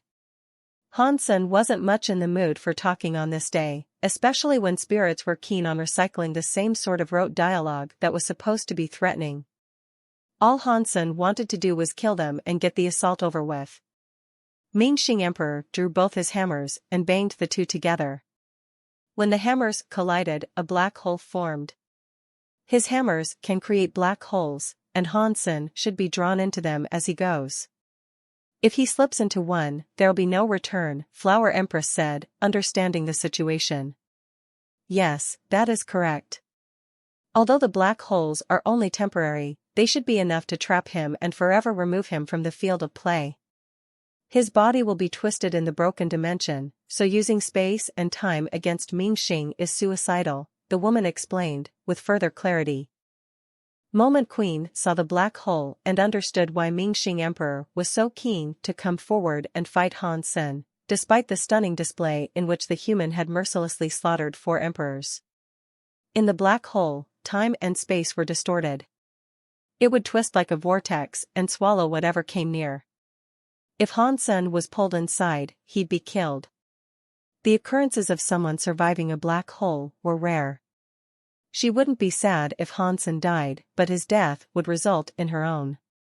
And of course, she couldn't allow that. Mingxing Emperor was cocky and boisterous, and he loudly proclaimed, "You were a fool to employ time and space before, as I am the ruler of them." But after that, a gold blade came flying out of the black hole. It was carried by a human hand. Then, Han Sen and his ever-cool, calm, and composed face were standing before Mingxing Emperor. Impossible. Mingxing Emperor's face changed, and he wished to quickly cast another black hole. But it was too late for him to do so, for the gold sword had already hit him. Han Sen vanished once more and reappeared directly behind the spirit. Mingxing Emperor was frozen, acknowledging the slip he had made. His eyes were open wide in fright, as if they had been pinned in place. Roar! Mingxing Emperor's black dragon screamed, as the mighty beast felt its entire body split in two. It collapsed to the ground. Mingxing Emperor's body was sliced in two as well, sending him right back to the spirit stone where he first started. Berserk super creature black dragon killed. Beast soul gained. The flesh of this creature is inedible, but you may harvest its life geno essence. Consume its life geno essence to gain 0 to 10 super geno points randomly. And then there was silence. No one understood how Han Sen had managed to survive the traversal of a black hole, and many rubbed their eyes to ensure they had not been seeing things. Mingxing Emperor really had been killed, just like that. Han Sen wasn't just strong in body, his attacks were lethal, too. He had killed 5 emperors so far, with each being felled by a single strike. People started to believe they had stepped on the toes of a human who was even stronger than Godslayer Luozer. No other spirit dared approach this time, knowing they'd each likely meet the same grisly end that had been delivered to the others. Moment Queen herself was in utter shock by the frightening power Han Sen had demonstrated. It wasn't just the skills of space and time that were excellent, it was who he was. Every aspect of him had been honed and refined. He was a fierce warrior unlike any she had seen before. When Moment Queen was at her strongest, she was nowhere near Han Sen's level of might and strength. He was operating on a whole different field of play. How did he manage to do that? Moment Queen asked herself, as she looked at him with wide-eyed surprise. She was entirely still, having been stunned so severely. He traversed the black hole. He went into it and came out of it, Flower Empress said. Her voice was dull. The woman did not say a single word now. Perhaps this was unexpected even for her, and she too was in shock. Gu Demon Emperor frowned and said, "It is just as No God Emperor said, he is horribly strong. We will have to wait until Ruin Emperor gets here before trying again." Maybe not, the three-eyed spirit said. No God Emperor looked at him, unsure of what he meant by this. The three-eyed spirit, acknowledging their confusion, eased their wonder by saying, "Look at that colorful ship. If East Empress was willing to help, this would be an easy task. And if we all fight together, striking at the same time, we should be able to get him. I don't think she'll fight. She herself has no grudge against Godslayer Luo. And that aside, she is almost a demigod," Gu Demon said. "She owes me a favor, you know." "I'd be willing to call it in," the three-eyed spirit said. Gu Demon Emperor said, "Asking her would be a fine thing. And you're right, we might not have to wait for Ruin Emperor, after all." "I'll go and ask her, then," the three-eyed spirit said, before flying over to her ship. "Greetings, my Empress." The three-eyed spirit did not set foot on the ship, thinking it would be rude. "Board, if you wish to speak," the woman said. The three-eyed spirit stepped onto the ship and looked around, telling her, "I have a favor I would like to ask of you." "Spit it out before you drone," the woman said. The three-eyed spirit said, "That human is so arrogant. He makes a mockery of us by killing us repeatedly. He rivals the strength of Godslayer Luo, and so I would like to ask that you join us in a collaborative effort to strike, all at the same time. If you want something done, do it yourself." Flower Empress butted in to say. "I would if I could," the three-eyed spirit said with a faint and embarrassed smile, as all three of his eyes looked away. East Empress responded by saying, "I made a vow not to kill. I cannot help you, I apologize."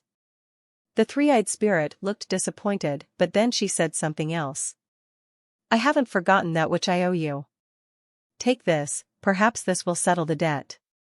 After that, something just appeared in front of the three-eyed spirit. He grabbed hold of it and said, "Thank you so much.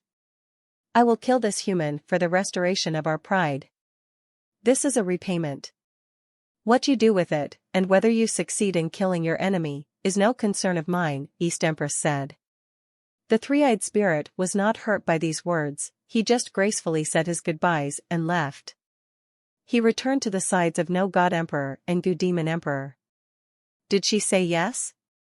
Gu Demon Emperor asked. "No, but she gave me this. With it, we can summon everyone," the three-eyed spirit said. The two spirits looked at it and said, "It's a summoning bell?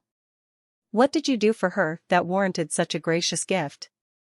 The summoning bell was the entire reason East Empress had become as famous and well-respected as she had. The summoning bell must have been in the top 10 greatest Geno treasures of the third god sanctuary.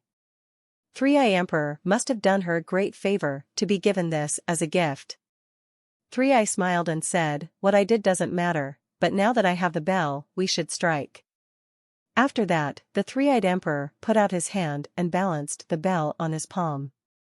A red ribbon had been delicately tied upon the handle. Three-Eye Emperor looked on it with a strange look, or at least, that was how it appeared to others. In truth, he was operating it. And as he did so, a number of names flashed across the ribbon of the bell. The handheld bell began to shake and chime all by itself, and each time it did, it was like a pulse. A number of names would quickly appear, slow down, and then stop. But when it moved again, more and more names appeared, different from before. There were countless numbers, and they were revealed to be the titles of the king spirits that populated the third god's sanctuary. The king spirits in the vicinity began to see a light appear in front of them. Summoning sign? Many king spirits saw it and spoke in great surprise. It was asking them to assault moving star shelter. The spirits accepted the light that hovered before them, and they were bestowed a buff. Han Sen was going to provoke more spirits to come and fight him, but before he could even issue the welcome of a challenge, he realized he did not have to say anything. A scary life force was already coming his way, and he could feel its intimidating presence nearby. Many spirits came stampeding towards the shelter, with those spirits also bringing their subordinates in accompaniment. They ranged from lesser spirits to super creatures. Hansen thought it was strange, seeing so many spirits cooperate like so. Their numbers were frightening, too. And even if Han Sen was to survive the tide of spirits, there'd be no guarantee his companions could.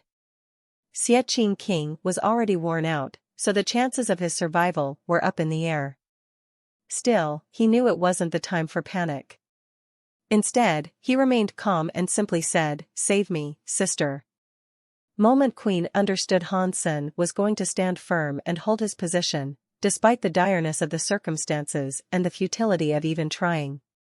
But the spirits approached as if the entire attack was one large, premeditated, painstakingly crafted scheme for a conquest they had all cooperated on. Moment Queen thought to herself, "You should have left when I told you. Crying out for your sister won't help anything." Even Xie King was looking glum. This was their first time to see Xie King with a gloomy disposition. Their side had too few to stand strong and endure the agonizing wash of that tsunami of spirits that was to beset them. Snowball made sure to get all snug inside his white sphere of protection, while Baby Ghost began to stagger backwards, thinking, why did he ever choose to fight? Our fate was sealed before any of this fighting began. Why don't we run? Why don't we flee? The spirits were initially afraid of running headlong into battle against Han Senator, but seeing so many of their compatriots get together for a combined assault, bravery was instilled within them. They felt the tingle of courage course through their bodies, and when they moved in unison with the other spirits, they felt the desire to do it again and again until they were all rushing forward without fear. How could the Empress give Three-Eye Emperor a summoning bell? Flower Empress asked, semi-rhetorically. She looked sad when saying it. East Empress heard her and said, I owed him one. Goo Demon Emperor watched the army of spirits run towards the shelter and sighed. He said, it is no wonder this bell is looked on as one of the most remarkable Geno treasures to ever exist. As the spirits spoke amongst each other, they were then surprised to see a purple-haired lady appear. She walked out of the shelter, as if to confront the ravenous army of spirits that were coming. This was Godslayer Luo's heir, the one they had all assembled to seek and destroy. There she is. That's her. That's Godslayer Luo's heir, Goo Demon Emperor spoke aloud. Many spirits noticed the coming of the purple-haired lady, and they knew that was the heir they had come to kill. No God Emperor and the others hadn't fought yet, on this day. Lotus Empress then appeared, as if she was leading Zero out from behind. Lotus Empress heard Han Sen gently call for help, and she lifted her night gem and turned the entire region black. Darkness enveloped the shelter and encompassing lands. All the spirits that were valiantly charging forward were shocked. It was as if they had all been blinded. It did not matter how great their vision was, for the black that took them could not be cut through by any manner of vision.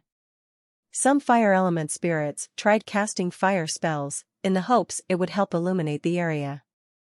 But they were shocked to see nothing. The darkness seemed to coat and choke everything, and no fire was strong enough to wash the black away or even reveal the grass they knew was underfoot. Xie King and Moment Queen were just as shocked as the attackers. The spirits and super creatures were beginning to panic, and they started to move about in hysteria, like headless chickens. What are you waiting for, Zero? Do your thing, Han Sen prompted her to start attacking, and then he drew his own swords. The night gem was a demigod Geno core. It confused enemies by blanketing their world in pitch-black darkness. It did not deal damage, but it didn't have to, considering the pain Zero and Han Sen were going to unleash. The only downside to using it was that the effects only lasted 10 minutes. Not wanting to waste a single second, Han Sen was keen to rush forward as quickly as he could and start attacking. He had to bring that horde down as quickly as he could. Moment Queen and the rest of Han Sen's companions also joined the fray. They ran towards the blind, panicking army and targeted the super creatures amongst them, first and foremost. The entire shelter was painted red following this. A river of blood, muddied with 1,000 mangled corpses, began to form. Screams howled from the dark, but with the Emperor spectators not being able to see what was going on within the metaphysical black that had enveloped their assaulting army, it made them nervous to see the results. Goo Demon Emperor and Three-Eye Emperor looked frightened, suspecting the worst to have happened. The noises were squeamish and driven from agony, and they weren't the sounds of humans being mercilessly slain. What maddening power has been employed? Why cannot even the vision of our own eyes breach that black veil? Why can't we see what's happening? Goo Demon Emperor asked aloud, half rhetorically, with no genuine recipient of his cry in mind. Three-Eye Emperor had no clue, either. All he could see were the curtains of darkness. No God Emperor spoke to them both, saying, "They are the powers of Night Empress." "I thought she became a demigod," Three-Eye Emperor said. No God Emperor turned to look at him, speaking through clenched teeth. "She did. Yet, her meddling even has the capacity to play a hand in events this long after. But it is only a remnant of her power. If she was here physically among us, it would be worse than a simple blinding dark. This darkness won't last long, however." Hearing him say this, the pair felt much safer themselves. Still, they were uncomfortable, and rightly so. The screams were unsettling, and their sources were coming from every which way. Not too far off, either. Han Sen's swords might have been believed to have been forged with redstone, for the claret that coated it. When a spirit caught sight of him coming for them, it was too late for them to react. They'd die within the second, cut down by a ghost slash. But it wasn't just Han Sen going on a murder spree in the dark. Xie King and Moment Queen had joined in, mowing down plenty of spirits with alongside him. The super creatures and spirits were little more than pigs or lambs in a slaughterhouse. In that suffocating darkness, numbers meant little. And some super creatures and spirits had been driven so wild and mad with fear, they lashed out at anything that drew near them. That included their own teammates, resulting in a fair amount of friendly fire being issued across the board.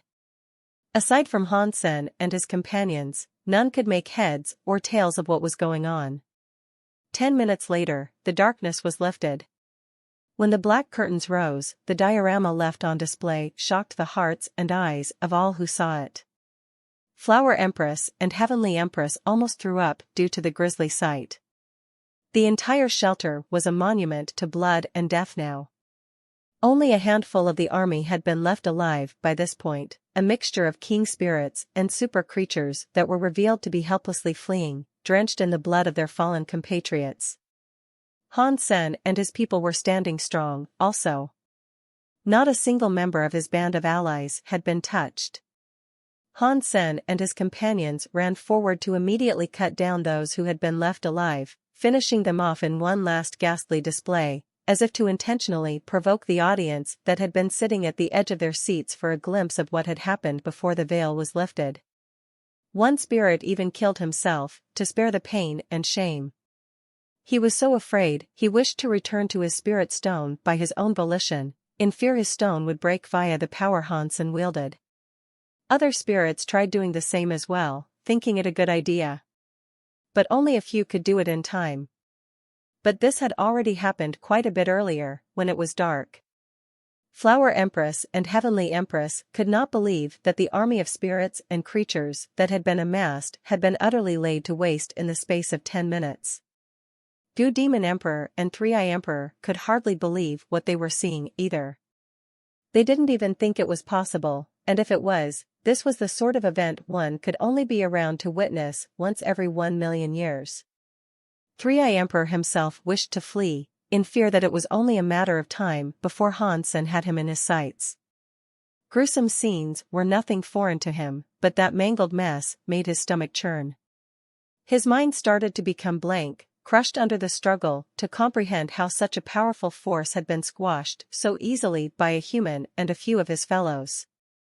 Some spirits who did not answer the call could only breathe a sigh of relief, glad they had stayed put. Suddenly, though, a new and strong life force appeared. It was coming to the area faster than ever. It was another emperor. Ruin Emperor has come. Goo Demon Emperor called out, as if it would be his saving grace. Everyone turned to look at a gray fog hanging in the sky. It had been unleashed by a beast he rode upon. The gray mist was being emitted by exhaust points on the creature's feet. It was a wild and wonderful creature to see, but magnificent and scary, too.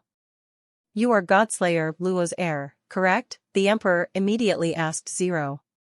You and the rest of your buddies are as sharp as a bag of socks, do you know that? You've all come here through a misunderstanding, but we've met your call for wanting a fight. You're just another challenger amongst the many we have already vanquished. If you want to die, just say the word. Han Sen was no longer in the mood, and he knew the Emperor would want to try his luck.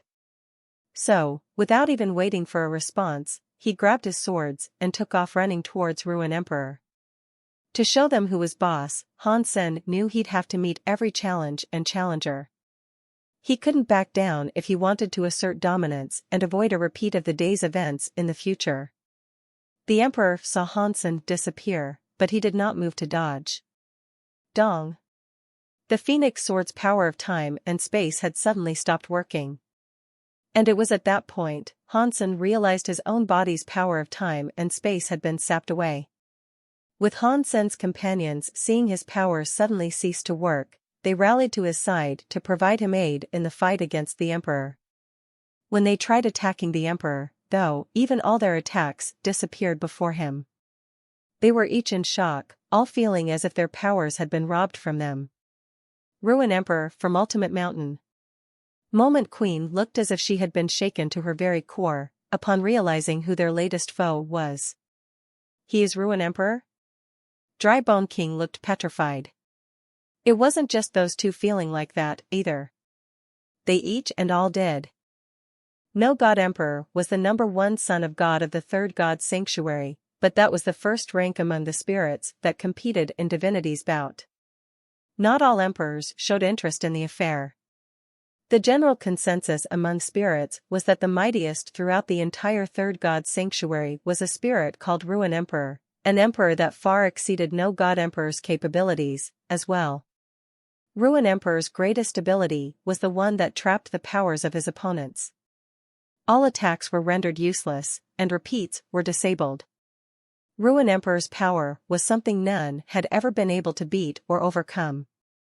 The ability made Ruin Emperor indestructible in every sense of the word, and it was the power-trapping aspect that defined the Emperor. Ruin Emperor, why didn't you stay on Ultimate Mountain? Why have you come here? Moment Queen asked. Ruin Emperor responded to her question, telling her, unless you want a repeat of what occurred before, stay out of this. You have done well to return to the third God's sanctuary, but I will smite you back down if you dare to meddle in this. Ruin Emperor looked over towards Lotus Empress and said, I have a great deal of respect for your mother. Although I cannot say the same to you, I am willing to spare your life in honor of who your mother is. Lotus Empress asked him herself, saying, why have you gotten involved in this? Godslayer Luo's heir must die. Ruin Emperor spoke this while staring directly at Zero.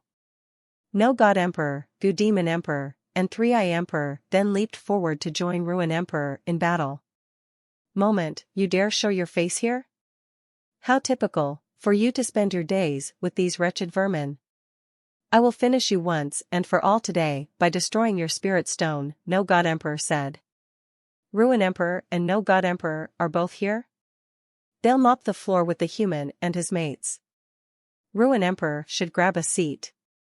I bet even No God Emperor has what it takes to destroy each and every one of them.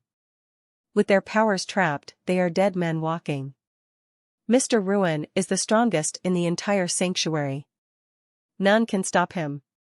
The spirits that were spectating these events were beginning to forget the horrors of what had happened prior to Ruin Emperor's arrival. They were actually feeling happy and hopeful for a positive outcome for the day, despite the heavy losses they had incurred. They were particularly keen at the prospect of watching the cocky human get killed. For some, who had no history with Godslayer Luo, that was who they wanted to see suffer more than anyone. With Ruin Emperor suppressing their enemies now, they were overjoyed. Han Sen was surprised, much to his dismay. Even Little Silver and Purple Emperor's powers were rendered useless against Ruin Emperor. Even their powers had been taken away. How does this Emperor achieve such a technique? This should be impossible. Hansen frowned, almost unable to believe what was happening was a legitimate truth. Hansen believed it to be a rule of the universe that there was no beat-all power or technique, and nothing was truly invincible. Everything had a weakness to be exploited, it just needed to be found. But even if Ruin Emperor had won, Hansen wasn't sure how he'd take advantage of it without his powers. Not even the Silver Fox could aid him this time. Hansen could not use his time and space powers, but he could at the very least use lightning. Boom! Hansen summoned a lightning-wreathed manifestation of a hammer, his thunder hammer. But it shattered when it was brought down on Ruin Emperor's body. After this, though, Hansen realized he could no longer repeat the skill. That had been trapped, too. This is too weird. Hansen frowned. All your powers are useless before Mr. Ruin. Haha. 3i Emperor laughed at Hansen. Ruin Emperor was not interested in Hansen, though. He had come for the heir of Godslayer Luo, and he had done so with a seething hatred. He ignored Hansen's transgression and merely stared at Zero. Ruin Emperor was approaching Zero, and making good on the promise of protecting her, Hansen ran forward to at least try and prevent him from getting any closer. Ruin Emperor did not bother dodging the attacks, as he had done before, but his behavior was different. He moved his arm to block Hansen's attempted sword strike. There was a bracelet on his arm, and when Hansen's sword came into contact with it, his blade became stuck to it. Still, Hansen had now noticed that despite Ruin Emperor being resistant to every element under the sun, he was not resistant to good old, plain, physical power. Hansen's sword strike had been delivered without any associated element, and it had prompted Ruin Emperor to block with his arm. Unfortunately, the joy of this realization was cut short, for the bracelet on that arm had a strong suction. When Hansen tried to heave his sword away, he pulled the Emperor with him, and it was at this moment Ruin Emperor tried to punch Hansen. Hansen saw this, and he threw a fist in response. When Ruin Emperor saw the incoming punch, though, his stern face dropped to one of sudden surprise. When the fists met with each other, even that mighty Emperor himself was sent stumbling backwards. 3i Emperor and Gu Demon Emperor staggered. They could not believe Hansen had made Ruin Emperor reel backwards. Flower Empress swiftly spoke aloud in praise of Hansen, saying, "Whoa! Did you see that? A powerful human, isn't he?" East Empress was in agreement, and she sought to offer commentary to the spirits with her and explain what they had just seen. She said, "There are only two powers Ruin Emperor is unable to trap." "And what are those?" Heavenly Empress asked. "One is Godslayer Luo's own power. He and Ruin Emperor once fought," East Empress said. "What happened during their fight?" Flower Empress thought Ruin Emperor had battled Godslayer Luo and emerged victorious, but that might not have been the case. She was being told Godslayer Luo's power could not be trapped, after all. Neither of them won. East Empress paused for a brief moment, before going on to say, Ruin Emperor was unable to trap his opponent's powers, but Godslayer Luo did not have what it took to withstand Ruin Emperor's own strength, as well. Then what is the second power Ruin Emperor cannot trap? Flower Empress asked. Physical. Raw physical might. He can trap every elemental attack, but this ability does not hold water when it comes to physical strength, East Empress explained. Hansen put away his swords next, and simply activated Jade Skin before unleashing a barrage of rapid-fire punches. Hansen was like a Spartan, he was a killing machine.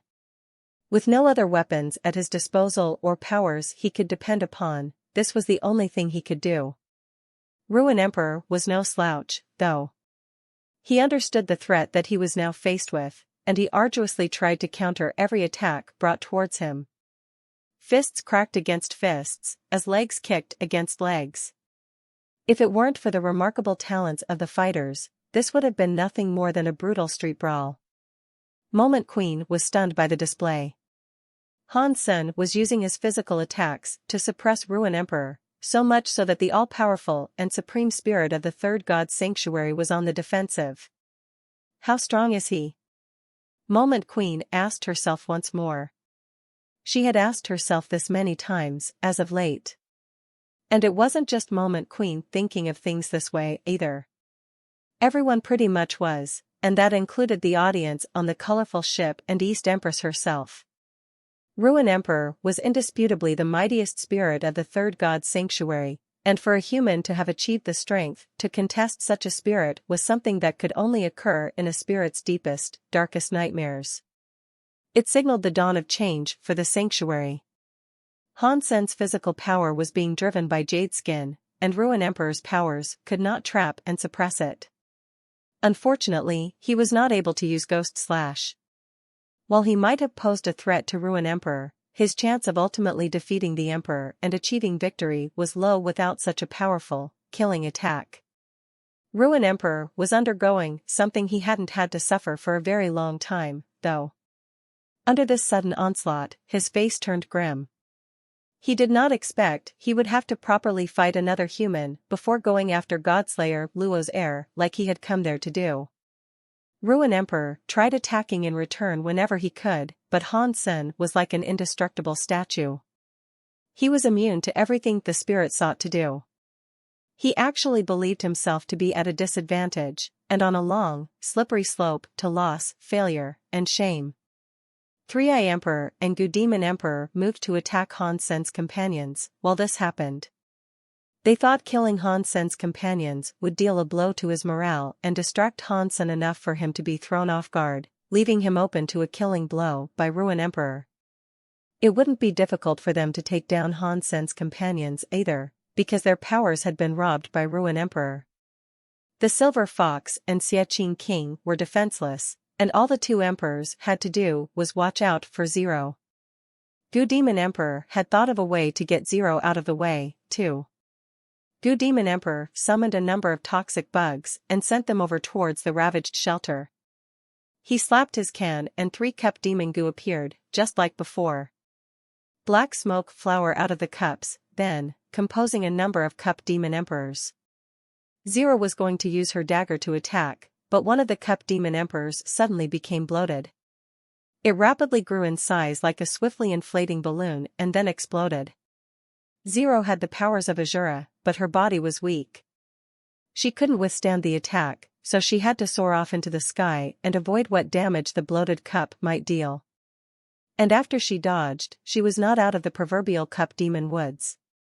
More of those figures were approaching her. 1 cup demon goo was able to produce 10 cup demon emperors.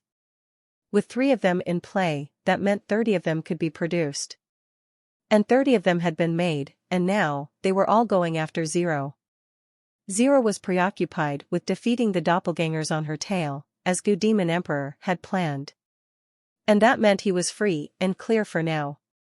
The power of Azura was limited by its effective range. The dagger helped increase that range, but still, there was nothing Zero could do to aid those down below. She had quickly found herself surrounded. Ordinary spirits would have been destroyed by the oppression of those doppelgangers in a heartbeat, but it did go to show how secretly talented Zero was, in simply remaining alive in the face of their adversity. Zero tried to kill them before they all exploded like the first had done. All the cup demon emperors were 10-gened lock enemies, and Zero's body was so weak, she would not even be able to withstand a single hit from one of those enemies. The three-eyed spirit smiled, seeing this happen. He thought Goo Demon Emperor was a genius. Three-Eye Emperor was fairly strong himself. He had to be, if he shared space and spent a lot of time with No God Emperor and Goo Demon Emperor, after all. His third eye flashed with a green light, and then he fired a green laser beam which went straight into Xie King's eye.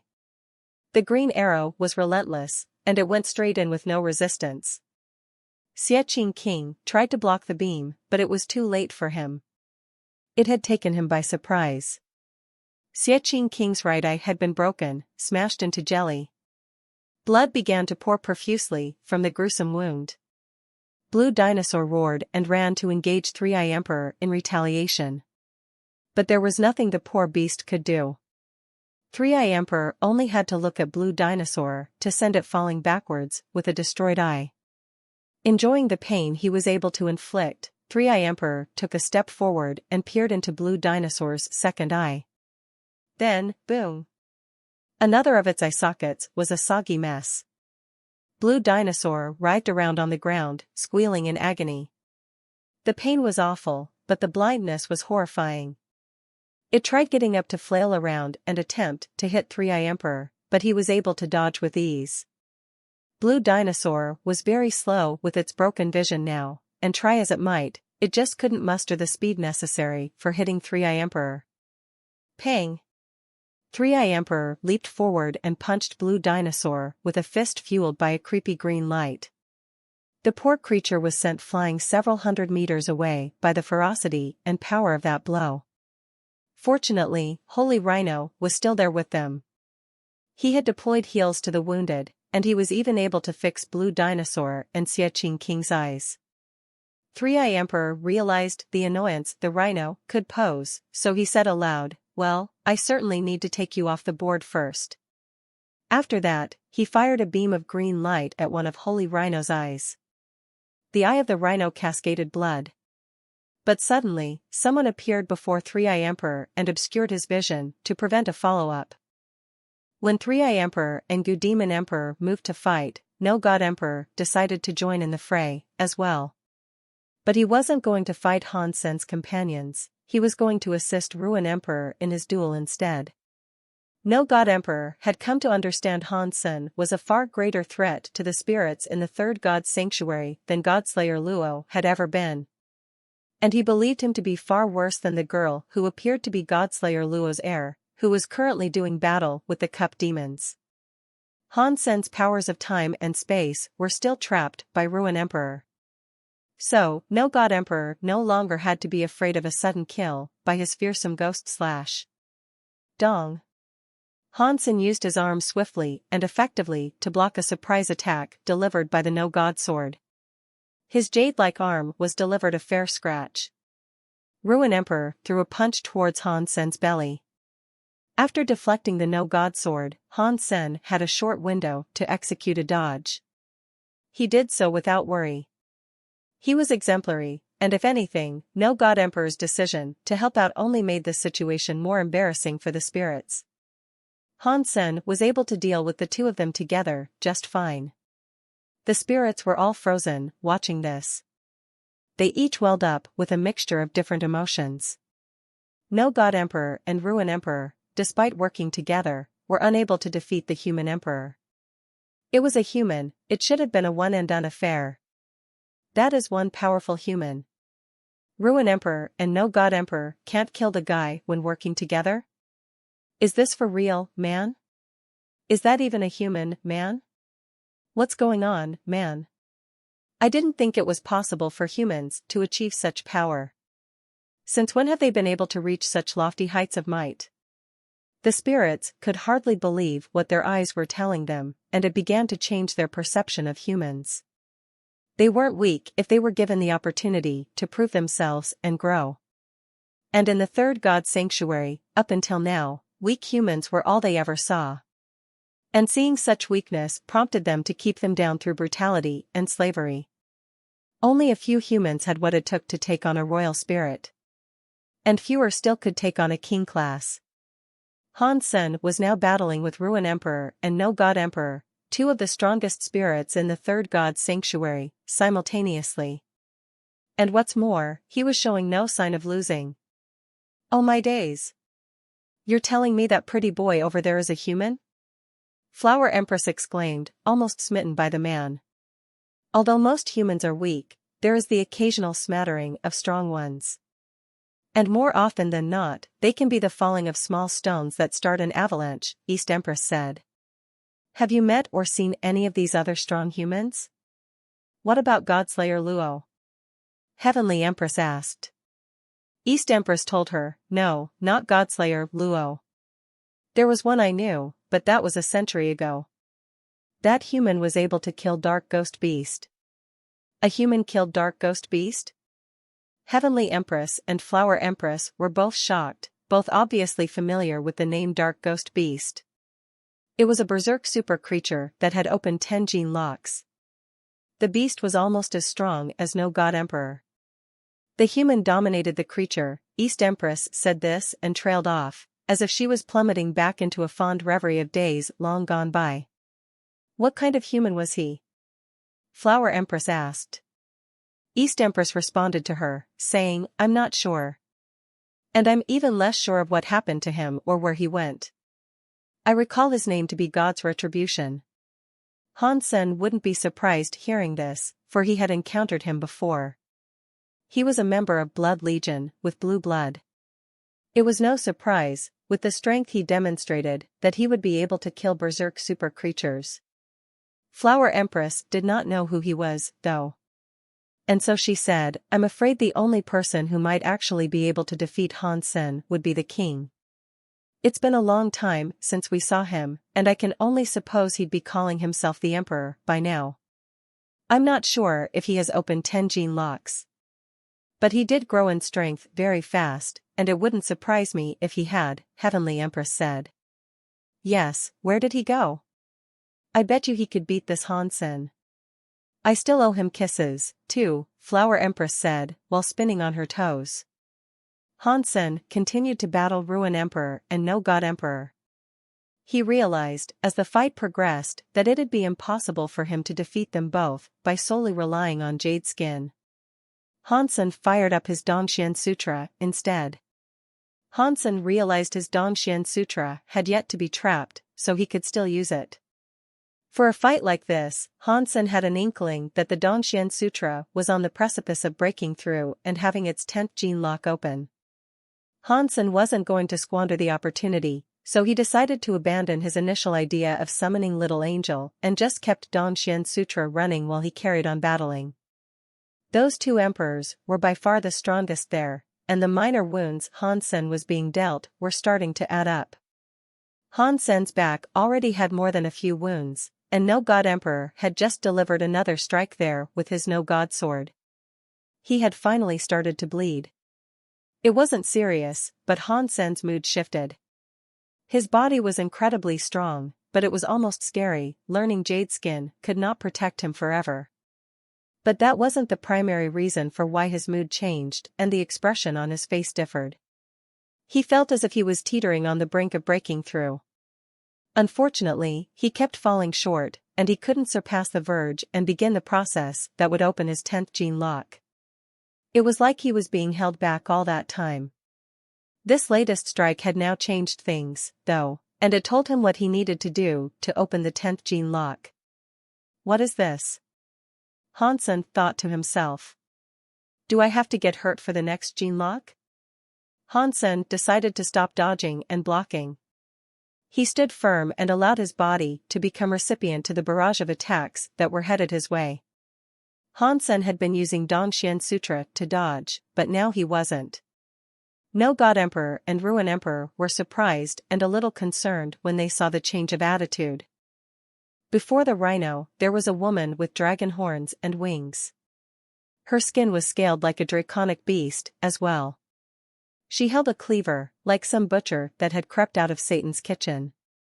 She was a strange character to see, that much was certain. Three-Eye Emperor frowned at the sight of her, and grimaced even more when he realized he was unable to detect a life force within this woman. That was because the woman wasn't really alive. It was the Dragon Lady Chef, presented by Serpent Throne. Few people knew of the existence of Serpent Throne, and fewer still knew of its presence in this shelter and the shape it had taken on.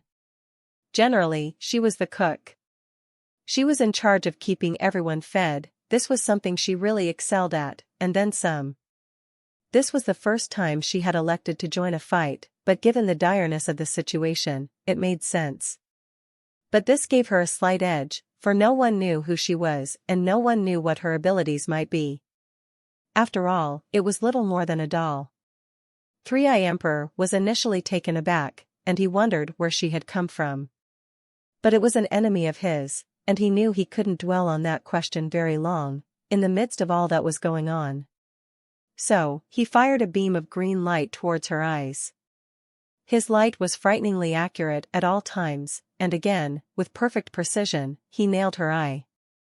But for some reason, her eye did not break.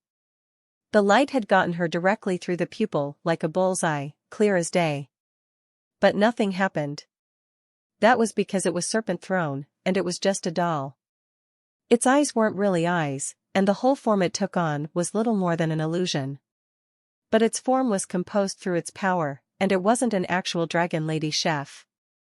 As such, the eyes weren't an actual weak point like they would be for anyone else. Three-Eye Emperor fired another bolt of light into her eyes, but it was ineffective, just like the first shot. The chef licked her lips slowly after that, as if she was sizing up Three-Eye Emperor for the meal he might be able to provide. That wasn't in a good way, mind you. And as Three-Eye Emperor returned her gaze, he acknowledged the way she was looking at him wasn't quite right. It was as if she wasn't staring down an emperor that had come to conquer a shelter and murder all her friends. It was more of a look that would greet a slab of meat when the chef was thinking of how it would be best prepared for the night's supper. She looked at him like he was food. A shiver ran down Three-Eye Emperor's back, and there was no way he was going to let anyone look at him like he was dinner. He pulled out a spear and took aim at the crazy chef. Although he often ended up relying on his third eye to deal with his enemies, he wasn't bad when it came to actual combat. In fact, he was quite a remarkable fighter. He used his third eye to keep track of her now, instead of firing laser beams. The third eye was a marvelous gift, and he could sense where she was planning to go with acute accuracy. The vision from that eye was not unlike the slowing down of time. He could register and read everything in the environment as if it was all in slow-mo. Of course, this was just what his third eye could do. His body was unable to respond with a speed that was greater than the average emperor.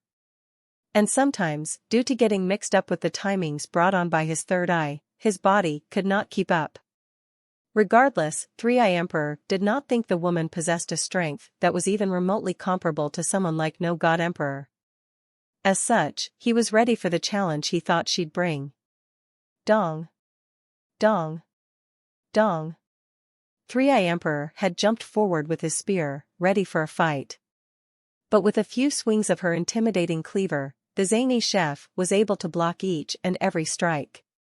It was a surprise, to be sure, and an unwelcome one at that. Still, it did not concern Three-Eye Emperor too much. "Is that all you've got, you kitchen cretin?" Three-Eye Emperor yelled, as his third eye shone menacingly with its green light. That light was then replicated at the tip of his spear. He lobbed it, and as if it was a heat-seeking missile, it guided itself through the air in a bid to pierce strike Dragon Lady Chef. Dong. The chef had been unable to dodge this, and it struck her through the plushy flesh of her arm. She was just a doll, though, so there was neither any blood nor pain for her to experience. Three-Eye Emperor repeatedly stabbed her in a variety of different ways, which left her body scrawled with countless marks. But it was as if she was letting him do this, and an unsettling concern was growing in the pits of Three-Eye Emperor's stomach. She stood where she was, not dodging and not blocking. She allowed herself to be struck. And spookier still, she then began to mumble undiscernible words as she fingered the cleaver in her hands. Moment Queen witnessed what was going on, and she looked gravely worried when she saw the doll being the recipient of so many strikes. Although the Dragon Lady Chef was very strong, she'd eventually break and die if she continued letting herself to be beaten like so. Three-Eye Emperor saw her mumbling, but he tried to remain focused on bringing her down. She was creeping him out enough as it was. So, next, he decided to tear her wings to shreds. A second after doing that, Three-Eye Emperor's spear pierced through her heart. He repeated this another 3 times until the spear was driven all the way through, coming out her back. The chef that had been mumbling all that time then said, "Dear Dragon Eater, allow me to present to you the most delicious food." Three-Eye Emperor wanted to stab her throat next, in the hope that would get her to stop talking. But in the next second, she was staring right back at him. The menace in her gaze frightened Three-Eye Emperor and gave him a bit of a scare. Then, a dragon manifested inside her mouth and flew out. It flew towards her cleaver, which prompted the kitchenware to change. The cleaver was adorned with the mark of a dragon, and following Three-Eye Emperor's notice of this, he heard the sound of such a beast groan. Three-Eye Emperor had no clue what was going on, but he wanted to stop whatever was happening before things became any worse. He pulled his spear back out and pierced it through her throat. Grilled meat, a typical draconic delicacy.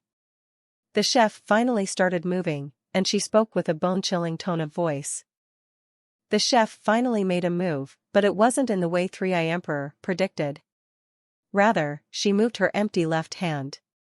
The hand burst into a limb of bright fire. Swiftly, she looked as if she attempted to grab hold of Three-Eye Emperor's head. "Pa! You think you can catch me with that miserable speed?" Three-Eye Emperor, who had managed to avoid her reach, spoke to her with great disdain. Still, the chef looked incredibly powerful. And it was just her speed, in Three-Eye Emperor's special vision, where she looked very slow. Three-Eye Emperor readied himself to dodge a potential repeated try, but he suddenly felt as if he couldn't move. He was shocked, and in great wonder why this was, he looked down.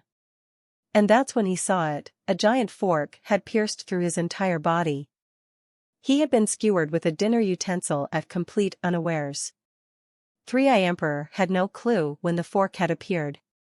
But he knew he hadn't the time to mull this over, for he was as helpless as a chicken wing propped on a skewer above a barbecue flame. And then he realized she hadn't attempted to grab his head, at all. She had just moved to grab the fork, and he had misinterpreted her move. This had been a costly mistake.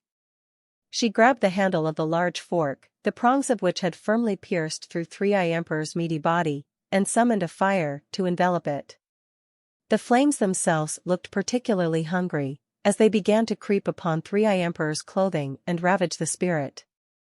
The flames settled on his flesh and began to sizzle and sear his body. He began to give off a wonderful aroma that tantalized the senses of the nose and got one's mouth drooling. Arg! Three-Eye Emperor began to writhe on the prongs of the fork in pain. It was agony, feeling himself get roasted alive in open flames. No matter how much he squirmed, he could not free himself. The best he could do was flail with his spear in hand, trying to strike the devilish chef. Then, the sound of a hungry dragon groaning was heard. Before he could respond and see where it might be coming from, his head was immediately assaulted with an ice cream scoop. Dragon Lady Chef scooped his third eye right out of its socket. The chef performed the action with sickening calmness. She was gentle and unconcerned, and she treated Three-Eye Emperor as if he was an ordinary slab of meat she had to prepare for dinner. One hand held the large fork, and the other held the utensil of choice.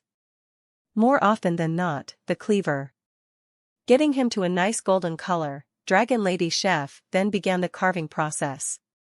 She peeled his skin and his flesh off with perfect precision, regardless of how much the roasted emperor tried wriggling around. This disgusting spectacle had drawn the attention of quite a few by now, and it made everyone ill. It was horrendous to see, and yet Dragon Lady Chef did not even blink once throughout the entire process. For some gut-wrenching reason, this seemed ordinary for her. Xie King watched her perform and then thought about the food she had frequently produced for him. When he tried to imagine the well-being of the ingredients she had used in past meals, he wanted to hurl. Two-Eye Emperor wanted nothing more than to die. The pain was excruciating, and he couldn't stand it a single second longer. All he could do was writhe around, drowning in the agony and tears.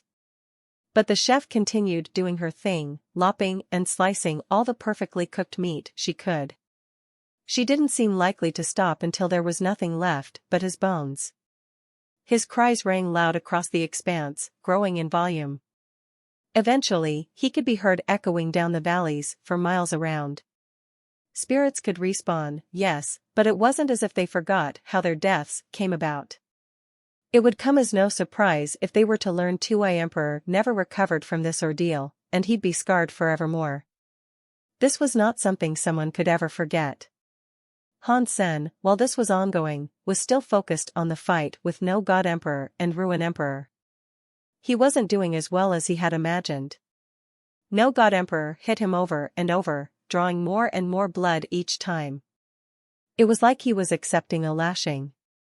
Ruin Emperor beat him until he was black and blue, seemingly enjoying every single punch he could deliver. Han Sen was up against the two strongest emperors in the third god's sanctuary. While he was perfectly capable with dealing with them, he had submitted to accepting all the pain they could deliver. Jadeskin was strong, but it was not indestructible. Gritting his teeth to withstand the beating, Han Sen did not let the pain affect his mind. He hissed, "Yeah, that's right. Beat me. Beat me like you beat your fat wife." Han Sen wanted this because of the tantalizing feelings he received as he was being hurt. Most attacks never made him feel this way, but through the pounding given by those two strong emperors, he felt remarkable. He had to feel like he was going to be torn in two, and it took the sort of pain no God Emperor and Ruin Emperor could inflict to make him feel this way. With 10 gene locks of jade skin, not even an emperor could kill him, despite the free pummeling he was offering them. It was rare to receive such strong attacks repeatedly, and remain alive and well. No God Emperor and Ruin Emperor were able to cycle through a variety of different methods to make Han Sen feel the pain he wanted to feel, and they focused on what hurt the most. And while this was good for them, they didn't know this was what Han Sen wanted. Onlookers believed he was getting wrecked and destroyed by the two emperors, but little did they know Han Sen wanted it this rough. He was cherishing every second of the pain. Han Sen's Dongxian aura had maxed out, but he still hadn't been able to open his 10th gene lock. But on this day, while receiving the pain they inflicted, he felt his cells become invigorated. There was activity and excitement in his body he had not felt for a long time. He thought his cells were as small as they could be already, but after the 10th gene lock finally broke, they became even smaller.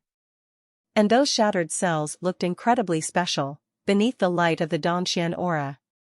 Han Sen felt as if the entire world was different now. With Dongxian aura this way, the entire world seemed foreign and fantastic. It felt new. Han Sen saw everything in a completely different light. He could observe the smallest detail of the smallest thing in the environment. He could study blades of grass at a molecular level. This vision he now had was almost scary. Nothing escaped his attention anymore, and he himself knew no details would go unnoticed. Han Sen made a comparison in his mind, likening it to the sight of a beautiful woman going at it with another man.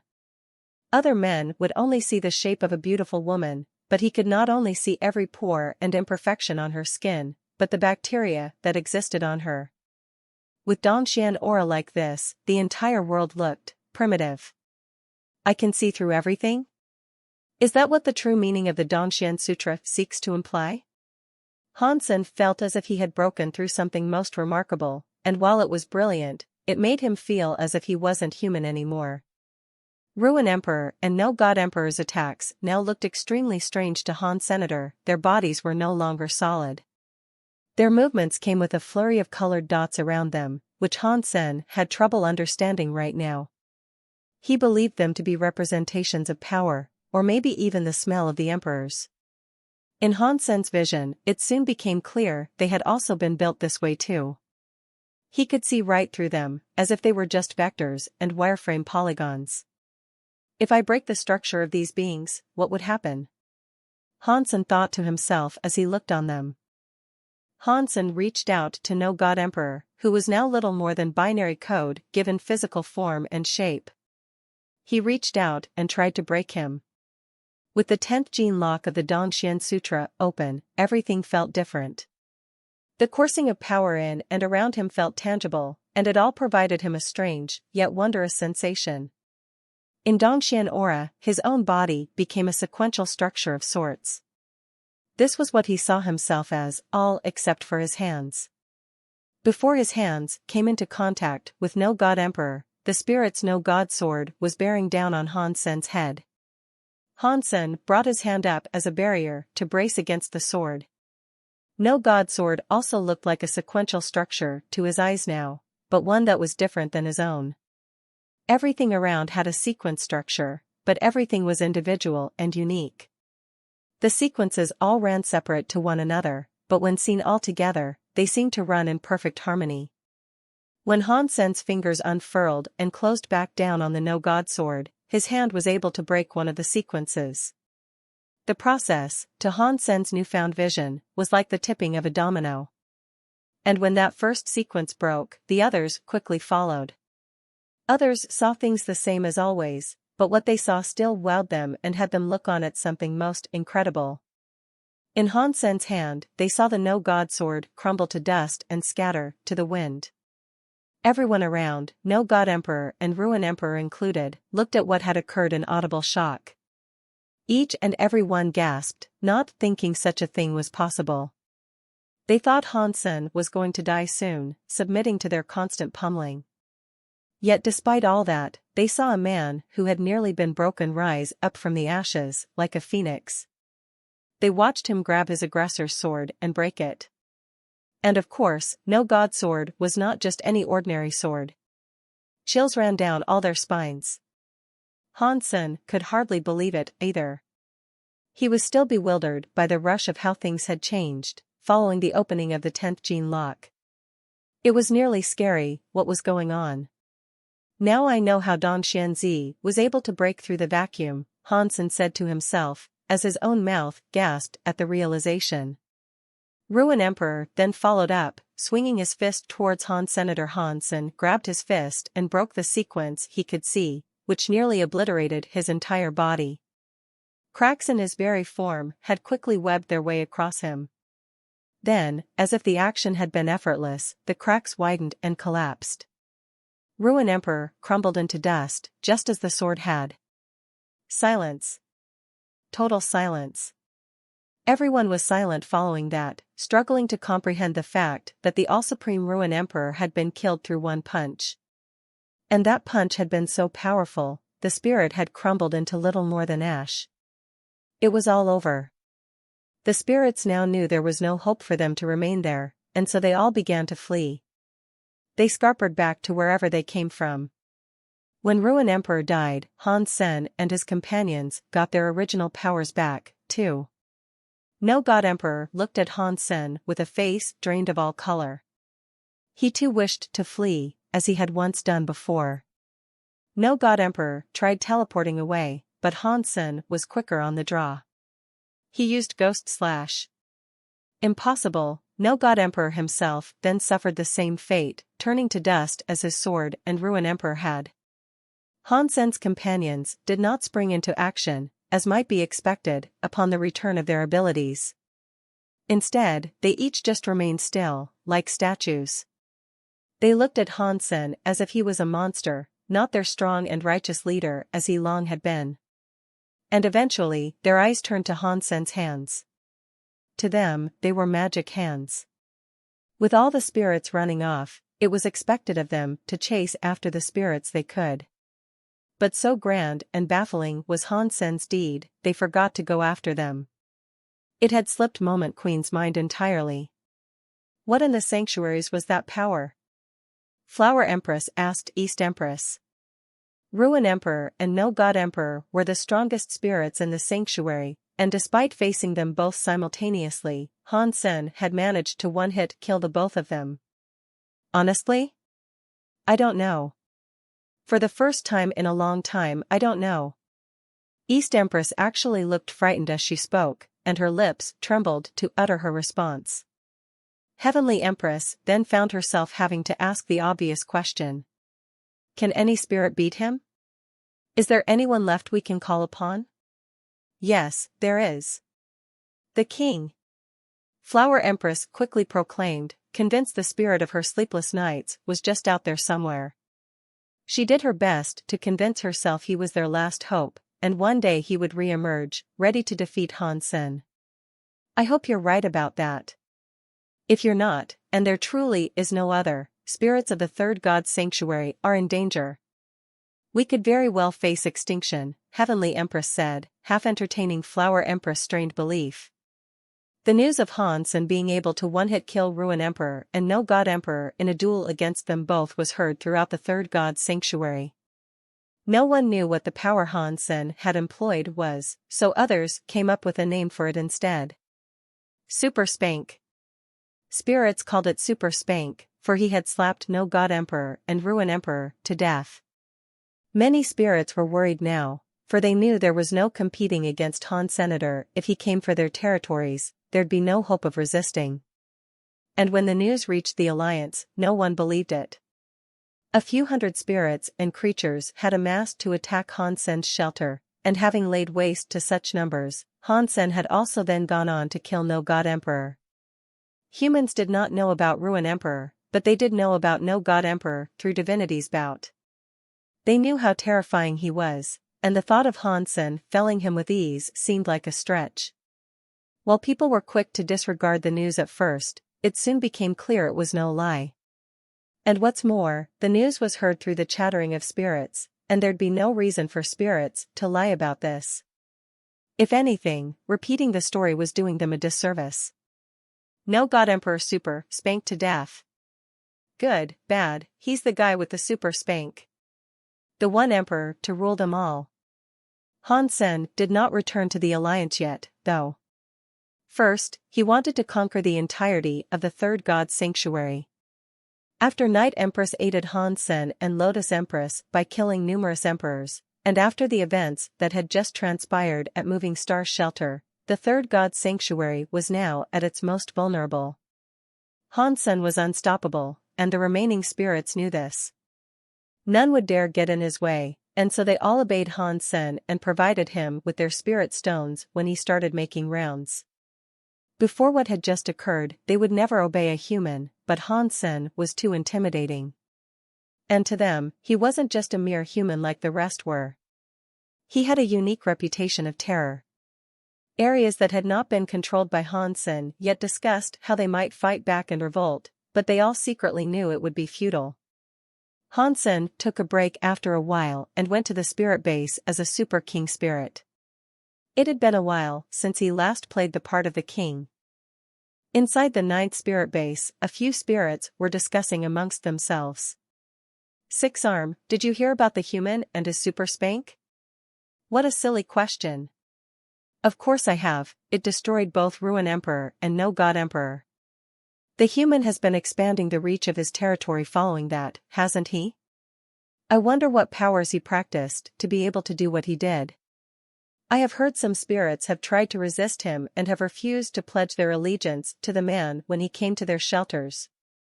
Needless to say, they were quickly struck down. He's merciless. If it goes on like this, he'll soon end up claiming the entirety of the Third God's Sanctuary. You worry far too much, far too soon. It won't be as easy for him as he thinks. He is a human, and those who accompany him are spirits and creatures. He treats them well, but when he claims a shelter, the spirit that previously owned the place is put under a contract with one of his close allies. There is no such thing as an invincible foe, powers have a limit. There must be some way we can fight back and break him. Undead Emperor and the king still haven't tried their hands yet. Undead Emperor never dies, and the king has an incredible amount of power, or at least he did, last we saw him. If he had 10 gene locks open, he might be able to win.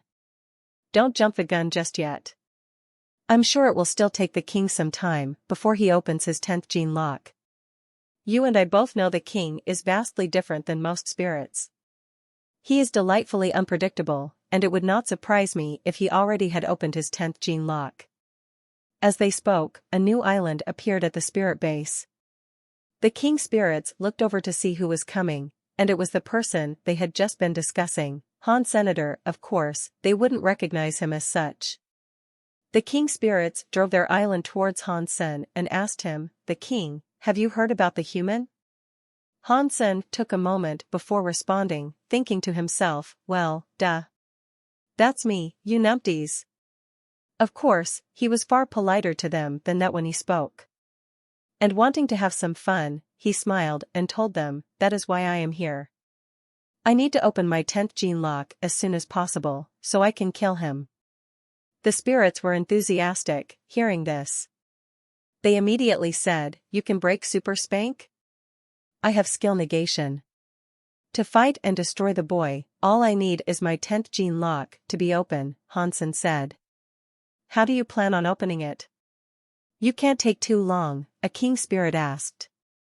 I need to fight to open it, and I need all sorts of spirit geno points, Hansen feigned. I have water element. I can give you those points so you can kill the human, one king spirit offered. Yeah, I do need some. It would be wonderful to receive some of those.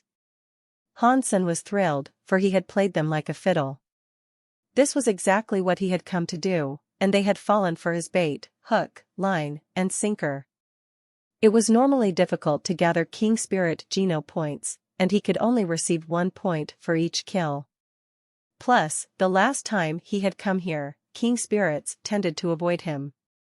They didn't like his pompous attitude, and neither did they like the fact he'd always one-hit kill them. Now, they thought they needed him, so their tunes had changed. King spirits began to line up, one after each other. They were all dying to give him their geno points so he could challenge Han Senator, and the offerings weren't measly, either. They often gave more than just a handful. This was the 9th spirit base, so the king spirits around often possessed 900 geno points. Maxing out the figure to 100 would not be too difficult for him. I have thunder geno points. I will give you as many as you need, but please kill the human. Me, too. The queue was a messy one, as spirits impatiently wished to provide the king all the geno points they could offer. I will take your earth geno points. There is no need for more fire. But I also need someone to help me practice in combat. As Hansen watched his king spirit geno point tally steadily increase, he was exuberantly happy. Every now and again, Hansen came to the spirit base to collect a few points where he could and practice combat. He had never been beaten, for he utterly annihilated all his challengers with the greatest of ease. It was for this particular reason the spirits believed the king would be the person to beat Hansen. And before long, his king spirit geno points were maxing out, one after each other, element after element. Hansen was now able to maximize his efficiency with wind, fire, thunder, and lightning. He wasn't as effective with them as he would be if he was a professional that trained with one element exclusively, but he was nothing to laugh at. The reason Hansen wanted to collect and better his elemental powers so much, though, was because of his desire to hammer out new, complex hyper-geno arts. And that was what was great about humanity. Hansen was in a fine, cheery mood, but the spirits around weren't. They had no idea Hansen was the king and the king was Hansen. He initially feared encountering Sky King or the Lady with Serpent Throne, but fortunately for him, they did not show up. If they did, he believed they could expose him. They had seen Hansen don the appearance of the king when he activated Super King Spirit mode. That being said, they had 10 gene locks open. And once Hansen's Super King Spirit mode opened its 10th gene lock, the chance of having an awkward encounter with them was far higher. As long as he kept away from them, and they could not see the king's appearance, Hansen wagered he'd be fine. Hansen hoped they had never even heard of the king, but that might have been unlikely. At the very least, he hoped they didn't like spending time in the spirit base. He didn't think many people would believe them, though, even if they did try to expose the king as being Han Senator, it was a stretch to believe, and it'd be his word against theirs. Plus, it wasn't as if they could challenge him. He had maxed out his geno points, too. Shortly after, Hansen had managed to claim over 1 million miles of land for humans.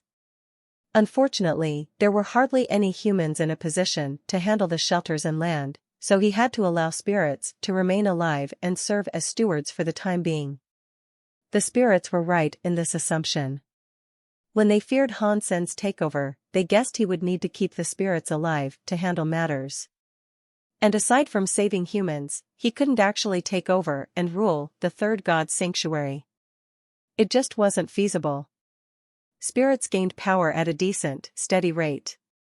But humans had always been slow in the third god's sanctuary, and although things were better now, they'd still take a long time to gain what was necessary to start ruling the lands Hansen had claimed.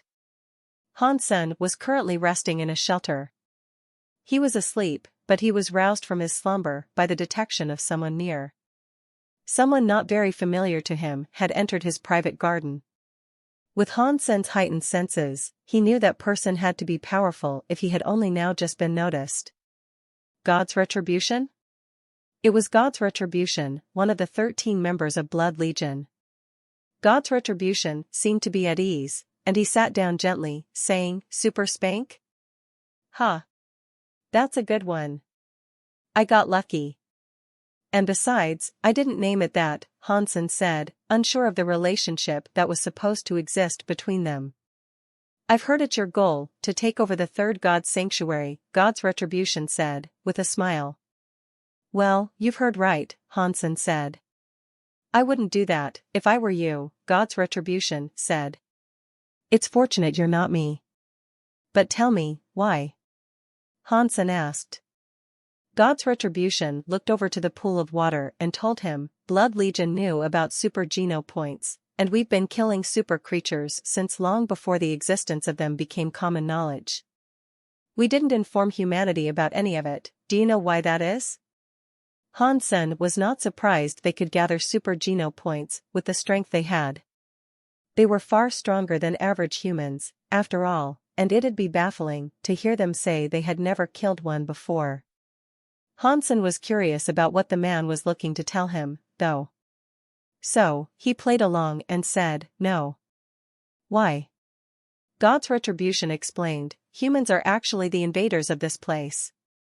By coming to the sanctuaries, humans broke the balance. Typical human behavior, really, like parasites. Although there is an abundance of resources, creatures, and spirits here, we slowly break the balance established in these realms. Before, when humans were unable to slay super creatures, things were already bad. After their slaying of those became common, we hit a slippery slope. The ecosystems of the sanctuaries are suffering." Hansen frowned and said, "Creatures can nest and shoot out more babies, can't they? Do you know how many years it takes to produce an egg? And if you do you know how many eggs have been broken since your lie? 2 centuries down the line we are currently treading, humans will be fighting each other for super geno points." God's retribution was genuinely concerned, and it appeared to grieve him to speak of these matters. After a lengthy pause and sigh, he went on to say, "And a lot of that has to do with you. You're a remarkable person, I must tell you. But you're speeding up this process, a process that will only lead to ruin. If you continue doing what you're doing, this will happen faster than it did for the first God's sanctuary." Blood Legion didn't tell anyone on purpose? To avoid this from happening? "I'd consider that noble, if it wasn't also selfish," Hansen said. God's retribution responded to the slight, explaining, "We were delaying the inevitable. We knew it was only a matter of time before the existence of super creatures and life geno-essences were found out, and we just wanted to make these ecosystems last. You've heard it before, surely, but humans really are horrible creatures. Their mistreatment in this sanctuary was a well-needed humbling. Everywhere else, we're parasites, invading one place until it's sucked dry, before multiplying and bringing the same fate elsewhere. Take a look at the first God's sanctuary and you'll see what I mean. What a sorry sight that place is, in recent times. There must be something we can do to alleviate the issue, surely," Hansen said.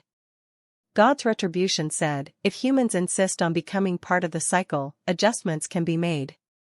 But like I said, we were delaying the inevitable, and whether or not we can truly be a part of things in the sanctuaries and coexist with the current laws, I can't say for certain." He went on to reassert his meaning by again saying, "Humans have upset the balance of the sanctuaries. The first God's sanctuary is bad enough as it is, but you are making things worse." "You said that already. But what if I decide to continue down the road I'm currently headed? What would you plan to do about that?" Hansen asked, needling God's retribution to learn as much as he could about what he wanted. "I won't stop you. The trail you blaze is your own, but with how people see you, you should set a better example. If your heirs are one day killing each other for a measly scrap of flesh, you can't roll in your grave and say we didn't warn you," God's retribution said, then turned to leave. Hansen thought he'd be threatened, and he readied himself for a fight. With his strength now, he was keen to stress the limits of how powerful Blood Legion members truly were. Han Sen did not expect him to immediately say his piece and then leave. He thought the encounter had been rather strange, and his perception of Blood Legion had been altered somewhat after it. He thought Blood Legion was an evil, slightly scary organization, but they were obviously concerned for the overall trajectory humanity was headed on. Blood Legion cared about the environment like the people of Greenpeace. And the thought of those two organizations sharing similar goals was something he was struggling to comprehend. Go to the fourth god sanctuary. I'll be waiting for you there, and when we do next meet, let's hope it won't be as enemies. God's retribution swiftly left after saying this. Han Sen now understood these were his parting words, and the only chance they'd have to speak before his departure to the fourth god sanctuary. This was God's retribution's goodbye. He must be making a mockery of me, Han Sen ultimately thought to himself, following the strange encounter with God's retribution. He made it sound as if he was doing it for the children, but Han Sen thought it was a ploy of some sort. He thought he had been lied to, and that there was an ulterior motive behind his words of concern. He thought he was being a hypocrite or a Pharisee, like a person that attends vegetarian rallies but still goes home and enjoys a good steak. He had been told that Blood Legion didn't want others to kill super creatures, as it would upset the balance. But Han Sen knew they must have had to kill a lot of super creatures themselves to maintain the strength their members had achieved.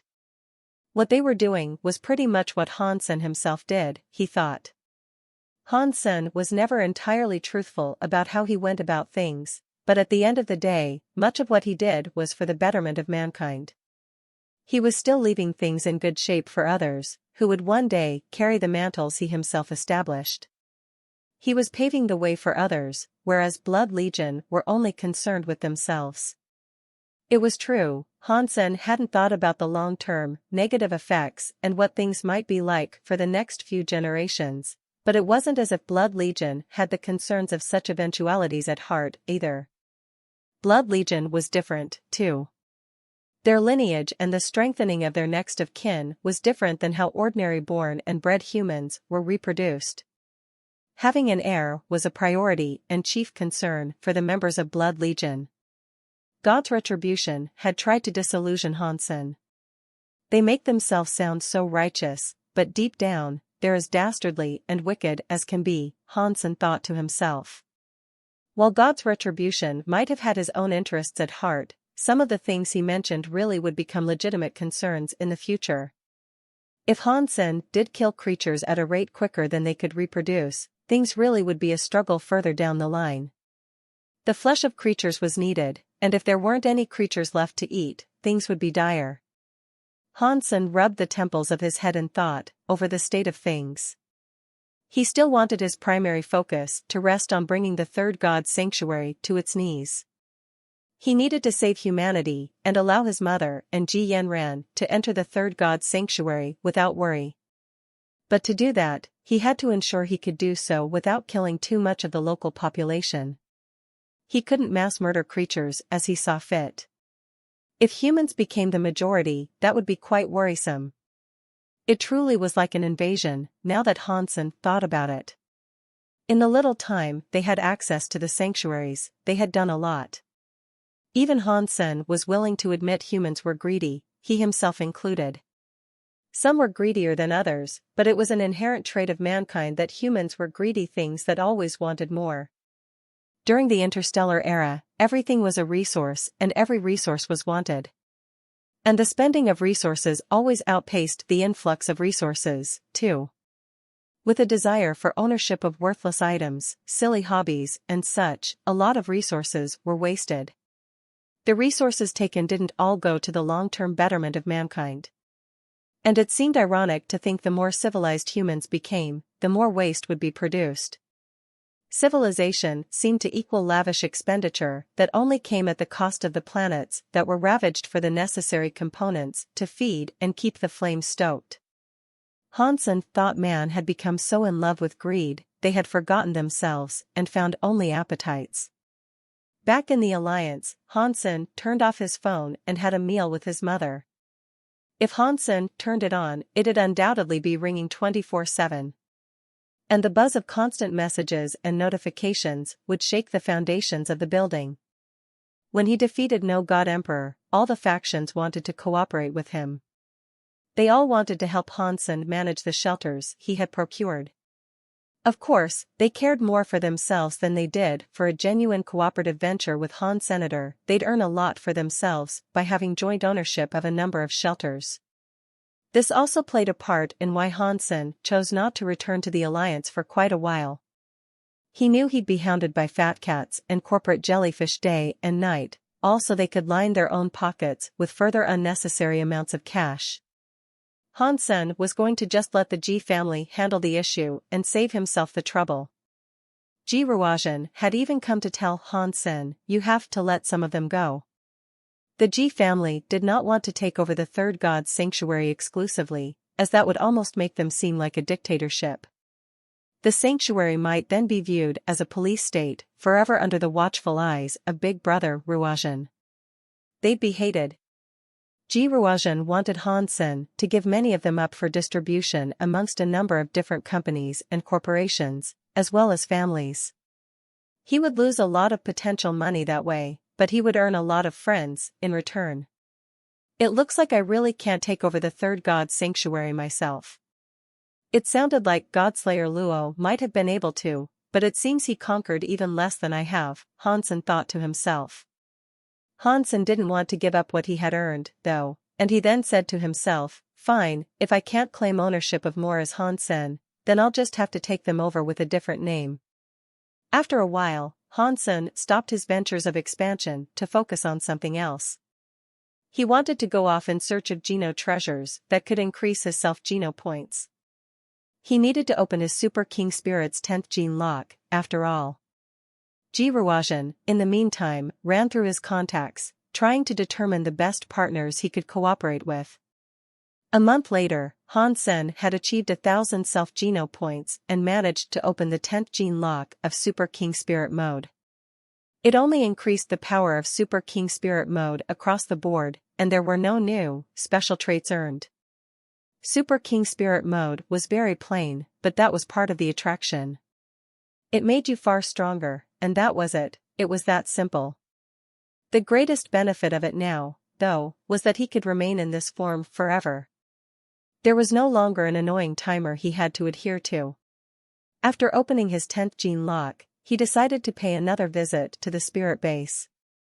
When Hansen entered, though, he was unable to find any other islands. Hansen chalked it up to there not being many spirits with 10 gene locks open, so as a result, there weren't going to be many to find there. Hansen drove his island around for a while and eventually saw another spirit. He didn't reveal himself, though. Only seeing one, he just turned around and left. After that, Hansen returned to the sanctuary and went back to conquering lands and claiming territories alongside the spirits and creatures in his employ. This news was relayed across the Alliance once more, making people even more hyped for the prospects of proper settlement in the third god's sanctuary. The spirits were all cooperating, and they no longer resisted. On the sly, though, they still pleaded for Undead Emperor to help them out and defeat Hansen. Before Sky Mountain, Undead Emperor began leading a grand host of spirits and creatures to bring an end to Hansen's reign. "Hansen, will you fight me?" Undead Emperor asked, with a tone as chilling as a winter's grave. "Of course I will." Hansen raced towards him, airborne. Undead Emperor was given a lot of information about Hansen by the other spirits, so his expectations had already been realistically set. The spirits called upon Undead Emperor to help slay Hansen due to his undying body, but just like always, the results shocked them. The previously thought to be indestructible body of Undead Emperor was utterly annihilated by Hansen's slap. Mankind had won that round, as well. And after Hansen claimed the mountain, humanity began to celebrate another job well done. But all of a sudden, a light shone in the sky high above. The ground began to shake, quake, and rumble. Tears formed across the region, through subterranean explosions. It was like a coming apocalypse, and it frightened the onlookers. Aside from where Hansen was, the land was churned into utter ruin and carnage. The mountains around collapsed into themselves, sinking down into black pits. Eventually, only Sky Mountain remained, surrounded by abyssal depths. The humans that saw this felt a great chill. Where the encompassing regions went, they had no clue, but the only relief they could feel was the belief they had been spared somehow. "There are words written across the black reaches that surround us," a person called out. When the people turned to take a look, they read it out. It said, "We fight in 3 days. Yours sincerely, the king." Everyone looked at the chasm with worry. It was a sinister way to send a message, and even though they had full confidence in Hansen, they couldn't help but feel afraid. Hansen was their only lifeline. If he was defeated, things would go back to how they once were, as nobody else could carry his flame. The news that the king had challenged Hansen was all over the third god's sanctuary. While this greatly excited the spirits, humans were less enthusiastic about the concept. If a human like Hansen was defeated, progress in the third god's sanctuary would revert back to zero. Mankind would lose their entire grip on what they had obtained there thus far, and would most likely be treated even worse. And with the spectacle that accompanied the invitation of entire lands being sunken, the fear of Hansen losing grew. They started to believe Hansen did not have what it took to defeat the king. The 3 days passed by quickly, and all that while, humans worried. But now, the day for that fateful fight had come. On the day of battle, Hansen ventured to the peak of Sky Mountain and stood proudly. He waited there for the king to show. Although humans were tinged with a bit more worry than the spirits, they were all excited to see and hear what the result would be. Eventually, a body that looked like the king arrived. And after that, the area turned black. Nobody could see or hear a thing. A second later, everything returned to how it was. When they looked up again, they were all shocked at what they saw. Hansen and the king were gone, neither of them could be seen, and the mountaintop had vanished as well. The trail of a battle was found, though, one that extended all the way to the endless sea. Although no one had seen the battle unfold, the markings of what had occurred looked bad. It must have been a brutal tussle. When the wake of combat reached the endless sea, none dared traverse the place. The gravity issue was bad enough, but the tsunamis that raged were frightening. 7 days later, the rage of the endless sea was quelled. Although nothing of the fight could actually be seen, it was hailed as the most epic and legendary fight ever performed by a human. The Alliance decided to call it the final fight. But no one yet knew who won the battle. The Alliance said Hansen had won, but the spirits said the king had won. The battle had stopped, and Hansen and the king established a contract. There were 3 core pillars of the contract. It stated that humans who were sent to spirit shelters were allowed to return to the Alliance. Hansen would also provide spirits near absolute freedom, as long as they did not venture past Sky Mountain and left those lands alone. To the east of Sky Mountain was land solely belonging to mankind. Spirits were not allowed to go there. A lot of factions agreed with the contents of the contract, and it seemed like the best of both worlds. At the very least, it meant every surpasser had been freed. Hansen had also secured 1,000,000 miles square of land for humans to occupy and live freely in. The Alliance was worried that if Hansen died or had to leave the sanctuary, they would lose everything he had secured. As a result, they greatly agreed with the terms of the contract. The king became a hero to the spirits of the third god's sanctuary. When Undead Emperor was killed, all hope was lost. And yet, the king did not shy away from the battle. He went up and battled Hansen alone. And hearing humans were no longer allowed to go past Sky Mountain, they were delighted. Some people believed the king might have actually been the elusive dollar, but few agreed with that theory. Spirits did not believe the king was a human, and humans did not believe dollar was a spirit. Hansen knew the contract had no power, though. When he ascended to the fourth god's sanctuary, it would be rendered nullified. He only hoped the terms could be respected going forward. So, Hansen used this opportunity to bring Ji Yanran and his mother to the third god sanctuary. His mother was sent to a place in the human lands, whereas Ji Yanran was sent to a shelter that belonged to the dominion of spirits.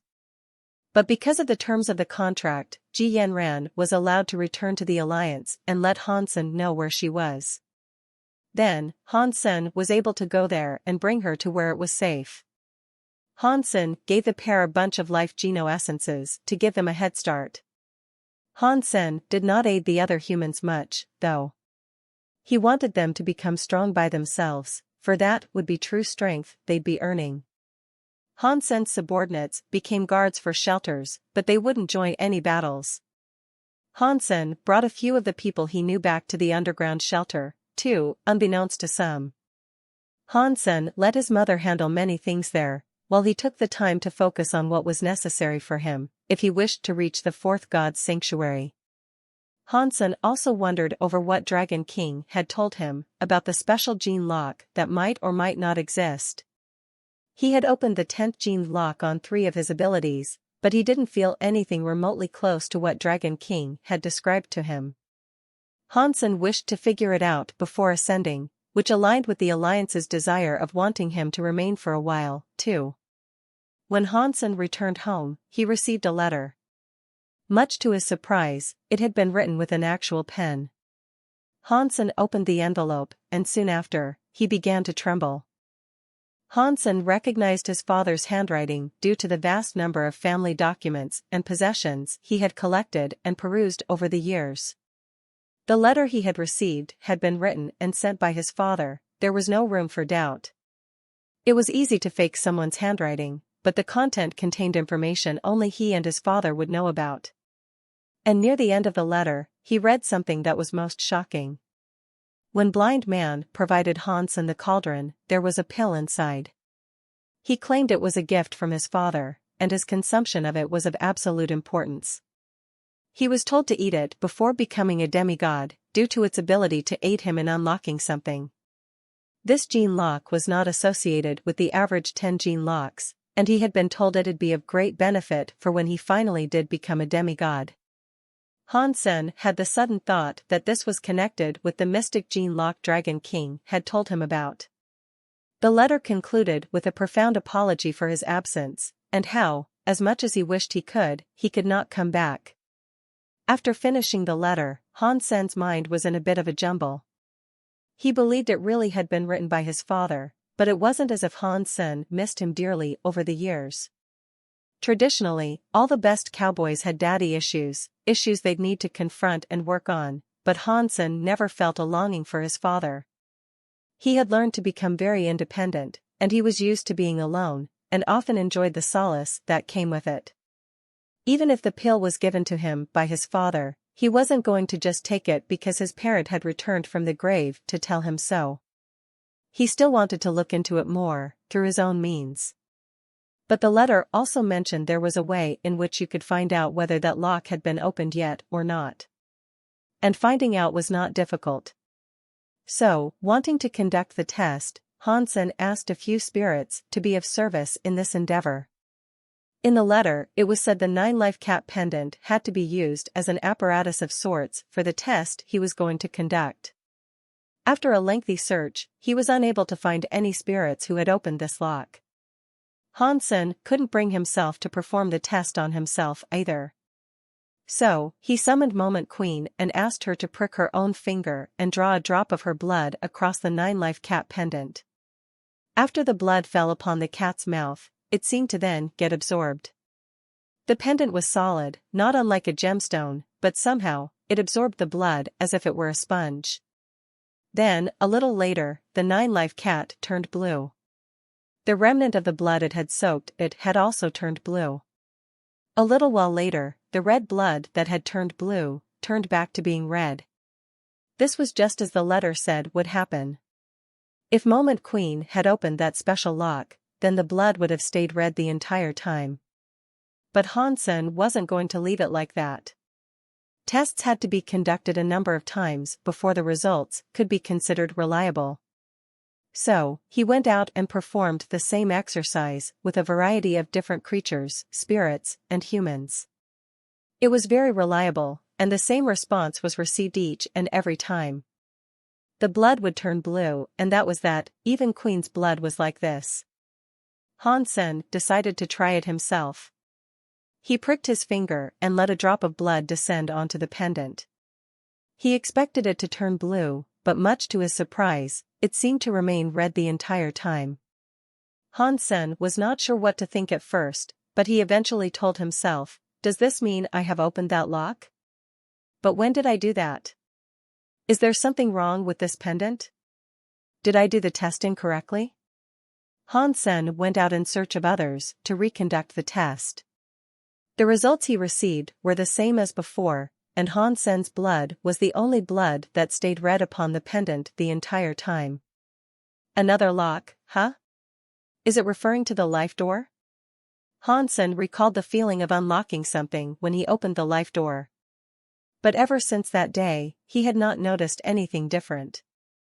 He didn't think it had aided him at all. If the 9-life cat was indeed performing correctly, though, there was no other possibility. So, I've opened that thing by accident. That's great. It means I don't even need to take that pill. Hansen paused, pleased with himself. Then, after a brief bob of his head, he continued on to think, if I give this to someone else, then, who should have it? Hansen wasn't sure if the pill was safe, so if it was something harmful, he didn't want it to bring grief to someone that was dear to him. But if it was something decent, he didn't want to give it to a random nobody, either. It was quite the conundrum. Hansen returned to the underground shelter and fetched the dusty cauldron.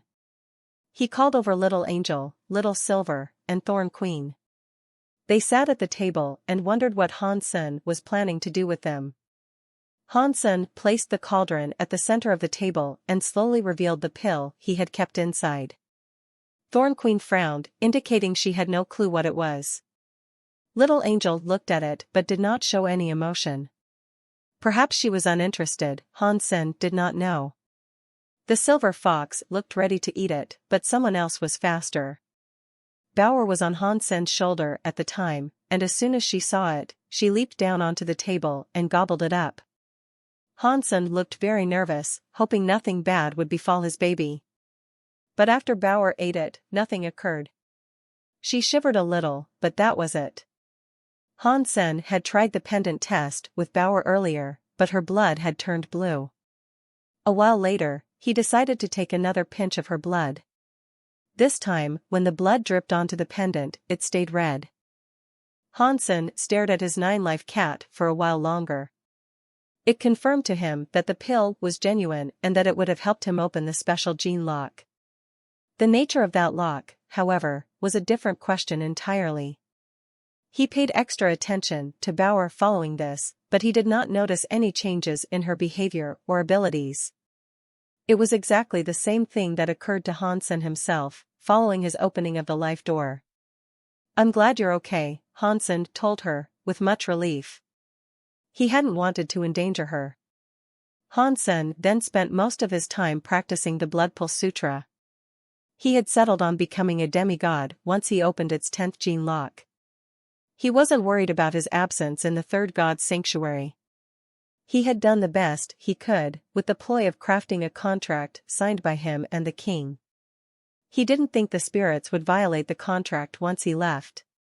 The territory he had established for humans was only 1 million miles squared, so it wasn't all that much, anyway. And besides, Hansen had a number of super creatures and emperors that would remain when he was gone. They'd help protect everything Hansen had done, and Queen and Qin Xian had become exemplary surpassers in the time that had passed since their coming to the third god's sanctuary. 1 year later, he finally managed to crack open the last gene lock of the Blood Pulse Sutra. When the 10th gene lock opened, it made his body far tougher. It wasn't particularly brilliant in any individual capacity, but it was good to have it finished. He didn't mind it being underwhelming for himself, as his desire for advancing the Blood Pulse Sutra had shifted in recent years. His focus with it, much like the members of Blood Legion, was to ensure his heirs would be stronger. It wasn't for himself, it was for the future generations of his lineage. And once that was done, he didn't have much else to do. He was going to become a demigod, but he was in no immediate rush to. He made sure to spend a lot more time with his mother and with Ji Yanran after this. The fourth god's sanctuary, the world of demigods, was completely different than all else that had come before. Old Man Ji had told him it was just the beginning. Han Sen had received the bulk of what he knew about the fourth god's sanctuary from Old Man Ji himself. He wasn't going to underestimate the realm he would soon be stepping into. The fourth god's sanctuary was still a world of creatures and spirits, but they started very much like humans did there. They started from scratch. The shelters there were all individual and separate from one another. Each shelter had a demigod Geno core, and to conquer a shelter, one had to claim the demigod Geno core. After a human became a demigod, their own demigod Geno core would increase in strength the more Geno points they collected. Unfortunately for humans, they now also had to play by the rules spirits did. If spirits sought to invade a shelter a human possessed, they could claim the human's demigod Geno core as humans did their spirit stones in previous shelters. Demigod Geno cores generated different types of powers. Old Man Ji informed Han Sen he'd be stronger than the average starter demigod, but he also made sure to warn Han Sen not to overestimate his abilities. He'd still be very vulnerable, stepping into that world. The demigod creatures that had Geno cores would be lethal for humans to try to do battle with. The powers of a Geno core were wild and unpredictable, as well. They came in all varieties, and if your attention lapsed, you could be killed by a Geno core without even knowing how you died. Han Sen listened to Old Man Ji intently, but ultimately, how he'd start off was down to luck. It'd be a roll of the dice. Most humans used evolution pools to ascend a sanctuary, and the same still held true for entering the fourth god's sanctuary from the third god's sanctuary. Becoming a demigod was easy for humans. But few humans could become a demigod the proper way, and going there without maxing out their Geno points and making sure they were the best they could be would ensure a swift death. Even humans who maxed out their genes were susceptible to the fickle nature of fate.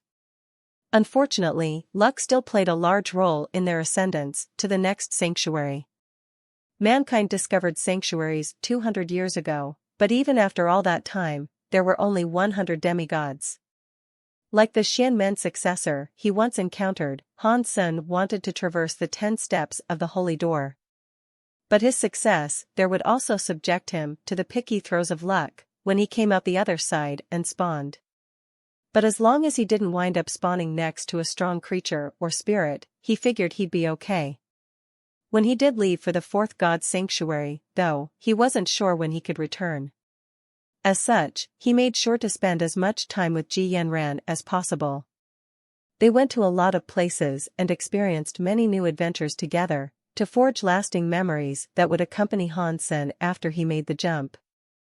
If he was unable to find a shelter, he would be unable to return at all. After another 4 months elapsed, though, he was ready. He prepared himself for walking up the fabled stairway. After a fond farewell to his friends and companions, with whom he had accomplished much, it was time for him to go.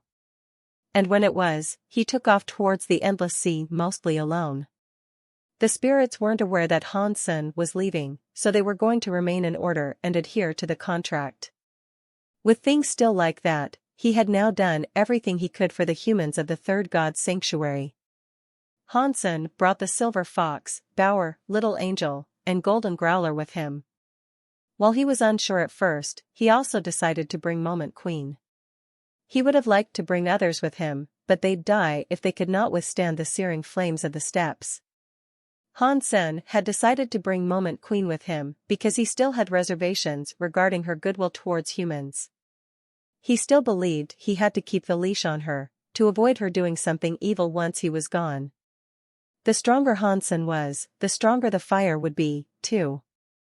His companions were sure to have a hard time following him up. He didn't even plan to bring Bauer or the silver fox with him at first either. But they suspected what he was going to do, and nothing he did would remove them from his company. Hansen thought if the Xianmen successor was able to bring a skeleton up with him, then he wouldn't have too much trouble bringing his super creature companions. Little Angel and Golden Growler were staples of Hansen's collection. They had always been with him, and he wasn't going to leave them behind now. They had 10 gene locks open as well, anyway. Considering their abilities, even with sentimentality out of the picture, he really wanted to bring them with him. Hansen gave out the rest of his beast souls to his mother and Ji Yanran, so they'd have a fair amount of decent gear and weaponry to get a head start in the third god's sanctuary. He also tasked Xie King and a few of the others with keeping an extra eye out for those two, to ensure nothing bad would befall them.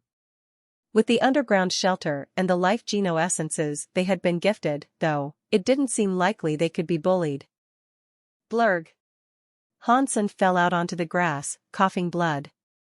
Bauer was as cool as ever, and when she came out, she did so with a graceful drop on top of Hansen's head, pushing his face into the bloodied soil.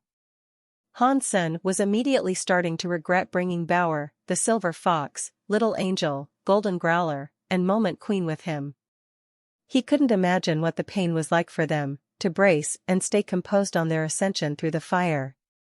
The fires Hansen had to endure were of a greater intensity than what Xiang Yin and the Xianmen's successor had dealt with.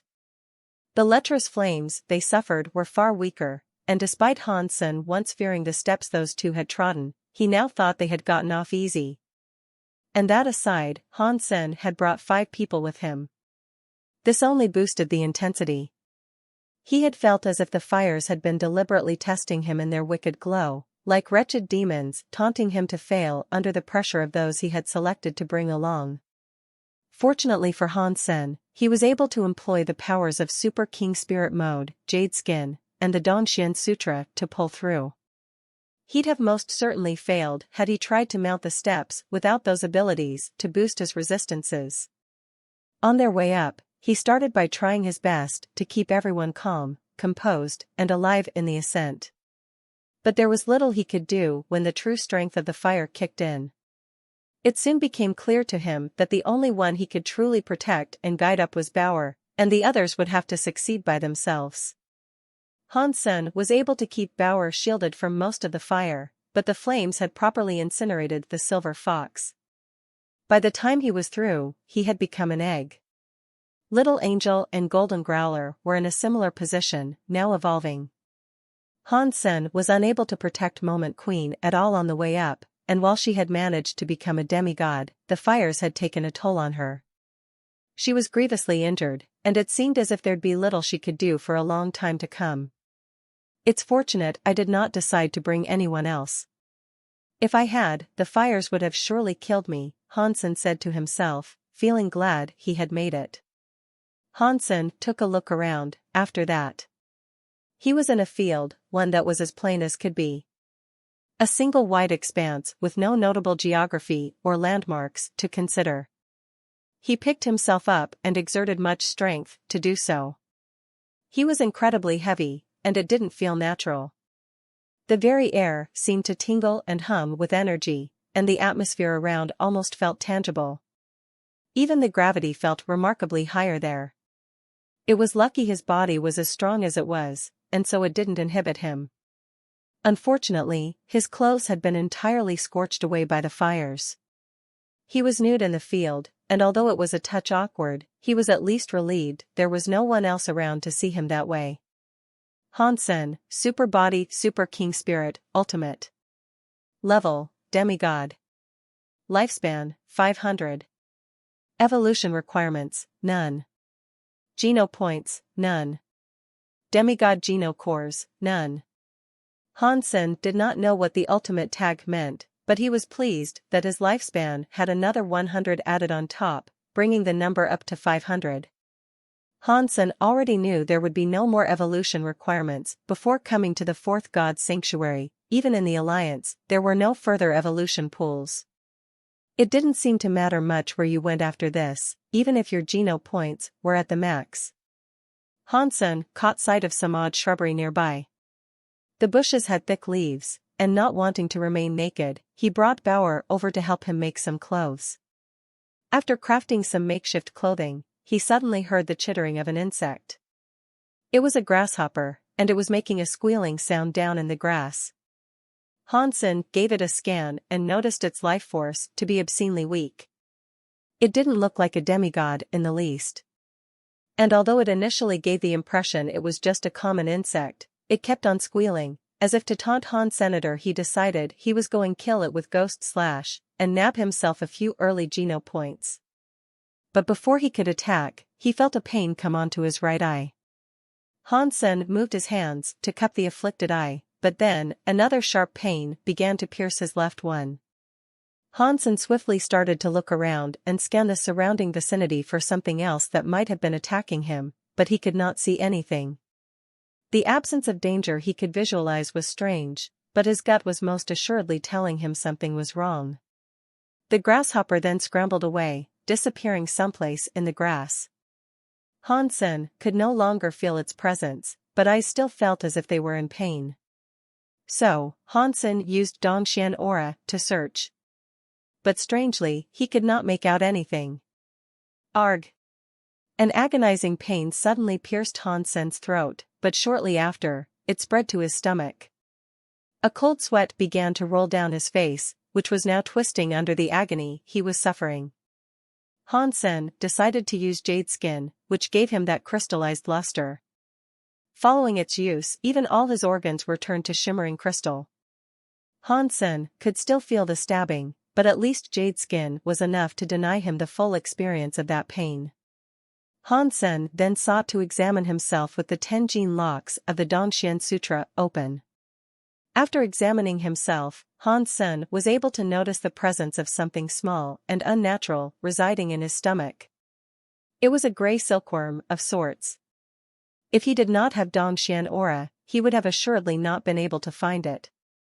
The head of the silkworm was very much like a needle, and it was undoubtedly the source of the pain Hansen was experiencing. After more examination, Hansen discovered it was not a creature, though. Instead, it was the grasshopper's demigod Geno core. From this bug, Hansen was able to detect and learn the sequential structure of the grasshopper. The grasshopper came out of hiding once more, and appeared at Hansen through the blades of grass. Not wanting to risk a single thing, Hansen knew he'd have to kill it the first opportunity he had. He immediately cast Ghost Slash towards it. The grasshopper was cut in half. When the bug inside Hansen's stomach died with it. Ordinary creature soil lotus killed. No beast soul gained. Bronze Geno core received, dust bug. Consume its flesh to gain 0 to 10 ordinary Geno points randomly. Hansen placed the dust bug on his finger. The Geno core was so small, he needed the Dongxian Aura just to see it. Dust bug, earth element bronze Geno core. Making effective use of this Geno core would require a certain level of proficiency with the element of earth. Bronze was the tier of this Geno core. There were 4 ranks of Geno cores in total: bronze, silver, gold, and gemstone. People occasionally whispered the rumor of there being a Geno core that superseded even the extremely rare and exotic gemstone quality Geno core. The details of what it might have been were scant, but the rumors never died. And if the mystical cores did exist, it was believed no human had possession of one. Hansen had many earth element Geno points, so he could use his Dongxian Sutra to make use of the dust bug. However, this was not Hansen's Geno core. It belonged to a creature that had been slain, and now it was forever locked in its current state. There was no room for its power to grow. If Hansen had a Geno core he could actually call his own, its strength and power would grow in accordance with his own body.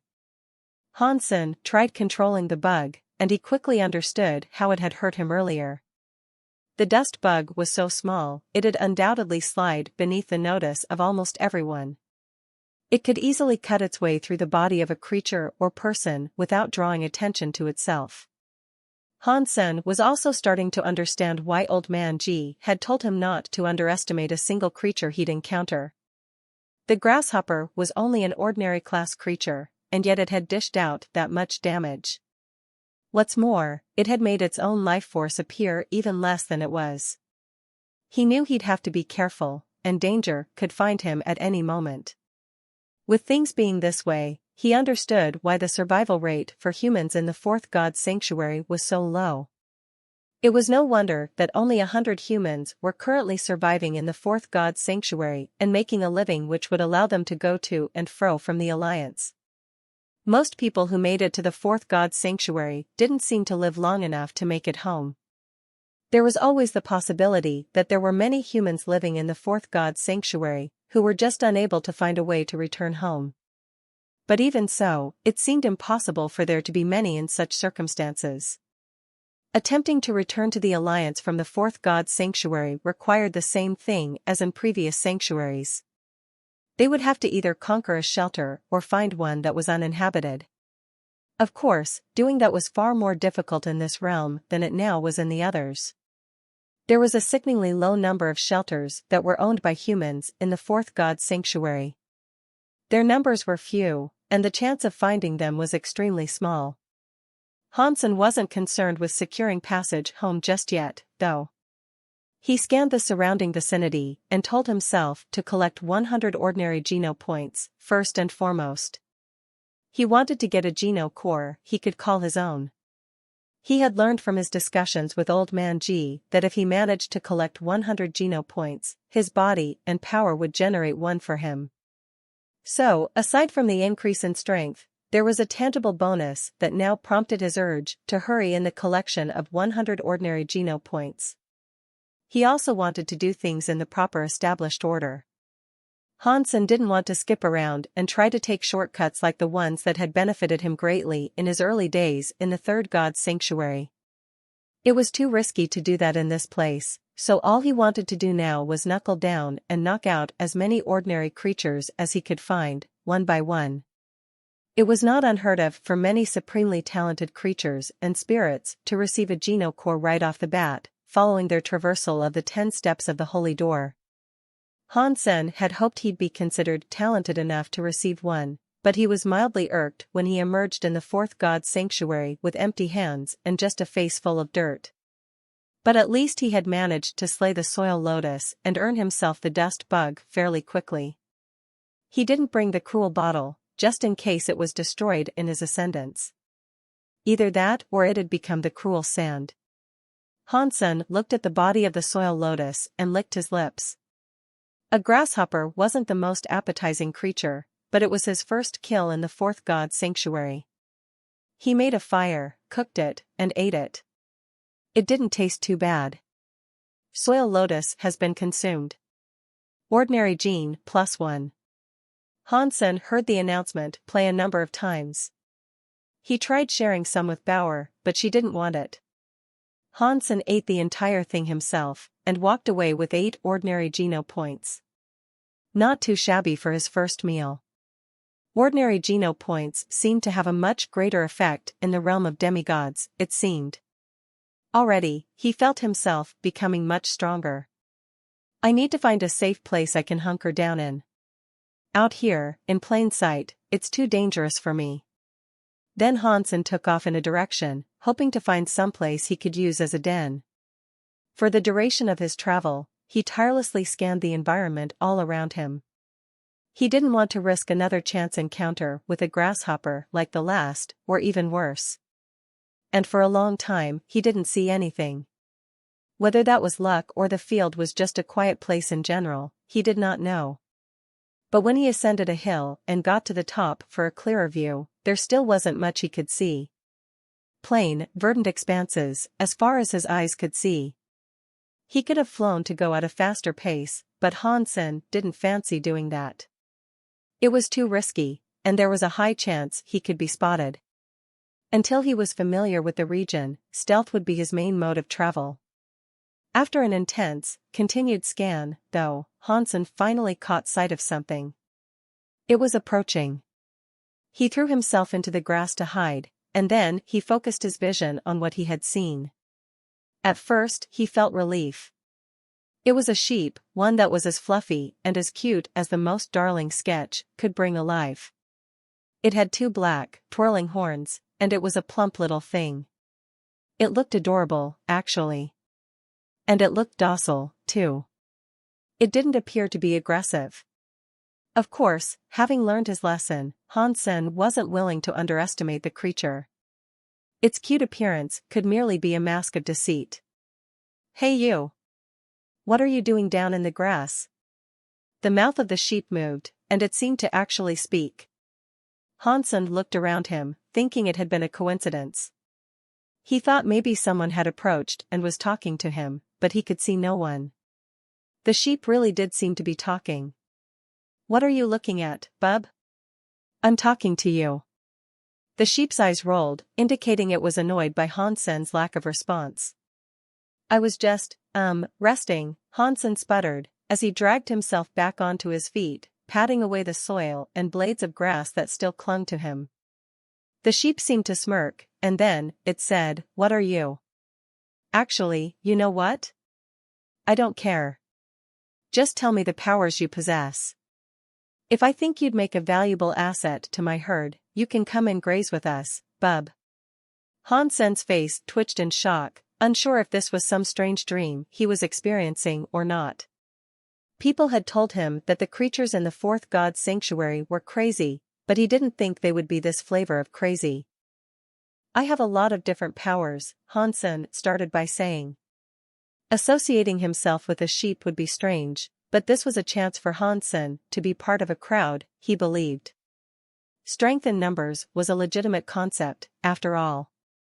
If he could become an ally of the sheep, the current dangerous circumstances might not be so grave for Hansen. The sheep seemed peeved by the vague response he had received, though. Hansen caught this, and he wanted to fix the mood between them. So, he boldly proclaimed, "I can destroy stuff." With the Tenjin locks of the Dongxian Sutra firing on all cylinders, it wasn't exactly a lie. The sheep grimaced, and with disappointment slumping its limbs, it turned to leave. "Don't go yet. Talk to me." Hansen wanted to learn what the sheep had expected of him. "A weak *SS creature like you probably doesn't even have a geno core. I need someone special, bub. I need someone who can heal or support others. Finding a random creature that can take pleasure in destroying stuff is easy, and I can assuredly find one stronger than a scrawny kid like you, bub." The sheep then ran off. Hansen was confused by this, and so he turned his head to ask Bauer, "Did I just get insulted by a sheep?" "Yes, Dad. I told you to eat more," Bauer said. Hansen could hardly believe he had been condescended to by a sheep. Hansen could tell it was an ordinary creature. But he could also tell it was as good as an ordinary creature could get. "Brother sheep, don't go. I was wrong. I'm good at healing," Hansen yelled, going after the woolly mammal. It was rare to find herbivore creatures, so Hansen didn't want to miss the opportunity to follow the sheep if the rest of its herd were of the same kind. He'd have the benefit of being in a herd, and he wouldn't have to share the corpses of creatures they slew. "You can heal, bub?" the sheep asked, turning around to see Hansen panting in the chase. The powers of healing were rare, and the sheep did not like Hansen. It never expected him to possess the powers of healing, and the sheep had only said what it said to hurry the dialogue along so it could leave. "Yeah. Where I come from, they call me Dr. Sexy." Hansen puffed up his chest and danced his pecs. The sheep did not believe Hansen. Suddenly, one of its horns departed the seat against its head and went twirling towards a nearby bush. A squeal sounded from the undergrowth, as a rat had unwittingly found itself impaled. The rat struggled to get itself free, and when Hansen went to take a look, he saw that the rat was actually being held in place by a scimitar. Hansen was surprised. The black steel scimitar must have been the sheep's geno core. "Okay, Dr. Sexy. Show me what you can do." The sheep gestured towards the rat that seemed to be dying. Hansen then knelt down beside it and started the healing process that he had learned from the holy rhino. Perhaps it was because he was in the 4th god's sanctuary, but it took an uncomfortably long time to heal the creature. Well, I can't lie. You really can heal, but, whiskey, tango, foxtrot. Why is it so slow? Ugh, it's fine for now. Come on, bub, the sheep said. Hansen followed after the sheep and came to a forest with many creatures in its eaves. Hansen saw a big black bird staring at him with pinprick eyes that almost burned holes in him. There were 4 creatures with 6 legs that had to be as big as tanks. And on the left, there was a spirit sitting against a tree. In front of Hansen, there was a beast that seemed to half resemble a boar. Its rear was just a mangled mesh of bones, though. The creature was mainly black, but its eyes were red, like bright rubies embedded in coal. It was as big as a train compartment, all in all. If he had to guess, he'd go out on a limb and assume that fearsome beast was the leader of the motley crew. It looks like meat's back on the menu, boys, the spirit shouted, eyeing Hansen like he was food. The sheep did not answer the spirit, and merely spoke to the boar. This is the man you've been looking for. He doesn't even have a genocore. What's the point? That same spirit said rudely. The boar looked at the sheep, and the sheep quickly said, he's weak now, but he can heal you. He will only improve and become stronger. The beast looked at Hansen and groaned. The noise he made was hefty, and Hansen could imagine the power it possessed even from that. Hurry up and heal him, bub, the sheep said. Hansen then noticed a wound on the boar's chest that was bleeding profusely. Wanting to impress and not disappoint, Hansen hurriedly simulated the powers of the holy rhino. He got to healing the mighty beast, but his performance was even worse this time around. The process was slower than it had been for the rat. Hansen guessed it was because of how powerful the creature was. He imagined it had to be primitive class, at the very least. The spirit started laughing until he was out of breath. When he found composure, he wheezed out, "Pa. You call that healing?" "Haha." The sheep blushed and told the spirit, "Any healing is better than no healing." The beast Hansen was healing did not say or do anything. He ignored their bickering and just focused on accepting the healing and trying to rest. The healing process was going to take a while, and Hansen was able to have a home amongst the collective. All he had to do for them, each and every day, was tend to the wounds of the boar. Although Hansen was not interested in being a healer, he was able to learn a lot by residing amongst them. Hansen learned a lot from the sheep in his time with them. He was in a portion of land called Jade Hill. It was a relatively tame location, and it was free from the presence of strong creatures. In fact, the posse Hansen had joined up with was the biggest there. The sheep and the 6-legged beasts were ordinary creatures. The spirit was only squire class. Hansen thought it best to stick with them, but on the second day of his time with them, the boar he had been healing went off to drink water and never returned. When they went out looking for him, all they found were its bones. Its blood had dyed the entire waterhole red, and when Hansen saw it, his face turned a ghastly shade of gray. He thought he might get the blame. But this didn't appear likely, for when the rest found the boar's remains, they all just ran off in fear. With the black beast having been killed by something, they did not dare remain where they were. Whatever had killed it had to be extremely fearsome. Hansen ran alongside the sheep, thinking it best to stay close. The sheep ran as fast as it could and traversed a great distance. It no longer needed Hansen's company, so it wasn't going to wait around for him. But much to his surprise, Hansen was able to keep up. The sheep said to him, "The boss is dead. Do you still want to follow me, bub?" "Sure. Where are we going?" Hansen did not mind going with the sheep, since he seemed to know the land a lot more. He'd be a powerful ally. "We're going to find another boss, bub." The sheep continued sprinting for a little while, before turning its head to Hansen and saying, "Don't worry. You'll be safe with me." The sheep brought Hansen to a little hill, and there they followed behind a primitive creature. The creature was a green snake, and the sheep told Hansen it was stronger than the black boar they had previously been following. The sheep talked their way into becoming members of the group, and they were both accepted into the fold fairly easily.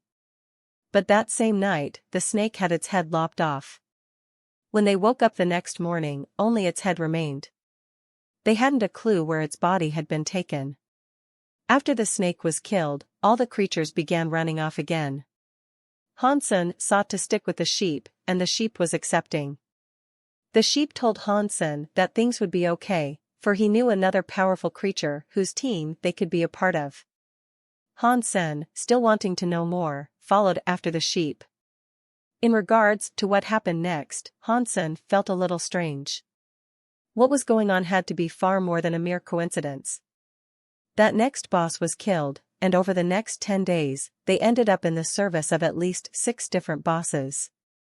Each boss was killed within 3 days of the pair coming into their employ. Who keeps killing these bosses? What could they possibly want?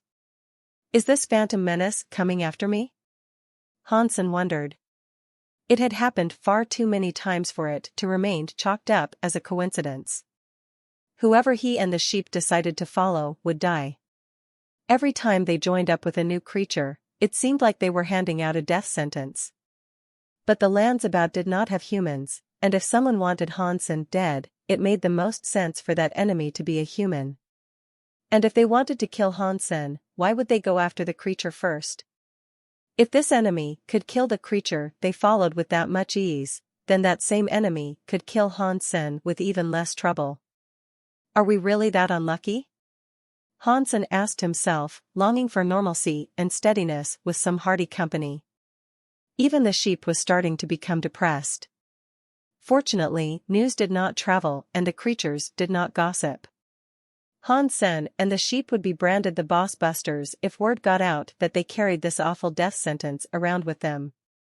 The sheep rested for half a day and eventually said to Hansen, "There is one last primitive boss we can consult, bub. Hopefully, his health and his head will fare better. Let's go to him and see if we can find some stability." "Sure," Hansen said. Hansen had followed the sheep for quite a while now, and he had come to know the area quite well. If the two did have to go their separate ways, Hansen thought he'd survive just fine on his own. Hansen also thought the two could just go off and make good by themselves, but the sheep was true to its calling. It really wanted to follow others, and since there was only one boss left to see, Hansen thought he might as well accompany it. But Hansen was growing more and more concerned over the constant slaying of primitive bosses. He didn't want this queer enemy coming for him, too. The boss they met next was a monster with 3 horns protruding from its head. The horns were large and gnarly, disfigured like tree branches that had endured far too many winters. As for its body, it was not too dissimilar to that of a cow. The sheep was a smooth talker, and again, they were accepted into the service of the horny cow. The sheep was worried this boss would end up as a hunk of chuck roast, just as the rest had. That same night, he mumbled to himself repeatedly, saying, "Please don't die. Please don't die. Please don't die, bub. Please don't die. Please don't die. Please, don't die, bub." Hansen was worried, too, but he had come to like the sheep. It was quite humorous to watch. The creatures that followed the 3-horned beast weren't particularly special, and they were actually the same type of creature that the big cheese was. They were all horned cows. Hansen thought it was slightly strange that only he and the sheep were different from the rest. The sheep had to be the slickest talker he had ever met, and his social skills were off the charts. Hansen couldn't imagine trying to talk his way into being happily accepted into a crowd such as that. And while Hansen hadn't earned anything from his time with the sheep, he had instead learned. He had come to know quite a bit. This group was more tight-knit than the others, and they stayed much closer together than the other groups. Hansen himself was only 30 meters away from the boss. And since he had a clear line of sight on the boss, Hansen thought it would be best to watch him with Dongxian aura. If an enemy approached, his focus would reveal the enemy that had hounded them. It can't be just bad luck, can it? Hansen half-asked himself once more. At midnight, Hansen detected strange movement nearby their leader. A second later, the creature's head was hewn off. Fortunately, Hansen was able to see who had done the deed. And when he saw who the murderer was, he was surprised to see it was someone he was quite familiar with. It was nighttime, but the glade was brightly lit beneath the gracious glow of the moon. Hansen witnessed the slayer of the three-horned beast, and he noted how familiar its killer looked. No way. Hansen saw it was a woman with dragon-scaled skin, draconic horns, and wings. She was wielding a cleaver. Before Hansen became a demigod, he had eaten the food she had prepared for him each and every day. She looked exactly like the spirit chef the Serpent Throne had been mimicking. While Serpent Throne had generated a sentient doll in her image, this was the real one. This was her, live and in the flesh. After she lopped the beast's head off, she picked up the creature's carcass and went on her way. She was the size of an average human, but she was able to carry the entire lifeless body of a beast that had to be at least 3 times her own size with great ease. She went away at a brisk pace, too. And when the gathering of lesser creatures saw the head of their leader oozing blood into the soil, they started freaking out and running away. The sheep woke up, roused from its deep slumber by all the commotion. And when its eyes fell across the bloody head, just like the rest, it wanted to spring back to its feet and race off. But Hansen grabbed the sheep by its tail to stop it. Unfortunately, it paid no heed and simply kept on going. Hansen was unable to hold on to his tail due to the speed he was going, and the sheep kept crying out as he went, "I'm going to die, bub. I'm going to die." Although he had grown fond of the fluffy thing, Hansen couldn't be bothered with tracking it down. Instead, he was keener on examining the severed head. Now that he knew what was killing the primitive creatures of the land, he didn't feel the need to run off. With his prior connection to the spirit, he didn't fear her so much that he'd flee the area like the rest. The chef was able to slay primitive creatures with ease, and knowing that, it was obvious she wasn't going to waste time hunting down ordinary creatures he was equivalent to, anyway. Hansen imagined an analogy, appropriate for the chef that she was. In his mind, he compared her to a world-class chef who was proficient at preparing the greatest cuisine that a most magnificent restaurant could offer. To settle for ordinary creatures would be reducing herself to being the dishwasher. Hansen would be another wretched plate to clean, in her eyes. And the less she had to clean, the better. As such, he believed himself to be safe staying in the vicinity, if he didn't bother her. Hansen examined the cow-like head and lifted it up. He was going to cook what little of it he could, in the hopes of earning a couple of primitive geno points. And as much as he would have liked to go after the chef, he felt he didn't need to just yet. That wasn't on his agenda, for the time being. And even though he once had the chef for a doll, that wouldn't guarantee the real spirit would be friendly to him.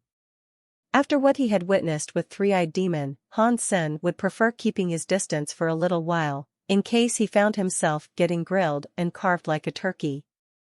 Seeing how she one-hit killed the three-horned beast, Hansen knew he had no chance of fighting her. If he approached her, and she wasn't friendly to him or Bauer, their chances of survival were pretty slim. Picking up the head, Hansen fancied starting a fire so he could cook it.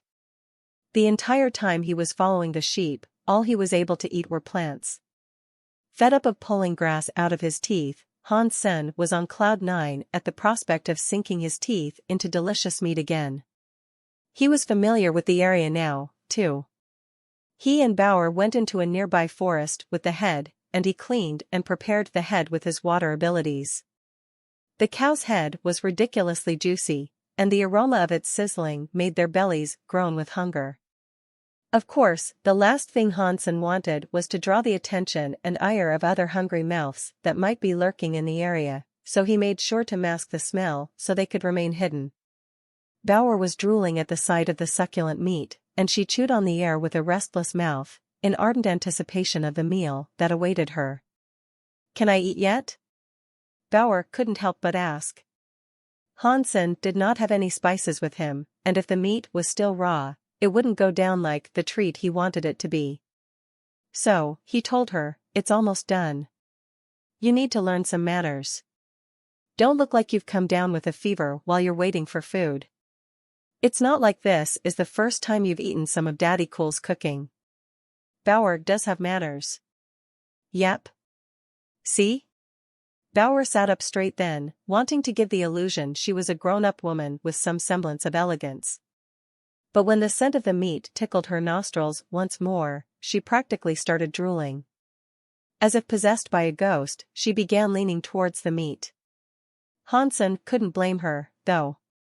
He himself was staring at the meat like a starved, angry wolf. Before it was fully cooked, Hansen began to carve a few cooked slices of meat off the head. Then, he hastily served them to Bauer and himself. "Dad, this is good," Bauer exclaimed, as they both gorged on the delicious meat like pigs. It was like a Turkish grill. The head had quite a bit of meat on it, more than Hansen expected. But still, the pair was hungry for more. Bauer was so hungry, she sucked on all the meat-stripped bones she could. Bauer ended up eating the most, and disappointingly, Hansen didn't receive any primitive geno points. It wasn't surprising, though, given it was only the beast's head. That's not to say nothing of worth was earned. The 3 horns had resisted the fire for the entire duration of being cooked. They looked like they'd make useful tools or weapons. With jade skin, Hansen poked the horns and noted how sturdy they still felt. They looked like they'd make for hardy tools, indeed. Since Hansen was practically naked in the 4th god's sanctuary, he settled on using them as weapons for the time being. The horns were hard, but if Hansen used the Dongxian Sutra to remove them from the head, they'd surely break. So, Hansen settled on using jade skin to dig them out completely. The skull was cone-shaped, and the parts he broke off looked to make a fine handle and handguards. The way the horns were shaped and serrated, they looked as if they'd make good sword breakers. And since they were lethally sharp, they'd make decent spears, too. And it was at that moment, Hansen suddenly felt something approach. He turned around and there she was, the chef, cleaver in hand. She was a mere 10 meters away. Hansen, upon seeing the chef, thought to himself, has she returned for the head? But she'd have to dig into our stomachs if she wanted it back. And that would be no trouble for her. "Oh, the head? We thought you had no need for it, so we ate it." Hansen began stepping back, bringing Bauer firmly back into his arms. Hansen knew how strong she was through the Serpent Throne's replication of her, but this was the genuine her. This was her as a demigod now, too. If he could, Hansen wanted to avoid a fight. Immediately, he took off running. He knew she enjoyed feeding the entity Dragon Eater, and not wanting to take a chance of getting spit roasted for a midnight snack, he thought it best to scram. Hansen had a fitness level of 7,500. If he wanted to rival primitive creatures in strength, he'd have to get that figure up to 10,000. With her being able to topple mighty primitive creatures in one swing, though, 3-horned beast king included, he'd need to be even higher. Fighting her was the last thing Hansen wanted to do. The Dongxian Sutra allowed Hansen to see through the entire world, but he didn't think it would give him much of an edge against an opponent who was that strong. The gulf of power that separated the two was too wide. Hansen did not yet have a genocore either. He was able to guess she probably had one, but its exact nature was a mystery. Making use of his phoenix techniques, Hansen committed to the act of flight. Surprisingly, the chef was unable to keep up with him. She was strong, but evidently sluggish when it came to agility. Just like any other primitive creature, she could not keep up with Hansen. Hansen thought to himself, did she just become a demigod? The man that was dead, slumped against the entrance to the underground shelter. If he was there during her reign, then she couldn't have been in the 4th god's sanctuary for longer than 100 years. Perhaps she has been unlucky all this time and has been unable to gain strength. Hansen's deduction was not too far from the truth. When she first came to the 4th god's sanctuary, she was placed in a very dangerous area where she could not do much, and she had been trapped.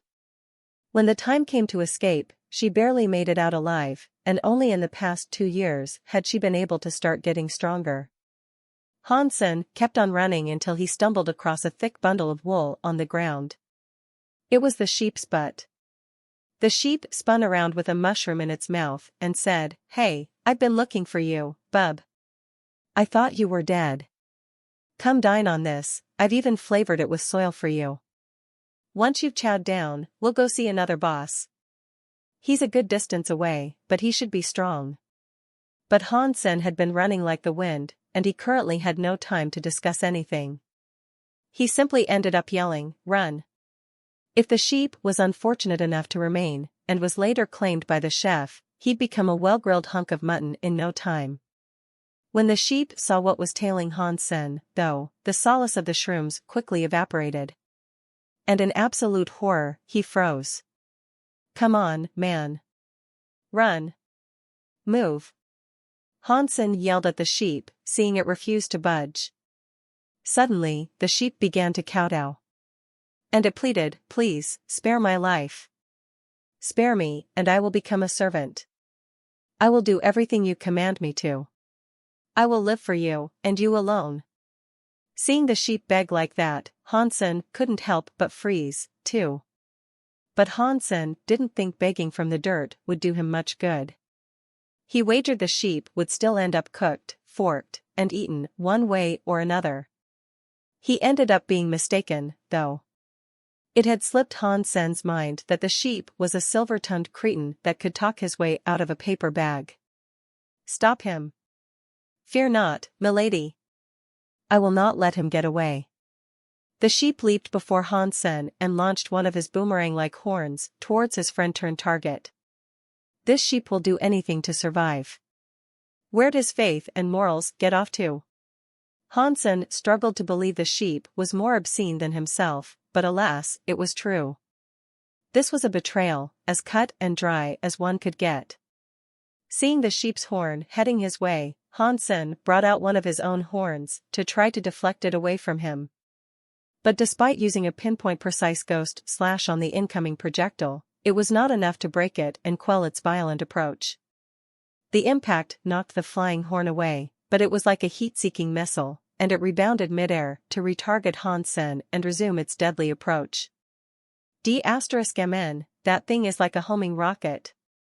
Hansen pulled out a second horn, planning to use Yin Blast to destroy the sheep horn. He knew he had underestimated the power of the sheep's geno core, but he had only seen it in action once before. And things only got worse when Hansen tried to use Yin Blast to take it down. The projectile absorbed his Yin power to propel itself towards him at an even greater speed. Hansen had slowed down considerably to deal with the sheepish traitor. It had given the chef the time necessary to catch up, and now that she was in range, she pulled out her fork of doom. She lobbed it at Hansen. Hansen managed to evade the fork, but another sound filled his ears. With a pang, a crystal bowl had trapped him. "Boss lady, it is done." The sheep was now like a dog, groveling obediently. The chef ignored him completely, though. Instead, she approached the bowl that domed the area around Hansen. "It's time to bring out the big guns. She's just asking for a super spank." Hansen gathered up a blistering orb of Dongxian sutra-fueled power in his right hand. The chef approached Hansen with her cleaver in hand. Just as Hansen was about to retaliate with super spank, he heard a chilly voice boom from the skies. "Did you kill the primitive creatures?" The chef stopped and looked up into the sky. Hansen lowered his hand and also looked up at the phantom figure that was now addressing them. When his vision cleared, he could see a male spirit hovering high up in the air. His eyes were fixed on the chef, and his face bore an expression of distaste. Hansen thought to himself, "Poor you, bub. You pledged allegiance to the chef, and now she's going to get her *SS handed to her. You chose the wrong side, pal." "Who are you?" the chef asked the spirit. "You killed my creatures, you horrid hag. And you roam these lands without knowing who I am? I am the leader of Jade Hill. These lands you tread belong to me. The spirit paused briefly. He continued to address the chef, his words simmering with restrained anger. You killed my creatures, and that means there's a price to pay. You will cough up. The spirit summoned a book in his hands. It was a book that was adorned with a number of strange scrawlings, symbols, and patterns. He opened the copper-like cover and began to draw with his fingertip. Due to Hansen being trapped beneath the bowl, he was unable to see exactly what the spirit was drawing. Beneath the glass encasing, he could not make use of his Dongxian aura. A second later, though, he was done. And with a blinding font of light, a beast came out of the book. It was a 3-meter-long creature that had emerged from the page of that book. It cried out and then flew down towards the chef. The spirit looked far stronger than the 3-horned beast king the chef had slain earlier, so there was every chance she had met her match here. The chef frowned and threw up her left fist, and from out of nowhere, a fork appeared in her hand. Each prong pierced through the meaty hide, flesh, and body of the beast that was bearing down on her. With the creature stuck firmly in place upon her frightening utensil, the chef began to swing her cleaver at the beast with her one free arm. The beast, however, despite being lodged firmly upon her fork, did not seem to feel any pain. It still tried to attack the chef, flailing helplessly, but it could not reach her. The chef continued to swing and swing, slicing up the spirit's newly spawned creature like a giant sushi roll. You are good, but you are also dead. The self-proclaimed boss of Jade Hill spoke calmly, but his tone was heavy with serious gravitas. The boss of Jade Hill returned to his book and began conjuring something else. The chef, disposing of the mutilated creature on her fork, raised her kitchen utensils once more. She was ready to fight and destroy anything that dared come close. When the next creature was summoned, she destroyed it. And this was how it went for some time. Creature after creature was thrown at her, and before long, she could not keep up with the pace at which these creatures were summoned. The sheep, having seen this, began running away like a hare on fire. Hansen was shocked at the spectacle, and he knew he was in for a lot more surprises in the fourth god sanctuary. This spirit's Geno core was obviously a book, and he wondered what others might possess. It also made him more eager to find out which Geno core he would receive once he got one, and it spurred him with an even greater desire to max out his ordinary Geno points as soon as possible. The chef isn't looking too good. He's drawing way faster than she can exterminate. It's a little cheap of this boss leader guy, if I'm to be honest, Hansen thought to himself. In the fourth god sanctuary, if a spirit was unable to take down a shelter, they'd be unable to respawn. If the chef did not already have a shelter to call her own, she was in danger of being vanquished completely. She was in danger of death, an absolute one. Knowing she could not keep up with the pace of monster spawns, she tried a different tactic. She leaped up into the skies to get up close and personal with the boss of Jade Hill. The boss conjured a bird and stood upon it as the chef approached. And then the bird began to retreat, further and further away as the boss of Jade Hill stuck to his cheap tricks of summoning creatures to attack the chef who was now doing her best to get him. The chef had battled her way through legions of creatures, and there were surely far more to come. She was in a bad spot, and the chances of her actually getting close enough to defeat the boss were looking slim. I don't think she's going to make it. It's a shame, but I suppose now is the best opportunity one have to get away. Hansen, watching the corpses of slain creatures rain from the sky, tried punching his way through the crystal bowl to escape. Unfortunately, despite using jade skin to punch with all his might, there was not even a single crack rendered upon his cage's surface. Why is this bowl so hard? Is it a Geno core, perhaps? Hansen ventured a guess. Hansen was going to try breaking through the bowl with Super Spank next, but then, the bowl suddenly flew back up towards the chef. Now that Hansen was free, he wasn't going to question the blessing.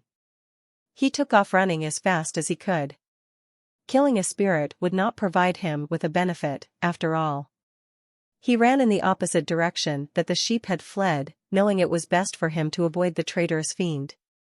And as he left, he could hear cries, roars, and the general sounds of a fierce battle high in the sky behind him. That's not to say he cared much for the trouble he was leaving behind. He was just happy to get away. Hansen needed a Geno core more than anything, right now. Everyone appeared to use a Geno core to fight, so that put him at a grave disadvantage. Hansen didn't think it was very fair. Because he had come to learn of this region well, Hansen took off in the direction of a large mountain. A primitive toxic tooth used to live there, but it had been killed by the chef shortly after Hansen and the sheep joined its employ. At least now the area was clear. The valley he traversed was home to creatures named jade snails. They were slow and weak, but their Geno cores and beast souls were good. Wanting to level up and increase his strength, Hansen fancied taking a bunch of them down. There were a dozen jade snails occupying the valley, but because they were all so slow, they weren't going to be much of a threat at all. Their Geno cores were the shells upon their backs. Although they could not be used to harm Hansen, they offered the snail an incredibly high level of defense.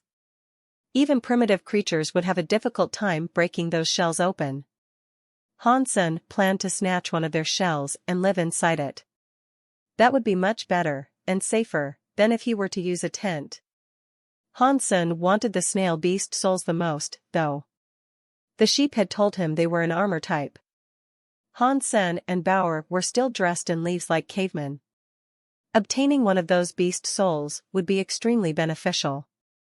Hansen noticed a few of the giant snails moving about near the gentle stream that flowed through the valley, and he thought that they looked like a bunch of houses on the move. The shells were white, which added to the illusion and looked fairly pretty, too.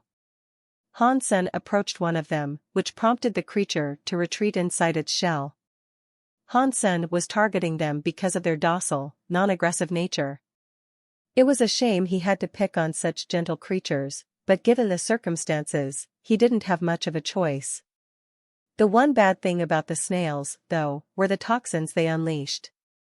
They were slow, yes, but the sticky trail they left behind was wretchedly poisonous. If another creature consumed the sticky secretions, it wouldn't be long before the toxins ravaged their body and they'd die. If this happened, the snails would then go and eat the fallen creature. Hansen knew about all this, as it was information given to him by the sheep. And not wanting to waste any time, Hansen swept toward the snail and unleashed a powerful ghost slash at it. A big metal sound rang across the length of the valley, and unluckily for Hansen, his brazen swipe had not even left a single scratch mark upon the shell of the snail. Ghost slash could teleport and befuddle opponents, but this trick did not increase its damage output.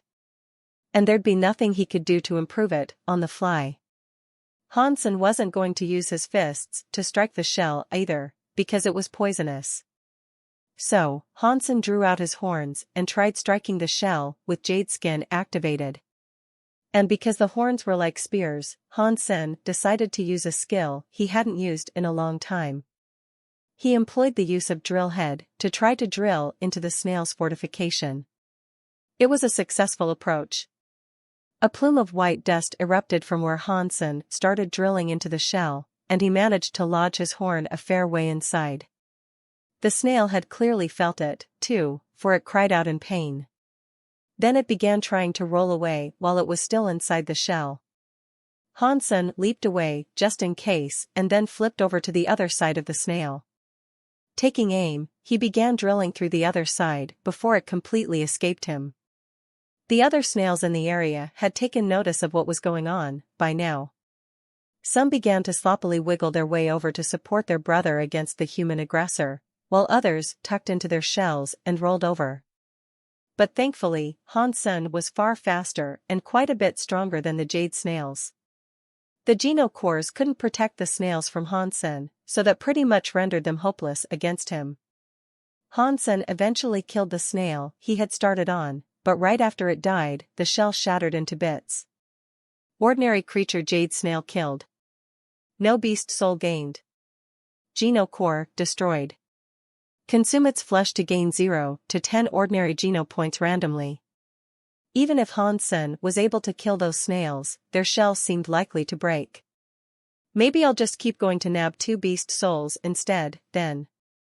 We can't stay naked any longer, Hansen said to himself, before targeting another snail. When he approached it, though, he stopped. Then, he thought of something else. This ingenious idea prompted him to leave the valley. After a period of waiting, hidden just outside the border of the valley, all the snails eventually relaxed. They all came back out of their shells to move towards the fallen snail and eat it. Without any more time to waste, Hansen summoned something. Hansen summoned the bronze genocore dust bug. Watching the snails eat, Hansen figured he could fill the dust bug with the element of earth for a hearty stealth attack. Once he had prepped it for use, the dust bug took off flying towards the slimy things. It flew fairly slow, but there was nothing Hansen could do about that. It was a small and hard thing, and it had a lot of cons. That was to be expected, though. After all, it was only a bronze-class genocore. But Hansen thought the few positives about the dust bug were all he needed. He could make do with the negatives since he was only fighting near harmless snails. The snails did not have the Dongxian aura either. With dull senses, they could not detect the dust bug slowly flying towards them. Eventually, the bug touched down near a snail and hopped onto one of their gooey bodies. The snail quickly retreated into its shell, feeling something foreign suddenly touch it. But it was too late, for the dust bug had already dug its way inside the body of the snail, as if by magic. The shell wasn't going to help the snail here. It was just like what happened to Hansen before, in which an excruciating amount of pain was dealt, all from the inside of the snail's body. It was literally being killed from the inside out. The bug was very small and rather weak, though. It took the dust bug 2 hours to completely kill the jade snail. Ordinary creature jade snail killed. Beast soul gained. Bronze genocore received, jade snail shell. Consume its flesh to gain 0 to 10 ordinary geno points randomly. Hansen was delighted to receive both the genocore and the beast soul. Hansen threw away the leaves that currently clothed him and summoned the beast soul. A clean, white armor covered his entire body. The only thing missing was a helmet. But even without that, Hansen found himself pleased and satisfied with his new armor. "Daddy, I want one, too." Bauer pulled at Hansen's leg, as if begging for a set. She was sick and tired of the leaves and pricking twigs that made her skin itch. "Don't worry, I'm going to get you one." Hansen used his dust bug to take out another snail. 10 hours passed, and when Hansen slew his 8th jade snail, he managed to obtain a second beast soul. He gave this to Bauer. Hansen wasn't planning on killing any more than he had to, especially after collecting everything he had been hoping to get. The ratio of genocore collections far outweighed that of the beast souls, though, for Hansen had managed to obtain 7 of them. Unfortunately, they were all bronze class, but although they were as small as beans at first, they could be pumped up to the size of a house, if they were given a bit of power. Just like the dust bug, they were all of the earth element, too. Hansen used his horns to cut up the snails. He would obtain a hearty amount of geno points by eating the vast amount he had killed, but he wasn't entirely sure whether or not they were edible. They were toxic, after all. And in fear of this poison, Hansen made sure to give each slab of meat he cut a good washing. He scrubbed them fiercely and cleaned them up well, but even still, he did not feel safe cooking them up. When the meat had finished sizzling, Bauer looked as hungry as she did the night before. But this time, Hansen stopped her trying to grab a bite. He had to make sure they were safe to eat first. Hansen used his horn and stabbed one of the slabs of meat. Then, he chucked it onto the grass a distance away. Then, in a nearby bush, Hansen made himself comfy. He was going to watch it intently, sitting in silence. A while later, a basketball-sized bug made an appearance. It scurried over towards the meat Hansen had placed. It was called a snake bug, for its head and neck could elongate. Its jaw was said to be fiercely powerful, and with its teeth, it could snap and chew through steel with ease. The sheep told Hansen he'd have to be careful if he encountered one, for they rarely let go once they had bitten into something. Furthermore, their fangs injected a lethal poison into their prey.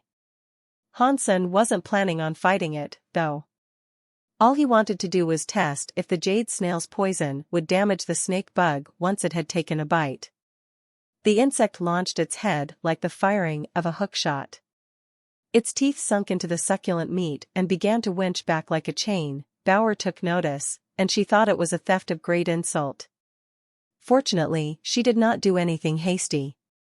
And as the snake bug gobbled up the slab of meat, it suddenly began to convulse violently. It rolled onto its back and twitched in a ghastly fashion, as blisters and boils began to pop up across its body. It started to lash out and writhe around amidst the agony it was suffering, but as it did, the boils and bubbles burst to release disgusting, smelly, slimy juices. Hansen was shocked at the sight, and he thought it to be a rather revolting scene. The snake bug inflicted poison on others, so it should have had some resilience to the poison of the jade snail. And yet, the fact that it had reacted like this spoke volumes about the toxicity of the poison the jade snails wielded. Eventually, the snake bug stopped moving. It had died. Ordinary creature snake bug killed. No beast soul gained. Genocore unobtained. Consume its flesh, gain 0 to 10 ordinary geno points randomly. Hansen was surprised it counted as a kill. He returned deeper into the valley where the jade snails resided and noticed many more had appeared. They were all busy in the process of consuming their slain brethren. Hansen chased them all away.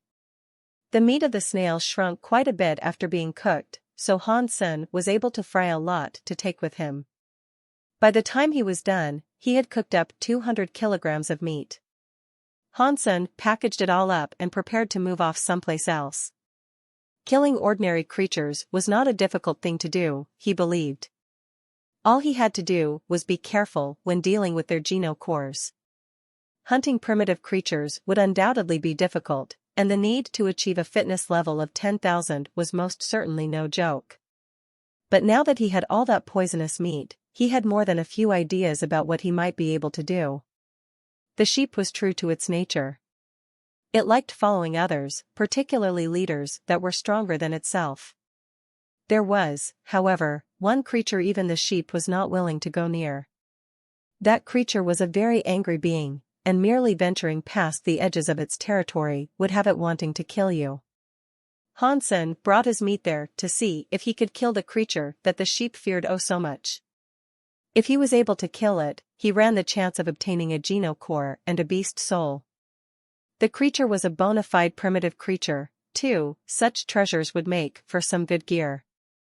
Furthermore, the creature was said to be fiercely guarding a genoplant. If Hansen was able to slay the creature, the plant would then belong to him. Holding 200 kilograms of poisonous meat in his arms, he placed it down near a portion of the ground that was split and around 2 meters wide. Hansen peered down into the pit he had selected and noted how black it was. He then dropped the meat down the hole. He was surprised to hear how long it took for the meat to hit the deck. Hansen then turned around to run. If he killed the beast he had come for, the announcement would surely play. But as he moved away from the ground, he caught sight of a white fluffy animal. Much to his disappointment, he had encountered the cheap, double-crossing sheep once more. "You cheap sheep! Oh, I'm having mutton tonight!" Hansen yelled as he ran towards the sheep with his horns drawn. The sheep knew he had gone too far the last time they met, and it wasn't likely Hansen was the sort to let bygones be bygones and let him off the hook. And just as Hansen caught up to the woolly prat, Hansen called out, "Cheap sheep! This is your judgment day." The sheep knew he couldn't outrun Hansen, and so he quickly threw himself onto the ground in a kowtow position. He pleaded, "Spare my life, please." Hansen felt a chill run down his spine, and he thought to himself, "You asterisk shoal. You tried to kill me. You can't weasel your way out of this one." Hansen was planning on striking the sheep down, then and there. But just as he was about to, something red appeared in the grass. Hansen was taken aback. He thought the slippery, worm-tongued cheap sheep had played a magic trick on him. Looking at the red figure that had just appeared on the plain, he noticed it was the chef. Unfortunately for her, she looked to be in very sorry shape, and the red color was the blood that soaked her person. Pang! The chef collapsed on the ground. Hansen could breathe a sigh of relief, knowing she wasn't a threat. But he also smirked a little as he thought about getting revenge on her. Hansen pulled out his horns, ready to finish her off. But she managed, with great strain, to look up and mumble a few words. She said, Han. Jean. G. Hansen immediately withdrew his weapons and bent down near her. He raced to ask, "What did you just say?" She quietly repeated what she had spoken, pauses and all. Han. Jean. G. Hansen now knew he had not been mistaken, hearing what she said. He then recalled the man who had died slumped against the entrance to the underground shelter. After examining the person, Hansen and his companions had discovered a pocket watch on him. There was an old photo inside, featuring an unknown middle-aged man and his father, as a child. Hansen had asked his mother who the man was, but she did not know who it was either. Now that she had spoken the name Han Jinji, Hansen thought to himself, what connection does she have to Han Jinji? Might she know who the man holding my father was, the same person who was dead outside the tree door? Hansen wanted to ask her more questions, but she had passed out. Hansen wished to wake her up, but before he could do anything, he felt a frightening presence approaching quickly. It was the boss of Jade Hill. There were many beasts following him, like a swarm of locusts. Hansen picked up the chef and began running. He would have happily killed her earlier, but there was the possibility she held valuable information. He wasn't going to let her die now. If he failed to get her to safety, he wouldn't learn more about his father or find out anything about that photo. Even if she didn't know a whole lot, Hansen was eager to follow even the most meager trail of breadcrumbs he could find, if it meant securing a lead around the mysteries that surrounded his father. Hansen ran off like a madman, with the chef on his shoulders. Unfortunately, he was unable to go at a pace quick enough to shake off the tide of beasts behind him, and the wretched spirit who commanded them. After running for a while, Hansen's eyes traced a sheep running in the distance. He imagined the fluffy fiend had managed to get away while he was busy examining the chef. It was a slow creature, though, and it wasn't long before Hansen caught up with it. "Bossman bub, don't kill me. I'll do whatever you want," the sheep pleaded and begged, as its little legs carried it as fast as they could. "Stand right there, then," Hansen shouted. "No can do. Are you blind to the army that's chasing us, bub?" The sheep wasn't willing to follow the command and simply kept on running. F***CKU. Hansen said, keeping up with the sheep. Across that emerald expanse, the sheep was leading the chase. Hansen was directly behind it, while a massive swarm of creatures chased at a good few paces behind. "Stop right now." "No." "Stop." "No." Hansen knew he wasn't going to listen, so he exerted more energy to try to outpace the sheep. The beasts were catching up, too, and they didn't look as if they were going to get winded anytime soon. The sheep, seeing that Hansen was about to overtake him, summoned its horn and fired it towards him. Hansen, seeing the boomerang come for him, employed his phoenix techniques to swoop across and over the sheep. The sheep was not very proficient when it came to combat, and after leaping towards it, Hansen grabbed the sheep by its neck and lobbed it at the swarm of creatures behind. "Go make him your boss," Hansen shouted out. Hansen believed the sheep might actually get the job done. After the sheep was launched towards the self-proclaimed boss of the Jade Hill, Hansen saw the boss raise his hands towards it. The sheep immediately pleaded, "Boss, don't kill me. I'm coming to serve and obey you." After the sheep called this out, the boss frowned. He wasn't impressed. He grabbed hold of the sheep and cast it away like a stone. Hansen, seeing Cheap Sheep earn itself another boss, hoped someone or something might suddenly appear to kill it. Strangely, nothing happened, and the monsters continued to chase him. Hansen was just testing it out, though. He didn't think the death of leaders was some sort of curse or ability Cheap Sheep inherently had, but he was curious nonetheless. So, he had no choice but to continue running.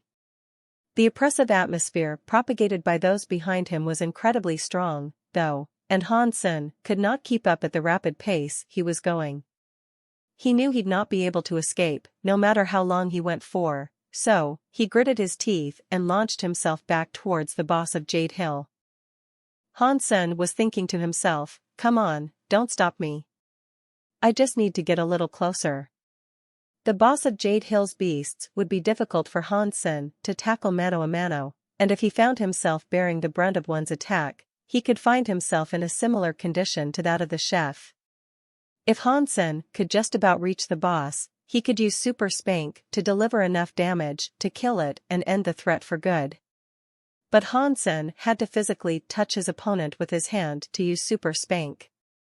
Getting that close was a dangerous feat, and it was a stunt he wasn't entirely sure he could pull off.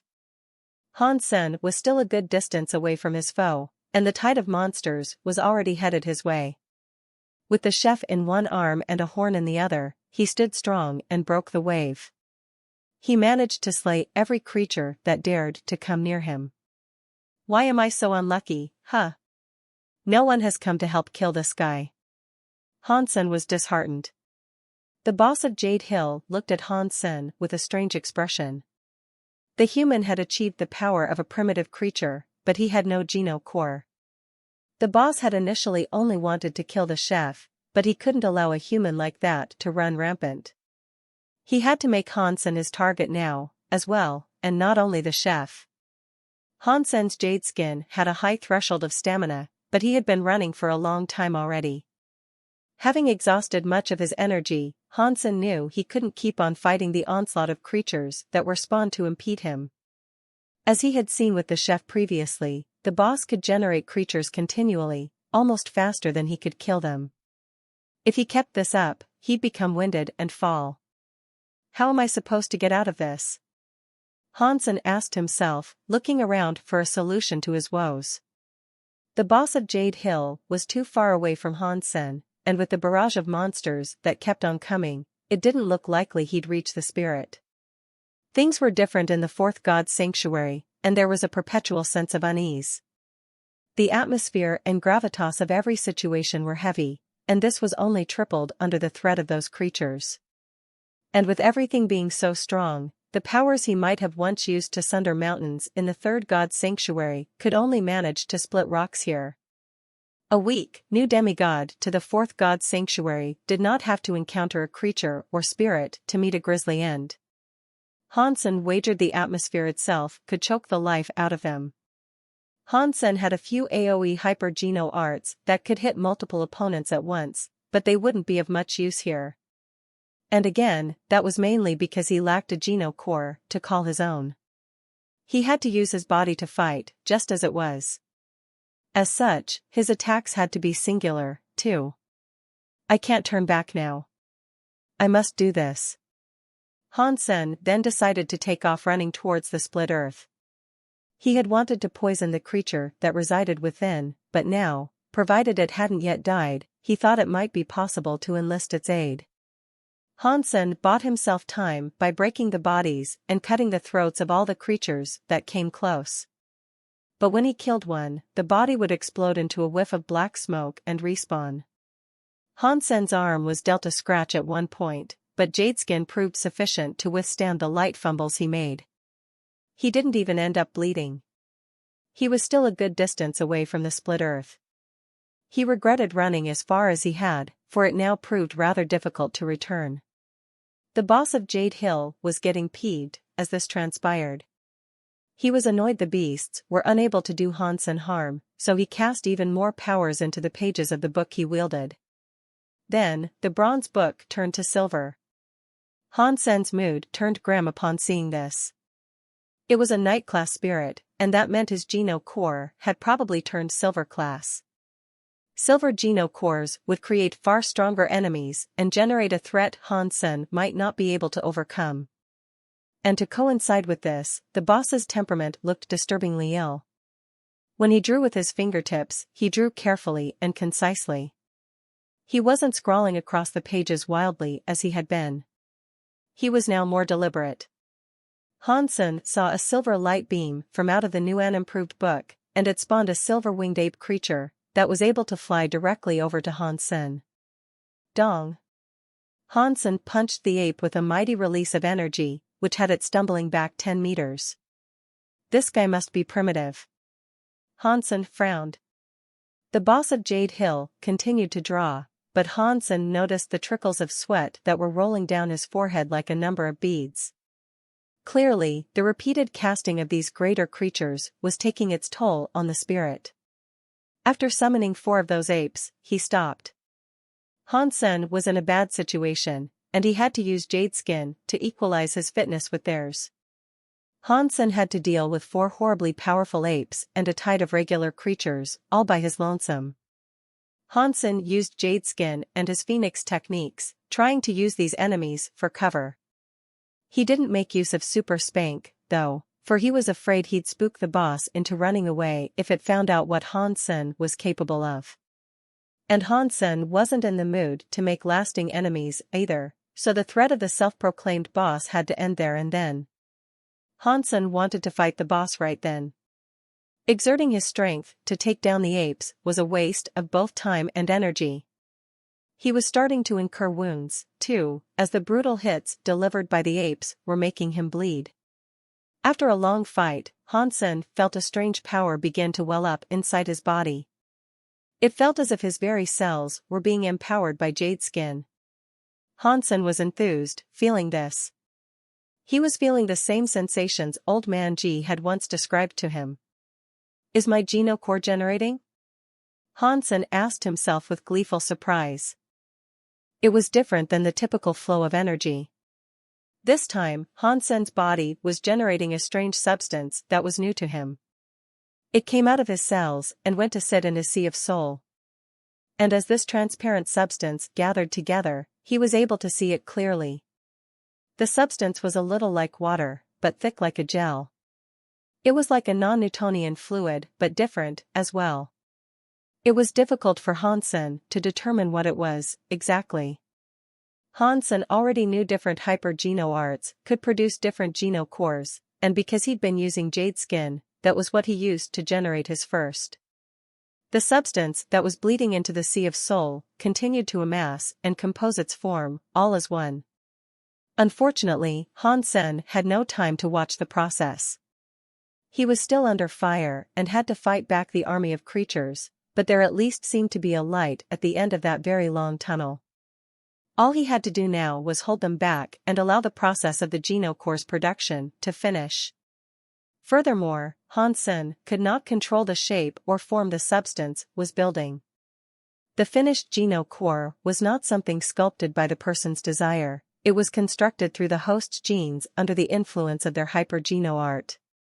They themselves had no personal hand in it. As Hansen battled his way through the tide, he felt something amiss in his sea of soul. Something else was occurring. Hansen took a peek back inside his sea of soul, and there, he saw his black crystal glowing. It was generating another substance, something black.